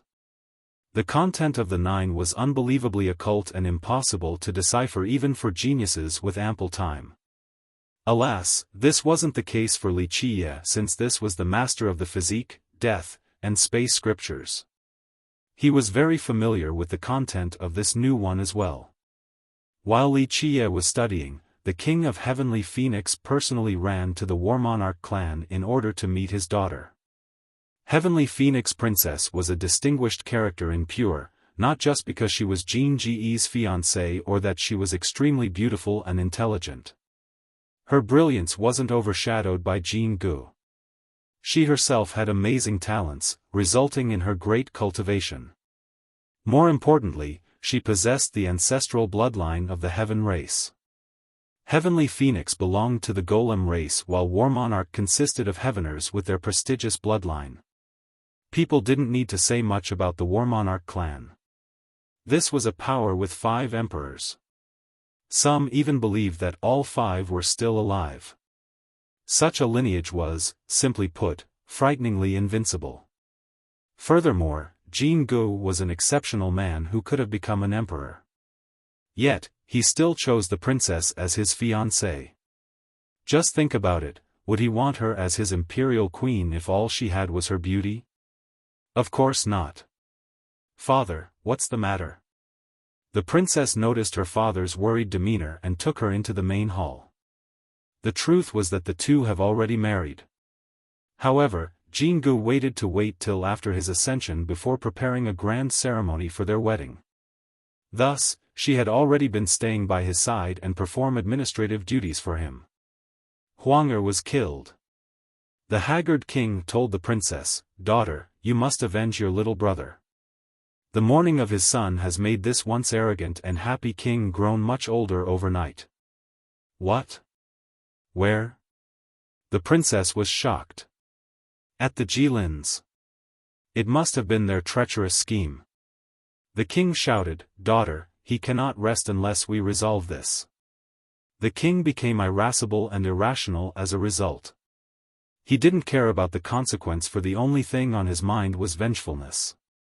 "Father, please calm down and explain everything." The exceptional princess was much more composed and said slowly. "Huang'er was killed in the Jilin stone workshop, it must have been a trap." The king described the death of the prince. The king only heard from others. Of course, the prince's followers naturally omitted his initial refusal to comply with the bet and didn't tell the king. But even if the king was aware of this, he wouldn't have emphasized it at all. In his mind, the crucial point was his dead son. Nothing his son did matter, for it was time for revenge. The princess grimaced after hearing the story. Being in her position, she had dealt with many problems and could see that this wasn't the whole picture. Our country has no feud with the Jilin clan. Even if there were minor conflicts, that's only between the young disciples, not to the level of an intersect conflict. The workshop is a business, there's no need for them to scheme against little brother. They might not have anything to do with this. The princess said after a quick rumination. Who else can it be? No one else would have dared to do anything in their territory without their permission. Plus, Heavenly Phoenix is notorious right now and the War Monarch clan is our backing, who would dare to provoke us but the Jilins? The king raised his voice. Who is this fiercest character? The princess asked with a serious tone. She had ample resources on top of being quite knowledgeable, but she had never heard of this title before, not even the tiniest impression. Only a mortal, you think a mortal would dare to kill my son? What a joke, it had to be the Jilins. The king was hellbent on this belief. To which the princess responded, not necessarily. A mortal that dares to kill little brother can't be that simple. He must have an earth-shattering background. I don't give a damn about his origin. Daughter, mobilize troops for Jilin right now, tell them to hand that little animal over. I will flay his flesh as punishment, and I want the Jilin to take responsibility for Huang'er's death. The king shouted again. Father, we can't do this recklessly.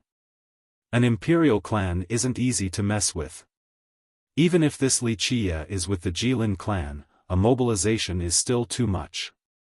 Not to mention that their immortal monarchs are still there, even if they aren't, just the ancestors there are tough to deal with already. The princess shook her head. The king asserted, Daughter, they can't be stronger than the war monarchs. You have 10 million troops who follow all your orders right now, just say the words and mobilize. The Jilins will certainly hand this Wuxia over. Dearest father, this is not the time to act with personal feelings. My troops are there for my husband's imperial conquest, not for personal feuds. Plus, he had lost one chance already and must be successful the second time around. I can't spare even a single troop for anything other than this important goal. Jin Gu could have become a grand emperor last time, but an army from arrogance ambushed him during the ascension process, resulting in his failure. Now, he only had 2 more chances of shouldering the heavens' wills. Even if he did his best, he could only have 8 heavens' wills, quite a gap from his true ambition. Thus, he must be prudent this time around and guaranteed success. Daughter, virtuous son-in-law will definitely become a grand emperor. The king didn't disagree. All of the imperial sects have agreed to protect him this time around, including some emperors. Who would dare to ambush him again? We can't be so sure of words. Grand emperors and immortal monarchs won't come out so easily because the heavenly execution is always looming above. Unless there was no other way, they wouldn't come out to protect future descendants. Husband toiled just to persuade some of these emperors, but I still don't think they will appear until the worst possible moment. That's why we still need an army for the second ascension. The princess slowly explained. But your little brother's death can't end like this. The king unhappily stated. Dearest father, I will carefully investigate his death. Please don't blindly rush in. The princess beseeched. Humph. How long is an investigation going to take? 10 years or 100 years? The dissatisfied king waved his sleeve dismissively and left. The princess gently sighed while watching her father walk away. It wasn't like she didn't want to avenge her little brother. In fact, the two of them were very close, but as the future imperial queen, she couldn't act on personal feelings and must always keep the overall picture in sight. Otherwise, the War Monarch clan wouldn't have given her military power.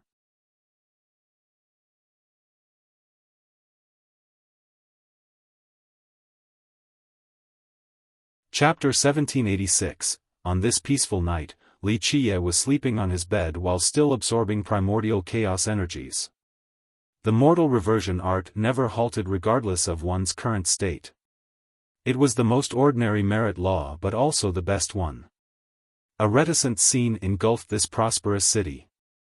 After a while, Wuxia suddenly opened his eyes and came out of the door. At this moment, there were 4 men waiting with a palanquin placed in front of the entrance. They seemed like specters that came without notice. No one detected them, for they were one with the night. The 2 in front lowered the palanquin and waited. None talked from start to finish. Wuxia calmly got up on the palanquin and sat down. One of the men lowered the curtain before raising the palanquin. The 4 carried it to the sky before disappearing altogether. No one noticed them at all.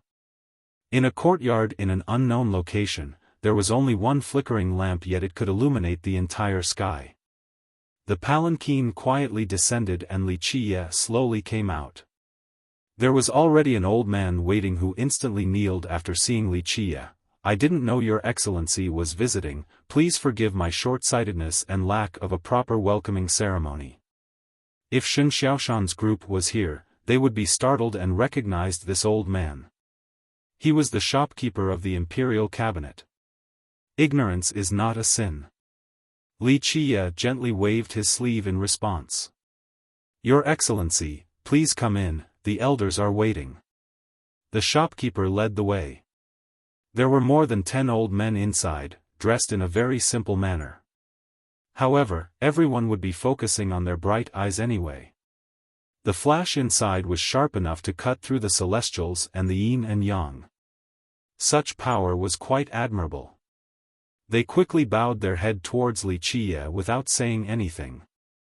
"Your Excellency, the elders here are the current messengers for the different branches."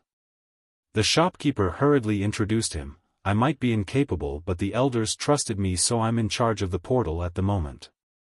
It's good that we can continue the tradition."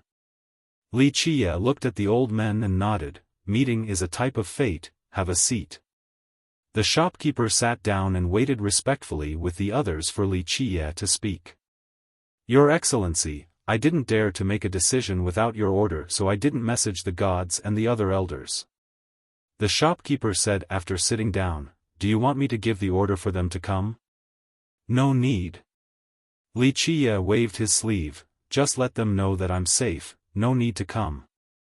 They will know when I need them." The shopkeeper replied, "Your Excellency, we'll send the message." Back during the opening from the 9 worlds to the 10th, the 13 continents were closed off and all visions blocked. "We didn't know you were coming so the emperors couldn't come to help, letting World Emperor stole the initiative."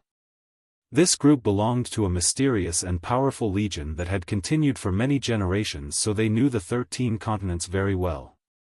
A junior like you can't grasp the intricacies within. It's fine that there was no reinforcement because I had made arrangements with the emperors already. If they were going to help, they would have done it long ago. World Emperor couldn't have sealed everything forever. Li Qiye said. The elders here were surprised to hear this, but it wasn't too strange. Only characters of the imperial level were privy to these secret plans. It didn't matter how powerful they were, juniors like them could only run errands at this particular scale. "Do you want to meet the emperors?" the shopkeeper asked. "Not right now." Li Qiye turned it down. "Just let the high gods tell the emperors that I'm fine. We'll arrange it right away for the emperors." The shopkeeper answered. Juniors like the elders here wouldn't eligible to meet the emperors. Only high gods had this privilege. Li Qiye pondered for a moment before asking, "I heard the 6th expedition was started by immortal Emperor Qizhan. How many emperors participated?" "There were many this time." The shopkeeper put on a dignified expression as he answered, "It was the highest respect of juniors toward the emperors and sages." Ordinary experts didn't understand the significance of the final expedition but they did. He continued on, "This ultimate expedition is also called the Empress Campaign or Empress Expedition. I heard there were around 20 or 30 female emperors participating with Immortal Emperor Xiao Shui being the first to show her support. Immortal Emperor Wu Go, Immortal Emperor Bai Lian, Immortal Emperor Qing He, Immortal Emperor Dao Huai, Immortal Emperor Bingyu, Immortal Emperor Qianli, and the others joined after." The shopkeeper told Li Qiye all the emperors he knew that have embarked. This expedition wasn't limited to the 100 races or only emperors from the 9 worlds. Even grand emperors and immortal monarchs from the 3 races joined as well. If there was something in the 13 continents that could temporarily halt the racial conflict and made everyone work together, it would be the ultimate expedition.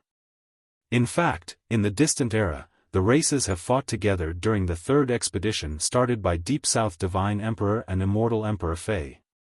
They left their racial feud behind and fought to the death together on the battlefield at the final battle. They're amazing women. Li Qiye gently sighed after hearing the list. Zhen has long informed him early of her preparation and plan. She finally embarked and the moment was right with only empresses participating. It was also to show the world that women were just as capable as men. These expeditions have never stopped since the olden times. Origin Grand Emperor, Deep South Divine Emperor, Immortal Emperor Fei, Immortal Emperor Gu Chun, and Immortal Emperor Min Ren and so on. These emperors continued to start the expeditions. Many emperors answered their call each time. It can be said that nothing else in this world could involve so many emperors. However, the majority of expeditions consisted of male emperors. Very few female emperors joined the fray until the sixth expedition that was all female, sending quite a powerful message. The ultimate expedition was a serious topic because people went and never returned. The path was paved with bones. It didn't matter how powerful and brilliant one might be, there was a chance of falling down along the way. Did Empress Hong Tian participate? Li Qia eventually broke the silence. The shopkeeper thought carefully before answering, I'm not sure about this, only the emperors would know. Rumor has it that she was involved but juniors like us can't know for sure. We can't calculate that level of divination. Are there any news about her? He inquired again. We don't have anything for now. The Empress has always been elusive, we can't predict or find her. The shopkeeper replied. Li Qia nodded and stared wistfully outside for a bit. After a long while, he commented with a forlorn expression, how many can actually survive the expedition?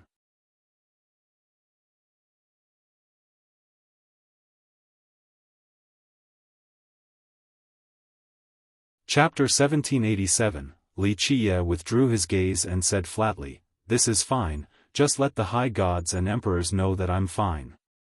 The shopkeeper said, Your Excellency, do you need our protection? If you want to find anything, just let us know and we shall find it for you. You only need to worry about reaching your peak state, leave mundane matters to us. It was really too easy for Li Qia to reach the top at this moment and shoulder the heavens' wills. Some emperors would personally become his Tao protectors. No. Li Qia shook his head, you can't get what I need. The Grand Tao can't be obtained so easily, each experience would yield a different result and understanding. I need to personally walk on my journey instead of relying on others. No one can avoid the toil of cultivation. Otherwise, their culmination would only be a pavilion in the air or sand castles, at risk of collapsing at any moment. Thank you for your guidance, Your Excellency. My thinking was too simple. The shopkeeper respectfully said, having benefited from the advice. Certain things are inevitable, no exception.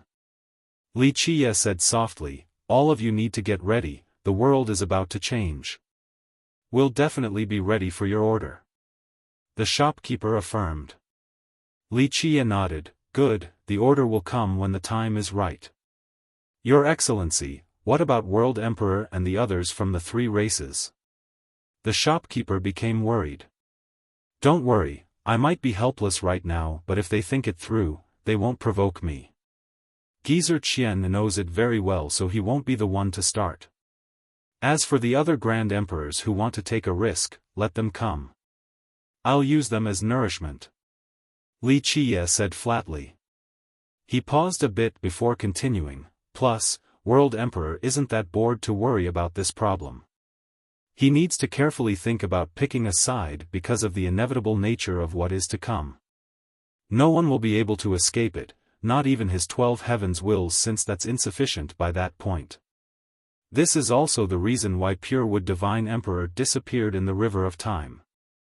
World Emperor understands this but whether he can let go or not is a different story. A lot of rumination will be necessary for the future. Even if World Emperor can let go, the other emperors from the three races might not be willing to let go of past feuds. The shopkeeper wondered. He was referring to Emperor Hunt. It started with the Dark Crow and certain immortal emperors seizing the initiative and killed several grand emperors. When World Emperor realized that they needed a coalition of their own, Li Qia's group had already solidified his foothold. If it wasn't for the great number of Grand Emperors and High Gods from the three races participating in the world, it wouldn't have ended with just a three-point covenant. Because of the ambush, a few Grand Emperors still couldn't let go of this feud. In the past, they were the hunters and had all the advantages, but after Emperor Hunt, several emperors were killed in a short time and they became the preys. That brief period was the darkest time of the three races. This darkness could even compare to when the ancient Ming used to be in the 13 continents. The lineages and cultivators of the three races had to live in vigilance and fear. Just think about it, they have always considered themselves to be the rulers of the 13 continents. In their eyes, the 100 races were mere insects. Emperor Hunt affected the fundamental status of the three races in this world. It wasn't until World Emperor led the others that they managed to get an even footing against the Dark Crow. This has left a shadow in their mind, especially the emperors who had actually participated. From then on, they always had a prejudice against the 100 races and the Dark Crow. In their mind, until the Dark Crow is destroyed, he would eventually take down their three races. Thus, they refused to work together with the Dark Crow. Even someone as visionary as World Emperor shared this feeling and tried time and time again to kill him. Let them be. If World Emperor and the others dare to stand in my path, I will not show mercy and flatten them. Li Qia's eyes turned cold. The shopkeeper quietly nodded. The group here wasn't surprised to hear such a bold statement before. This wasn't the first spar between the Dark Crow and the gods and emperors. If anyone in this world was capable of crushing these beings, it would be the Dark Crow. After a while, the shopkeeper said, "Are you coming to Jilin City specifically for the clan?" He had heard about the relationship between the Dark Crow and Nightfall Immortal Monarch before. Since His Excellency was here, the old man also wanted to accompany him to the Jilin clan. "I will." Li Qia confirmed, "They have something there that you might have heard of." The shopkeeper carefully thought about it before answering. This was a while ago, 2 or 3 generations. I wasn't born yet during that period, but according to the records, the Jilin clan indeed obtained something a while after an ultimate expedition. However, they were very secretive about it, so people have only caught winds recently. We don't know what it is at all. He smiled wryly. It's hard for outsiders to figure it out since it happened too long ago and the Jilins are very strict about this information containment. Looks like I have to personally see it in order to get an answer. Li Qia said. He had speculations about the item, but a personal trip was still necessary. Would you like us to go with you? The shopkeeper asked. No need for now, since I want to go to the Mad God Ominous Ground before visiting the Jilin. Li Qia revealed. Mad God? The shopkeeper was finally surprised. That place is a death zone now, there's nothing there outside of barren lands. There hasn't been any changes in that place? Li Qia smiled. Well, Your Excellency, we haven't been paying attention since that sinister place had been deserted long ago. The shopkeeper said. That's fine, not a big deal. It is only a little matter. Just help me get a portal ready. Li Qia gently waved his sleeve. Affirmative. The shopkeeper sent the order. Finally, Li Qia said goodbye with the elders. The 4 men outside carried the palanquin back with him on it. From start to finish, these spectre-like men didn't alarm anyone else. After the night meeting, at the depth of an abyss outside of the Jilin clan, there was a sudden explosion. A bright ray of light erupted from the depth and crossed through the night sky like beautiful fireworks before disappearing right away. A few experts took note of this, but the big shots paid much more attention. This ominous ground was called Mad God because an ancient god had fallen here. According to the rumors, a war between an emperor and this ancient god raged on, and afterward, this vast land fell into darkness without any sign of life. Nothing wanted to stay in such a place. This remained the case for many generations until the present with this ray of light. There's nothing in Mad God, how can a ray be crossing through there? Some cultivators who saw it with their own eyes became curious. Maybe an immortal artifact is emerging? That's the grave of an ancient god, an ancient god. That's a being on the same level as a peak emperor. Older characters were much more excited.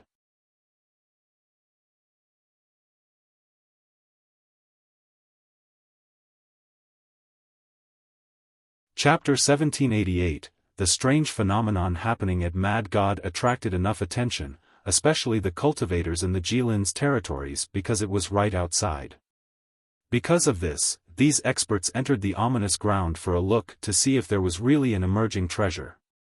On the second day, Wuxia brought Xiaofan's group with him through a portal to reach Mad God. Even though it was located outside of Jilin's border, the distance was still far removed from the city. One needed to use a portal to get there. Everyone felt a creepy chill while staring at the ominous ground in the distance. It was a dark and silent expanse. There was no light that could infiltrate this place. People felt that this was the end of the world of the living. By crossing this place, one would reach the underworld. Because of this, the more cowardly wouldn't dare to take half a step forward. What the hell is this place? He-Chin trembled with fear and felt that this world of darkness was the agape mouth of a prehistoric creature. Any intruder would never be able to come out. Legend has it that this place is cursed, any intruder will be cursed as well. Taishu Wang's expression became serious. He had heard of this place before, but this was his first visit in person. In his eyes, someone of his cultivation entering this place was simply suicidal. Wuxia smiled at the darkness before entering. The group was stunned but still decided to follow him. They were certain that he wouldn't do anything to risk losing their lives. He-Chin was still worried as before, are we cursed now too by entering? No such thing. Wuxia shook his head, this is indeed a dead and dangerous place but there's no curse here. It is only a murderous and vengeful intent. Time to widen your horizon by taking a look at this place, nothing will happen here but if you delve even deeper, an imperial bloodthirst and a vengeful energy of an ancient god will be there. Having said that, he continued forward. He-Chin was still afraid but decided to follow Wuxia anyway. The group was truly shocked after taking a better look. This wasn't just a dark expanse, it resembled a destroyed world. The earth crumbled and the myriad laws were annihilated here. When one looked up at the sky, they would see the broken celestials. Even if there was a large star intact, it was already dead without any light. Even the sun and moon weren't spared from this fate. The galaxy itself has lost its power, seemingly devoured by a certain thing a long time ago. Stars were drooping down or being dragged by certain celestial rivers up above. Even the ground had countless cracks resembling trenches. Full landmasses were severed and even started floating in the sky. All the powers and life forces here were devoured as well. There was nothing left in this place but an empty husk made of darkness and silence. What happened here? The group took a deep breath after seeing this. One thing was certain while looking at the place, this was a man-made disaster. Someone here was monstrous enough and capable of devouring the heaven and the earth. Legend has it that a great battle to the death had taken place here between an immortal emperor and an ancient god. Taishu Wang calmed down and murmured. Wuxia shook his head and smiled, battle to the death, huh? No, an immortal emperor killed a high god here with a single arrow. Xiaofan was shocked to hear this revelation, just one arrow? This mad god still had a way to go before reaching the ancient realm back then, he was only a peak high god at best. Wuxia nodded, that's why he was slain so quickly. But I heard mad god had 12 totems. Taishu Wang quietly interjected.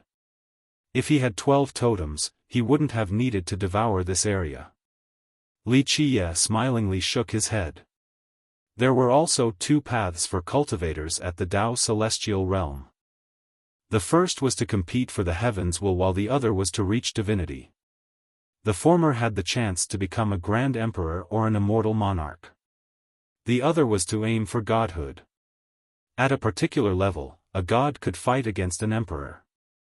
An emperor shouldered the heavens while a god fused their palaces with the grand Tao to create totems. This meant that a god with one palace could create one totem after creating a grand Tao. Of course, this process was quite difficult and required an immense amount of chaos energy. There was also a limit for gods. Their apex was 12 totems with the title of ancient god. Those who couldn't reach this level were called high gods. Rumor has it that an ancient god could contend against a top emperor. This path didn't come out of thin air. Its progenitor was the inconcealable ancient god. His title meant that below the high heaven, no one could ever blot out his brilliance. He was indeed worthy of this title. Not only was he the creator of the divinity path, he was also the first to have 12 totems in the 10th world. Devouring this place? Taishu Weng shuddered. Mad God was the culprit? That's right. Li Qia nodded. This place used to be magnificent with incredible sceneries. There was a powerful country here as well. However, Mad God truly wanted the 12th totem to become an ancient god. This required a large amount of chaos and primordial energies, so he took a shortcut. He was a genius indeed, but he demanded instant gratification and success. In the end, immortal Emperor Dai Jian killed him. Unfortunately, the emperor also invoked the heavenly execution afterward. Mad God had another title, Mad Devil. He was a heavener, blessed with amazing talents and a penchant for impetuous cruelty. His cultivation soared at an impeccable speed until he became an 11 totems high god. However, his ambition didn't end there. He wanted to become an ancient god since he believed this was the ultimate prestige of the divinity path. Alas, he encountered a bottleneck and his origin energies were far from being enough for him to fuse his fate palaces and the grand Tao. In the end, he invented a shortcut allowing him to devour the world. Thus, he chose a prosperous country without an emperor and devoured everything here without exception. This action enraged immortal Emperor Dai Jian, who came from the 9 worlds. The emperor was billions of miles away and aimed at Mad God with his invincible arrow. This arrow soared through the vast distance and pinned the Mad God till death on the ground. This emperor had always kept a low profile after ascending. He focused on cultivating to reach the apex. After coming to the 10th world, he picked up the way of archery again. Remember that his archery was matchless in the 9 worlds, but he abandoned it for some unknown reasons and became an emperor with a different Tao.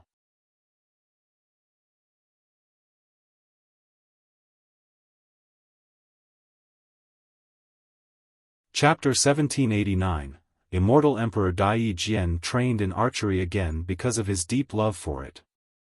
This was his true pursuit, but different reasons forced him to abandon it back in the 9 worlds.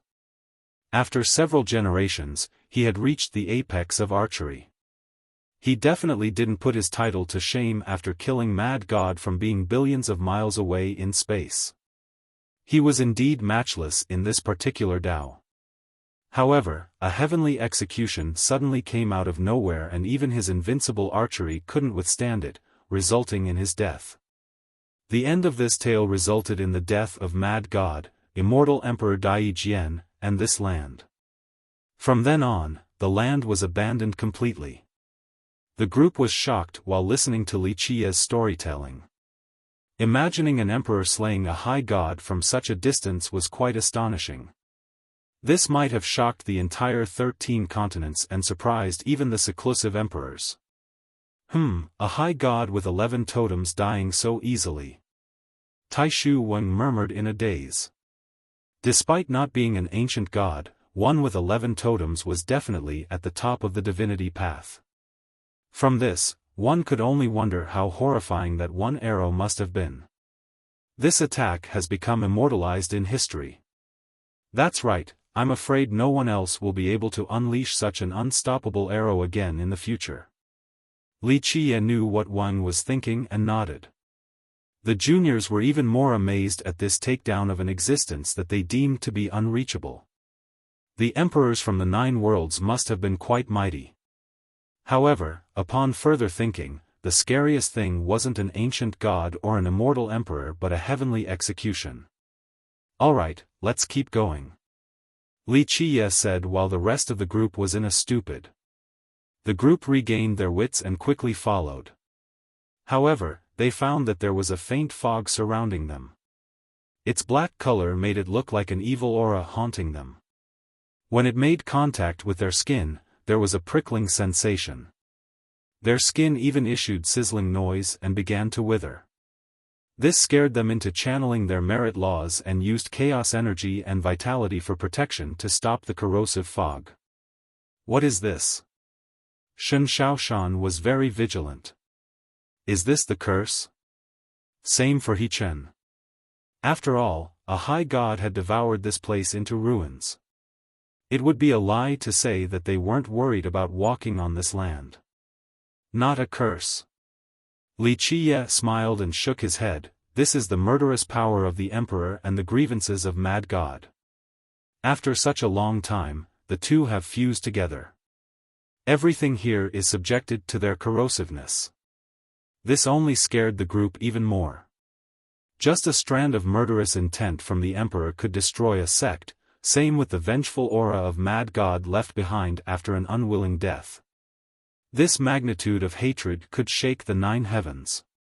Don't worry, this is the frontier and after millions of years, the power of this black fog is much weaker now. It won't affect any of you too much, unless you were to delve in deeper. Li Qie chuckled and said. The group heaved a sigh of relief. Even though they were all cultivators and Taishu Wang was a Dao monarch, this mortal named Li Qie had a high status in their mind. There was nothing he didn't know and nothing he couldn't do. It looked as if the black fog here affected him even less than the group as they traveled into the zone. Despite possessing a mortal body right now, Li Qie was still an immortal emperor with 4 grand completion immortal physiques. Thus, his recreated body was still stronger than the other 3. Li Qie looked around quite a bit in all directions and would occasionally stop to pick up some soil. He still carefully smelled and sensed the earthiness of this dead land. Sir, what are you surveying? Taishu Wang understood that Li Qie didn't come all this way just to take a look or to broaden their horizon. This land was stained with the blood of Mad God. If you want to know its current state, you need to smell the mud. Li Qie chuckled. He Chen indeed listened and picked up a piece of dirt for a smell, but there was no stench of blood.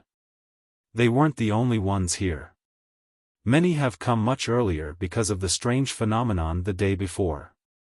Everyone knew that a high god was killed here, so this place must not be simple. This was more than just speculation because after his death, no one has ever spotted his corpse.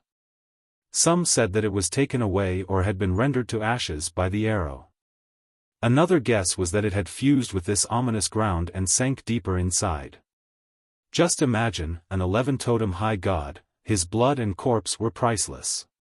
This was even before taking his treasures into account. Because of this, people came later on hoping to find something, but they all returned empty-handed. This was the reason why the bright light attracted so many experts. Among the droves, there was one particular youth that garnered many stares. Outside of his own powerful vitality, his followers were all experts. He had a divine aura to him, especially when he purposely released his energy. It sounded like the hymn of the gods. Li Tianhao. Someone who recognized him shouted. The youth glared over with a sharp and terrifying gaze, causing this cultivator to immediately tremble and lower his head. The crowd finally heaved a sigh of relief after this group left. Are you tired of living, calling out his real name? That's the grandson of a high god, way too arrogant. Using his real name is too disrespectful. Provoke him and he'll give the order for the experts from the Southern Sun clan to chop off your head immediately. A friend told him. Li Tianhao was the young lord of the Southern Sun, one of the strongest clans under the Jilin. They had a very influential high god in the past. He was this high god's grandson. Because of this existence, the clan played a very important role in this region. Even the Jilin held this clan in high regard. Phew, my head is still here. The cultivator who called Li Tianhao by his real name felt sweats running down his back. Li Tianhao and his experts came to test their luck, hoping to find treasures in this ominous ground. The group only got here but they bumped into Li Qia's group. Of course, Li Tianhao and Li Qia didn't know each other. "It's you." However, one of his followers immediately shouted after seeing Li Qia with an unfriendly expression. It was none other than Wang Xiaotian, the crown prince of West Bank. "Brat, we meet again, the road is indeed narrow for enemies." The crown prince's face twisted with anger while his eyes flashed with rage.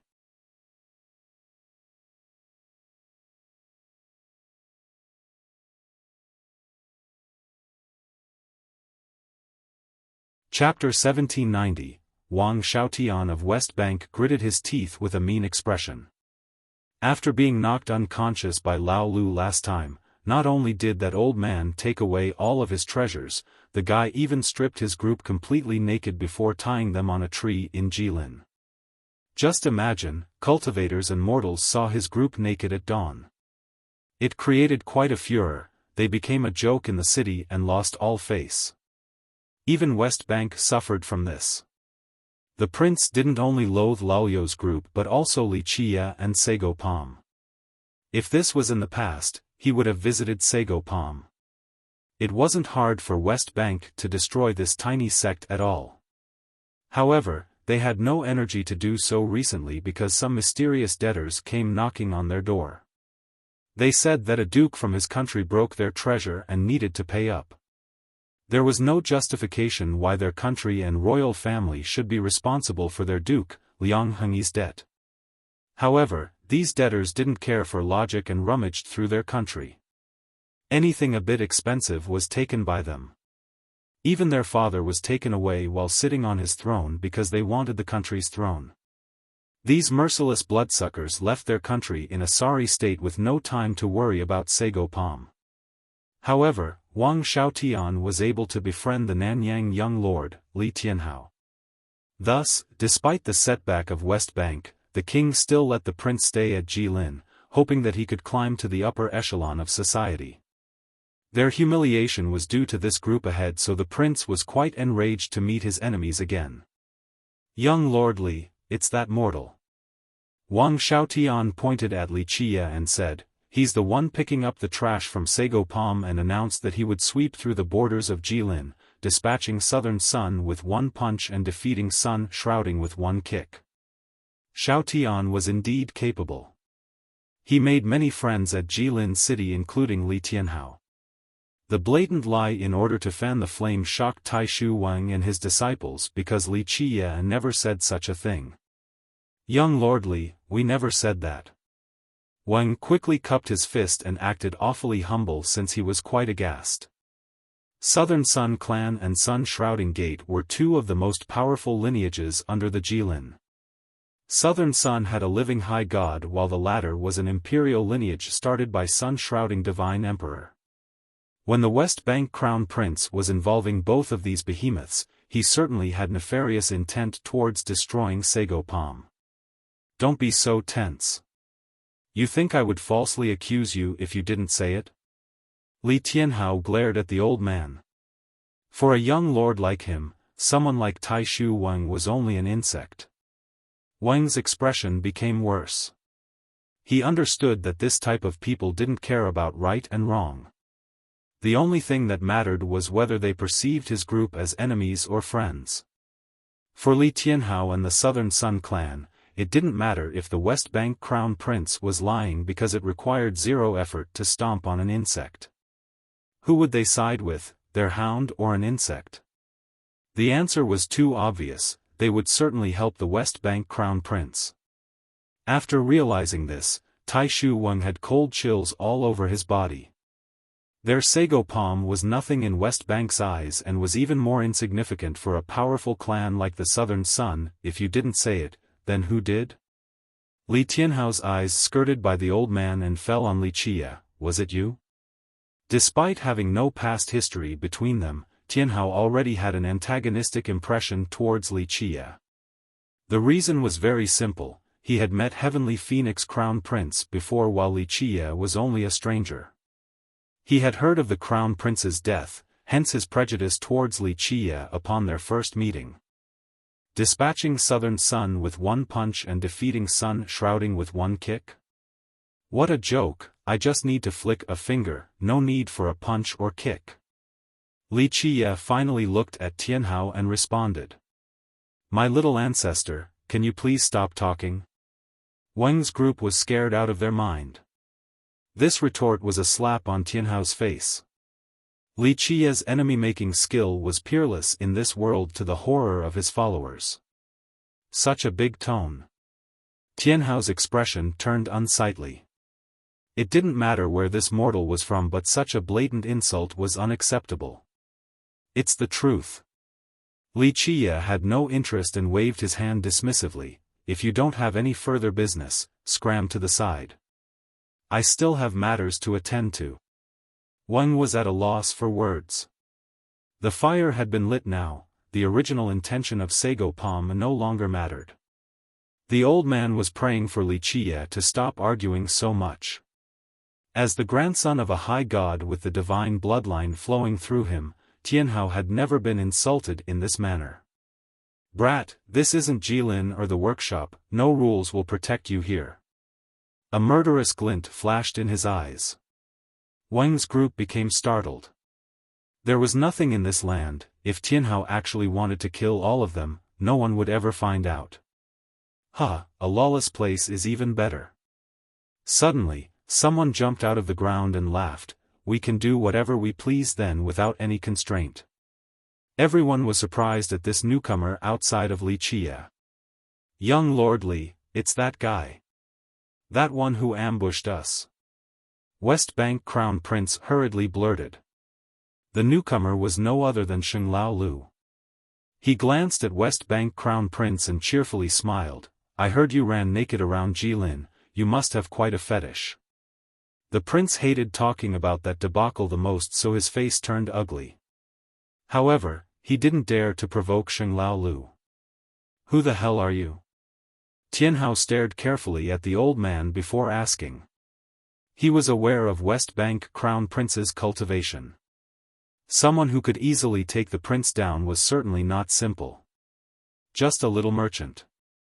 Lao Lu said, I'm here working for this gentleman because he is very rich. He slightly tugged on Li Qia's sleeve and looked like a greedy sycophant. You better not interfere with Jilin's internal matters. They do not allow anyone to cause trouble, same with my Southern Sun clan. Tianhao uttered coldly. Despite certain apprehension against this unknown and powerful foe, he wasn't completely afraid due to his clan. He was very confident because his grandfather was a high god. Gotta work when paid. If you are unhappy, then speak with your money. Lao Lu greedily replied. After seeing that the old man wasn't afraid of his threat at all, Tianhao glared at the group before imposingly stated, anyone who dares to cause trouble during the Jilin's assembly will die a miserable death. With that, he flicked his sleeve and left.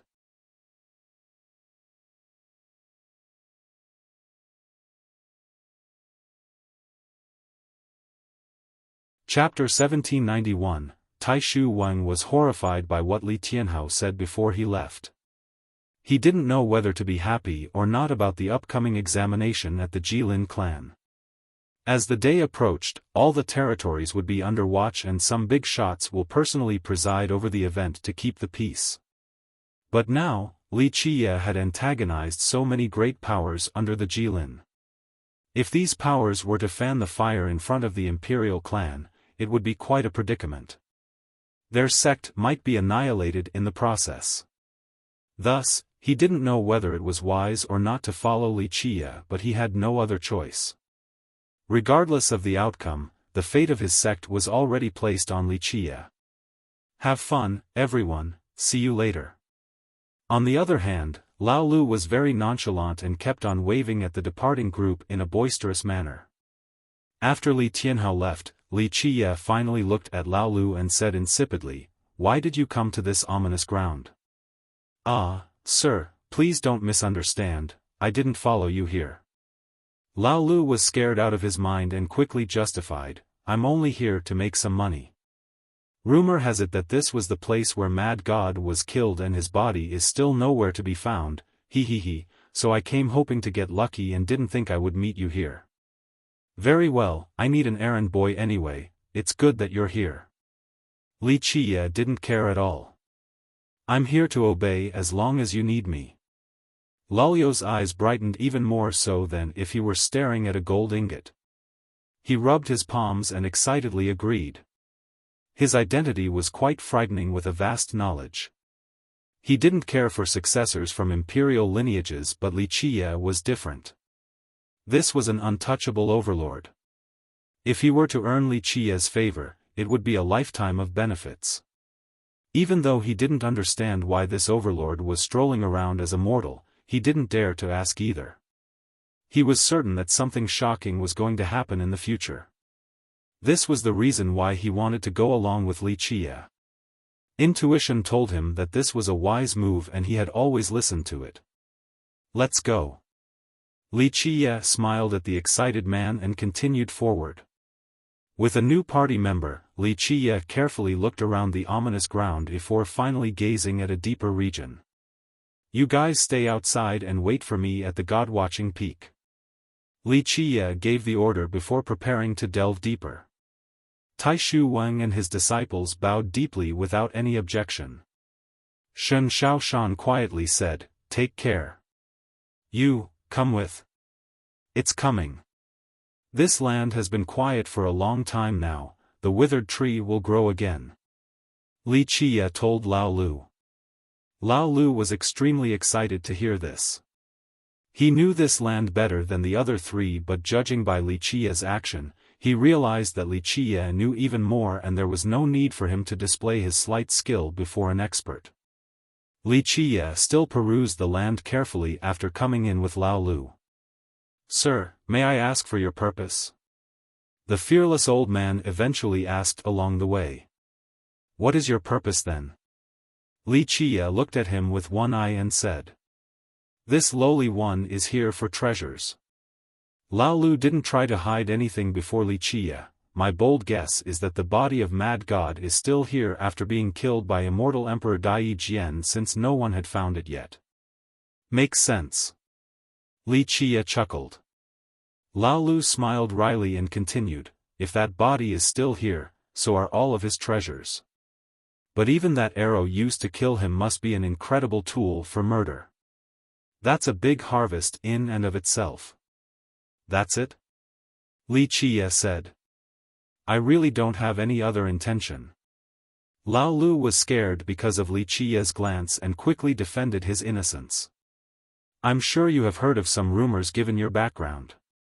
Li Qiye smiled and shook his head. Lao Lu was caught off guard and asked, "Sir, are these rumors real?" "I don't really believe in them." "Real or fake, who is to say?" Li Qiye said flatly.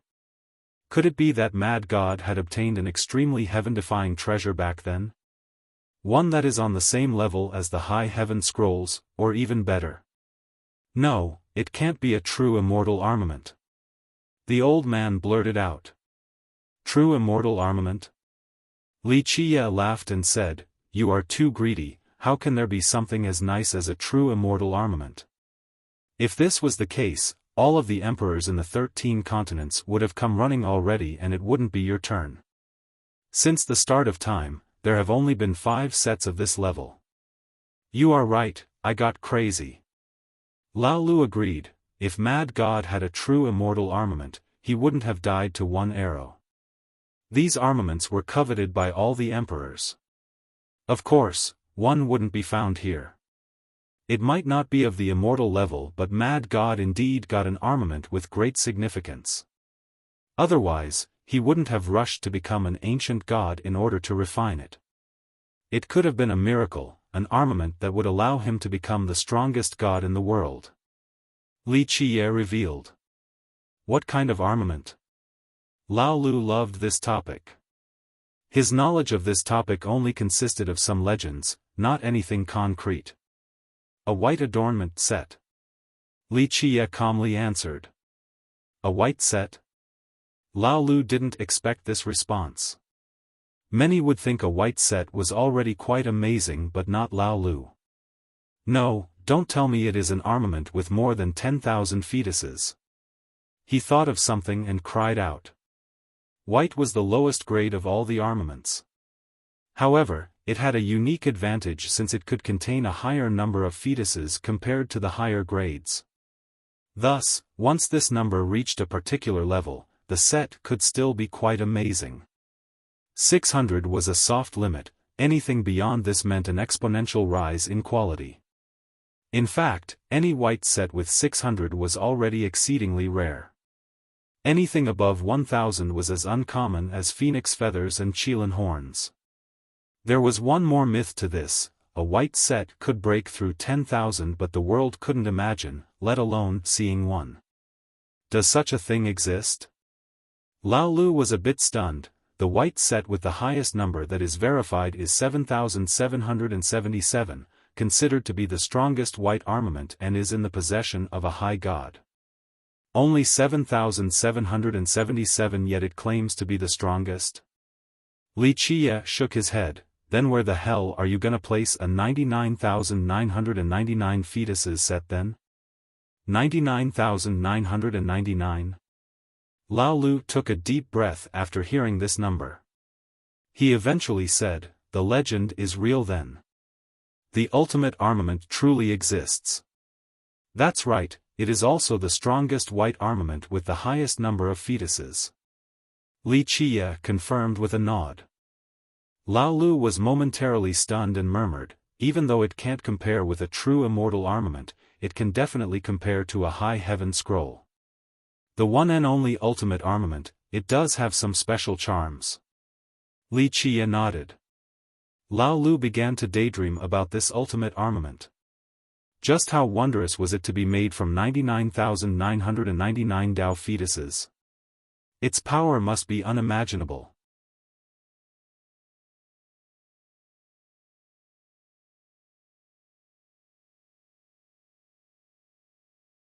Chapter 1792. It took a long time before Lao Lu regained his wits. His eyes widened in astonishment. I still can't believe that this ultimate armament exists. Though he had heard of the ultimate armament before, they were only unreliable rumors, baseless, even. Because of this, he remained skeptical about its existence. Who has it right now? Is the legend true again?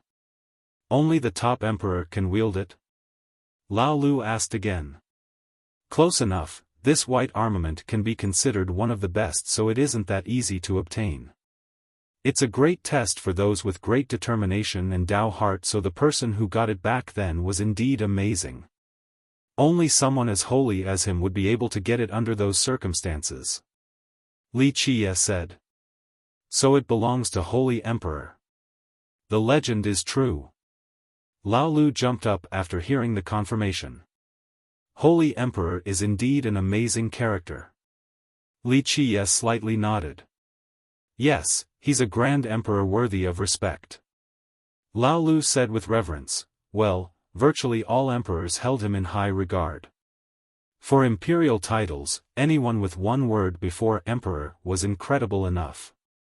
However, the word holy as the prefix was completely unique. Thus, there was only one holy emperor in the 13 continents. He was the only one worthy of this title. This was a fact acknowledged by many emperors. It wasn't due to his strength or how many heaven's wills he had.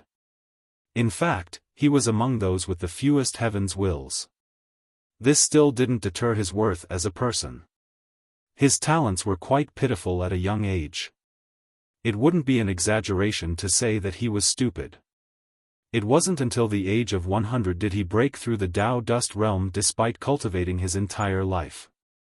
Yes, one could already envision this emperor's aptitude from this speed alone. Remember that Tao dust was the lowest realm in the 13 continents. Geniuses only needed 2 or 3 days to break through. Even those with inferior talents only required 1 or 2 years. The dumbest of mortals would only need 2 or 3 decades to do it. Alas, Holy Emperor actually came from a great power yet still needed 100 years. This was completely preposterous. His seniors lost all hope in him and thought that he was a rotten piece of wood that couldn't be carved. Nevertheless, he persevered one step at a time. If requiring 100 years to get through Tao dust was one miracle, his other miracle was also unbreakable even for his peers. It was him only opening 3 fate palaces throughout his life, the lowest number of all emperors. All cultivators understood one logic: the more palaces, the more powerful. 1 palace could shoulder 1 heavens will, so 12 was the limit for emperors. Of course, not all emperors had 12 palaces. This wasn't a requirement to become an emperor since many with less eventually ascended to the throne. However, the majority had 6 or more, with some having 9 or 10. Holy Emperor was the only one across the ages with only 3 palaces. Each palace opening was very arduous for this emperor. Ultimately, this was another angle showing that he wasn't suitable for cultivation at all. This opinion was shared among his seniors and masters. A few of them kindly tried to persuade him against cultivating. It was better to spend his life as a rich mortal. Alas, his lack of talents didn't stop him from yearning the grand Tao. After the long years of struggle, he eventually became a peerless emperor at the apex of the Tao. The reason why his peers respected him so much was due to his Tao heart and love for the Tao. This alone was enough. In the history of the 13 continents, some emperors managed to obtain 12 heavens' wills, but none of them could make their peers earnestly refer to them as a saint. Even Deep South Divine Emperor and World Emperor used the title saint when talking about Holy Emperor. Lao Lu curiously asked, with this newfound knowledge, how strong did Holy Emperor become with this ultimate armament? Where does he rank among the emperors? His possession of this artifact certainly boosted his battle potential in spite of having only 3 wills. Li Qia shook his head. You're mistaken about something. This ultimate armament isn't the reason why Holy Emperor is powerful. The best aspect about him is his unswerving Tao heart. He pointed at his heart and continued, his existence tells the world that a firm Tao heart is more important than anything else on the arduous path towards the Tao. Even a determined fool could eventually become an emperor. If Lao Lu were to hear this from someone else, he would let out a snort of derision. However, the speaker was Li Qia, and Holy Emperor was a prime example as well. It made him contemplate further into the issue. Li Qia didn't wait and continued on. Lao Lu eventually gave chase and laughed. Sir, then does the unique armament that the mad god had compared to Holy Emperor's ultimate armament? What, you want it now? Li Qia glanced at Lao Lu and nonchalantly asked. Lao Lu waved his hands to deny it. No, no. This lowly one would never dare to compete for a treasure that you want. If you want the treasures here, they are all yours. If anyone dares to say otherwise, I'll be the first to take care of them. Li Qia shook his head and smiled. Even if you wanted to try for it, you can't outcompete me anyway. Of course, the myriad realms trembled the moment you take action, sir. I am only a firefly, how can I compete against the bright sun? Lao Lu instantly responded. This wasn't mere flattery, because who would dare to compete against an overlord like Li Qia? Perhaps if the emperors were to come out. However, these beings wouldn't do so unless it was an earth-shattering matter. Because of this, Lao Lu believed whoever wanted to compete with Li Qia was simply courting death. Li Qia chuckled and said, Mad God indeed got quite lucky and found a rare Tao material. He cut it open to find a white armament with 88,888 Tao fetuses. 88,888 fetuses. Lao Lu gasped and was truly shaken at the existence of this armament in this place. If this news were to spread, it would definitely alert the entire 13 continents. Many cultivators would become crazy. High gods wouldn't sit still and some emperors might even join in. Another ultimate armament. Lao Lu had seen many treasures in his life but never an ultimate armament of this level. There's still a big gap compared to Holy Emperor set. After all, it is still a difference of 11,111 fetuses. This disparity might not matter before the imperial level but it is greatly amplified afterward. Li Qiye explained.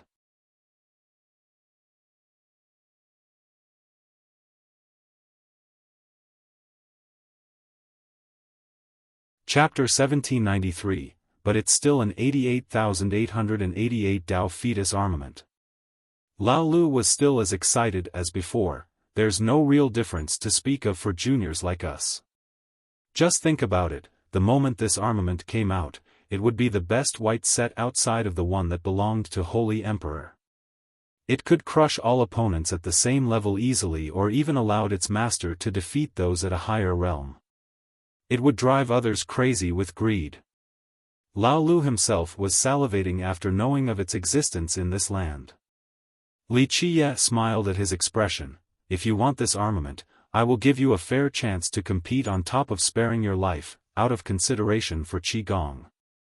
Sir, no, boss, wait, little ancestor, please spare this lowly one. The guy's mouth went dry really quick with a pained expression. Even if I was 10,000 times more courageous, I still wouldn't dare to compete against you. Plus, if Master finds out after I return that I've done something like this, he would be the first to break my bones, and if I were lucky enough to survive this to meet my ancestor, he would break me off from the reincarnation cycle. He acted quite pitifully after saying this, wanting to win some sympathy. Qi Gong was his ancestor, an immortal monarch. Li Qiye uttered the name of this invincible monarch directly without a care. Remember, this was his real name. Very few in the sect were privy of this knowledge. A person who dared to address their monarch like this must be quite terrifying, and Li Qiye wasn't just posturing. This was the reason why Lao Lu showed so much respect. Anyone would want to earn the favor of a true overlord. Li Qiye smiled and continued forward with Lao Lu right on his tail. After reaching a particular depth, they heard a buzzing noise. At this time, Li Qiye's body couldn't withstand the black fog in this place and his skin showed signs of withering. Despite his shallow cultivation, his mortal body was still much stronger than ordinary cultivators. He opened a fate palace and released the diamond god. The two fused together, resulting in his body becoming resplendent like gold. This was the indestructible diamond physique. It nullified the black fog completely. This is, Lao Lu became startled. The 12 devils and gods were weapons and still had their power in spite of his destroyed cultivation. Even though this god wasn't releasing its real aura, Lao Lu could still see how strong it was. Li Qiye's weak cultivation was in plain sight. The more experienced could tell that he had only started training with the mortal reversion art. Someone like him was still considered a immortal, by others just like a newcomer to a sect. If anyone else were here to see a mortal taking out such a destructive artifact, they would be jumped from fear. Lao Lu wasn't too surprised to see this level of treasure from Li Qiye. He was just caught off guard by the nature of the weapon. This isn't an item from this world. Lao Lu commented. Keen you are. Li Qiye nodded approvingly. It could be said that the 12 devils and gods didn't belong to any world at all. It was created with a broken piece of the myriad thoughts pot, so of course, it was completely unique. Lao Lu happily smiled and didn't brag any further. The fusion kept Li Qiye safe while Lao Lu was strong enough to prevent any damage from the black fog. However, as they infiltrated deeper into the land, the fog became increasingly stronger and was as black as ink. Lao Lu had no choice but to use a defensive technique. He emitted a faint glow with a touch of black. It looked quite holy. Spots grew on his body that resembled dragon scales. Your body is quite good. Wuxia saw the spots and praised, a powerful true dragon bloodline running around like a hooligan. If Qi Gong were to find out, he would strip your skin off. Huh, sir, I'm only training in the mundane world. Lao Lu smiled wryly with an embarrassed expression. He especially emphasized the word training, because he had indeed snuck out of the sect to play around. His master would definitely break his legs for doing this. Plus, it's only a thin true dragon bloodline. The ancestor won't care for it. Another excuse was made. Your branch's bloodline has always been pure. Even though yours isn't too thick, its purity is just fine with a chance for atavism. Instead of cultivating this nice bloodline, you run around tricking people? Tell me again, will your ancestor strip your skin off or not after finding out that you're wasting it? Lao Lu had no response this time. Anyone with a powerful bloodline like him would be heavily cultivated by their sect due to the future chance of atavism. This symbolized a boundless potential. However, Lao Lu rather played around in the mundane world. This was the reason why he never dared to tell outsiders about his background. If his seniors were to find out, they would definitely teach him a good lesson. At their current location, the black fog had an even more tangible form, just like black liquid splashing around. No one could see left from right in this particular location. Everything was shrouded by the black fog. Wuxia suddenly stopped and stared forward. Splash! Something was oozing out from the water. Lao Lu hurriedly looked over and saw a tiny spring. Instead of clear and refreshing water, it poured out thick black blood. It continuously gushed upward before disappearing completely with all of the black blood a while later. What was that? Lao Lu asked. Death blood. Wuxia answered, the arrow back then killed both Mad God and his divinity with no chance for rebirth. His body was pinned deep in the earth. Through the long years, Mad God's vengeful intent and the Emperor's murderous energy soaked this body, and this type of blood was the result. So, there's a chance that the body will come out next. Lulyo's eyes lit up with excitement. Correct. Wuxia nodded. Time is eroding away the arrow's sealing potential. The disappeared corpse is about to come out again. They moved on and saw this same type of spring multiple times. The springs came and went just like before. Wuxia was chasing after it by continuously changing his direction in order to find the source of the spring. Is the source of the spring the location of the body? Lao Lu saw some clues in Wuxia's action. You can put it that way. Wuxia nodded. Mad God devoured this land back then and destroyed all the earth veins and momentums here. This makes it very hard to calculate the exact location of the body due to the chaotic and changed momentum of this place. What should we do then? Lao Lu became restless. This place didn't only have Mad God's corpse but also an ultimate armament. You're tuning into the Xiaofan's Wuxia Tales YouTube channel. Don't forget to subscribe and join us on this journey to catch the most captivating stories.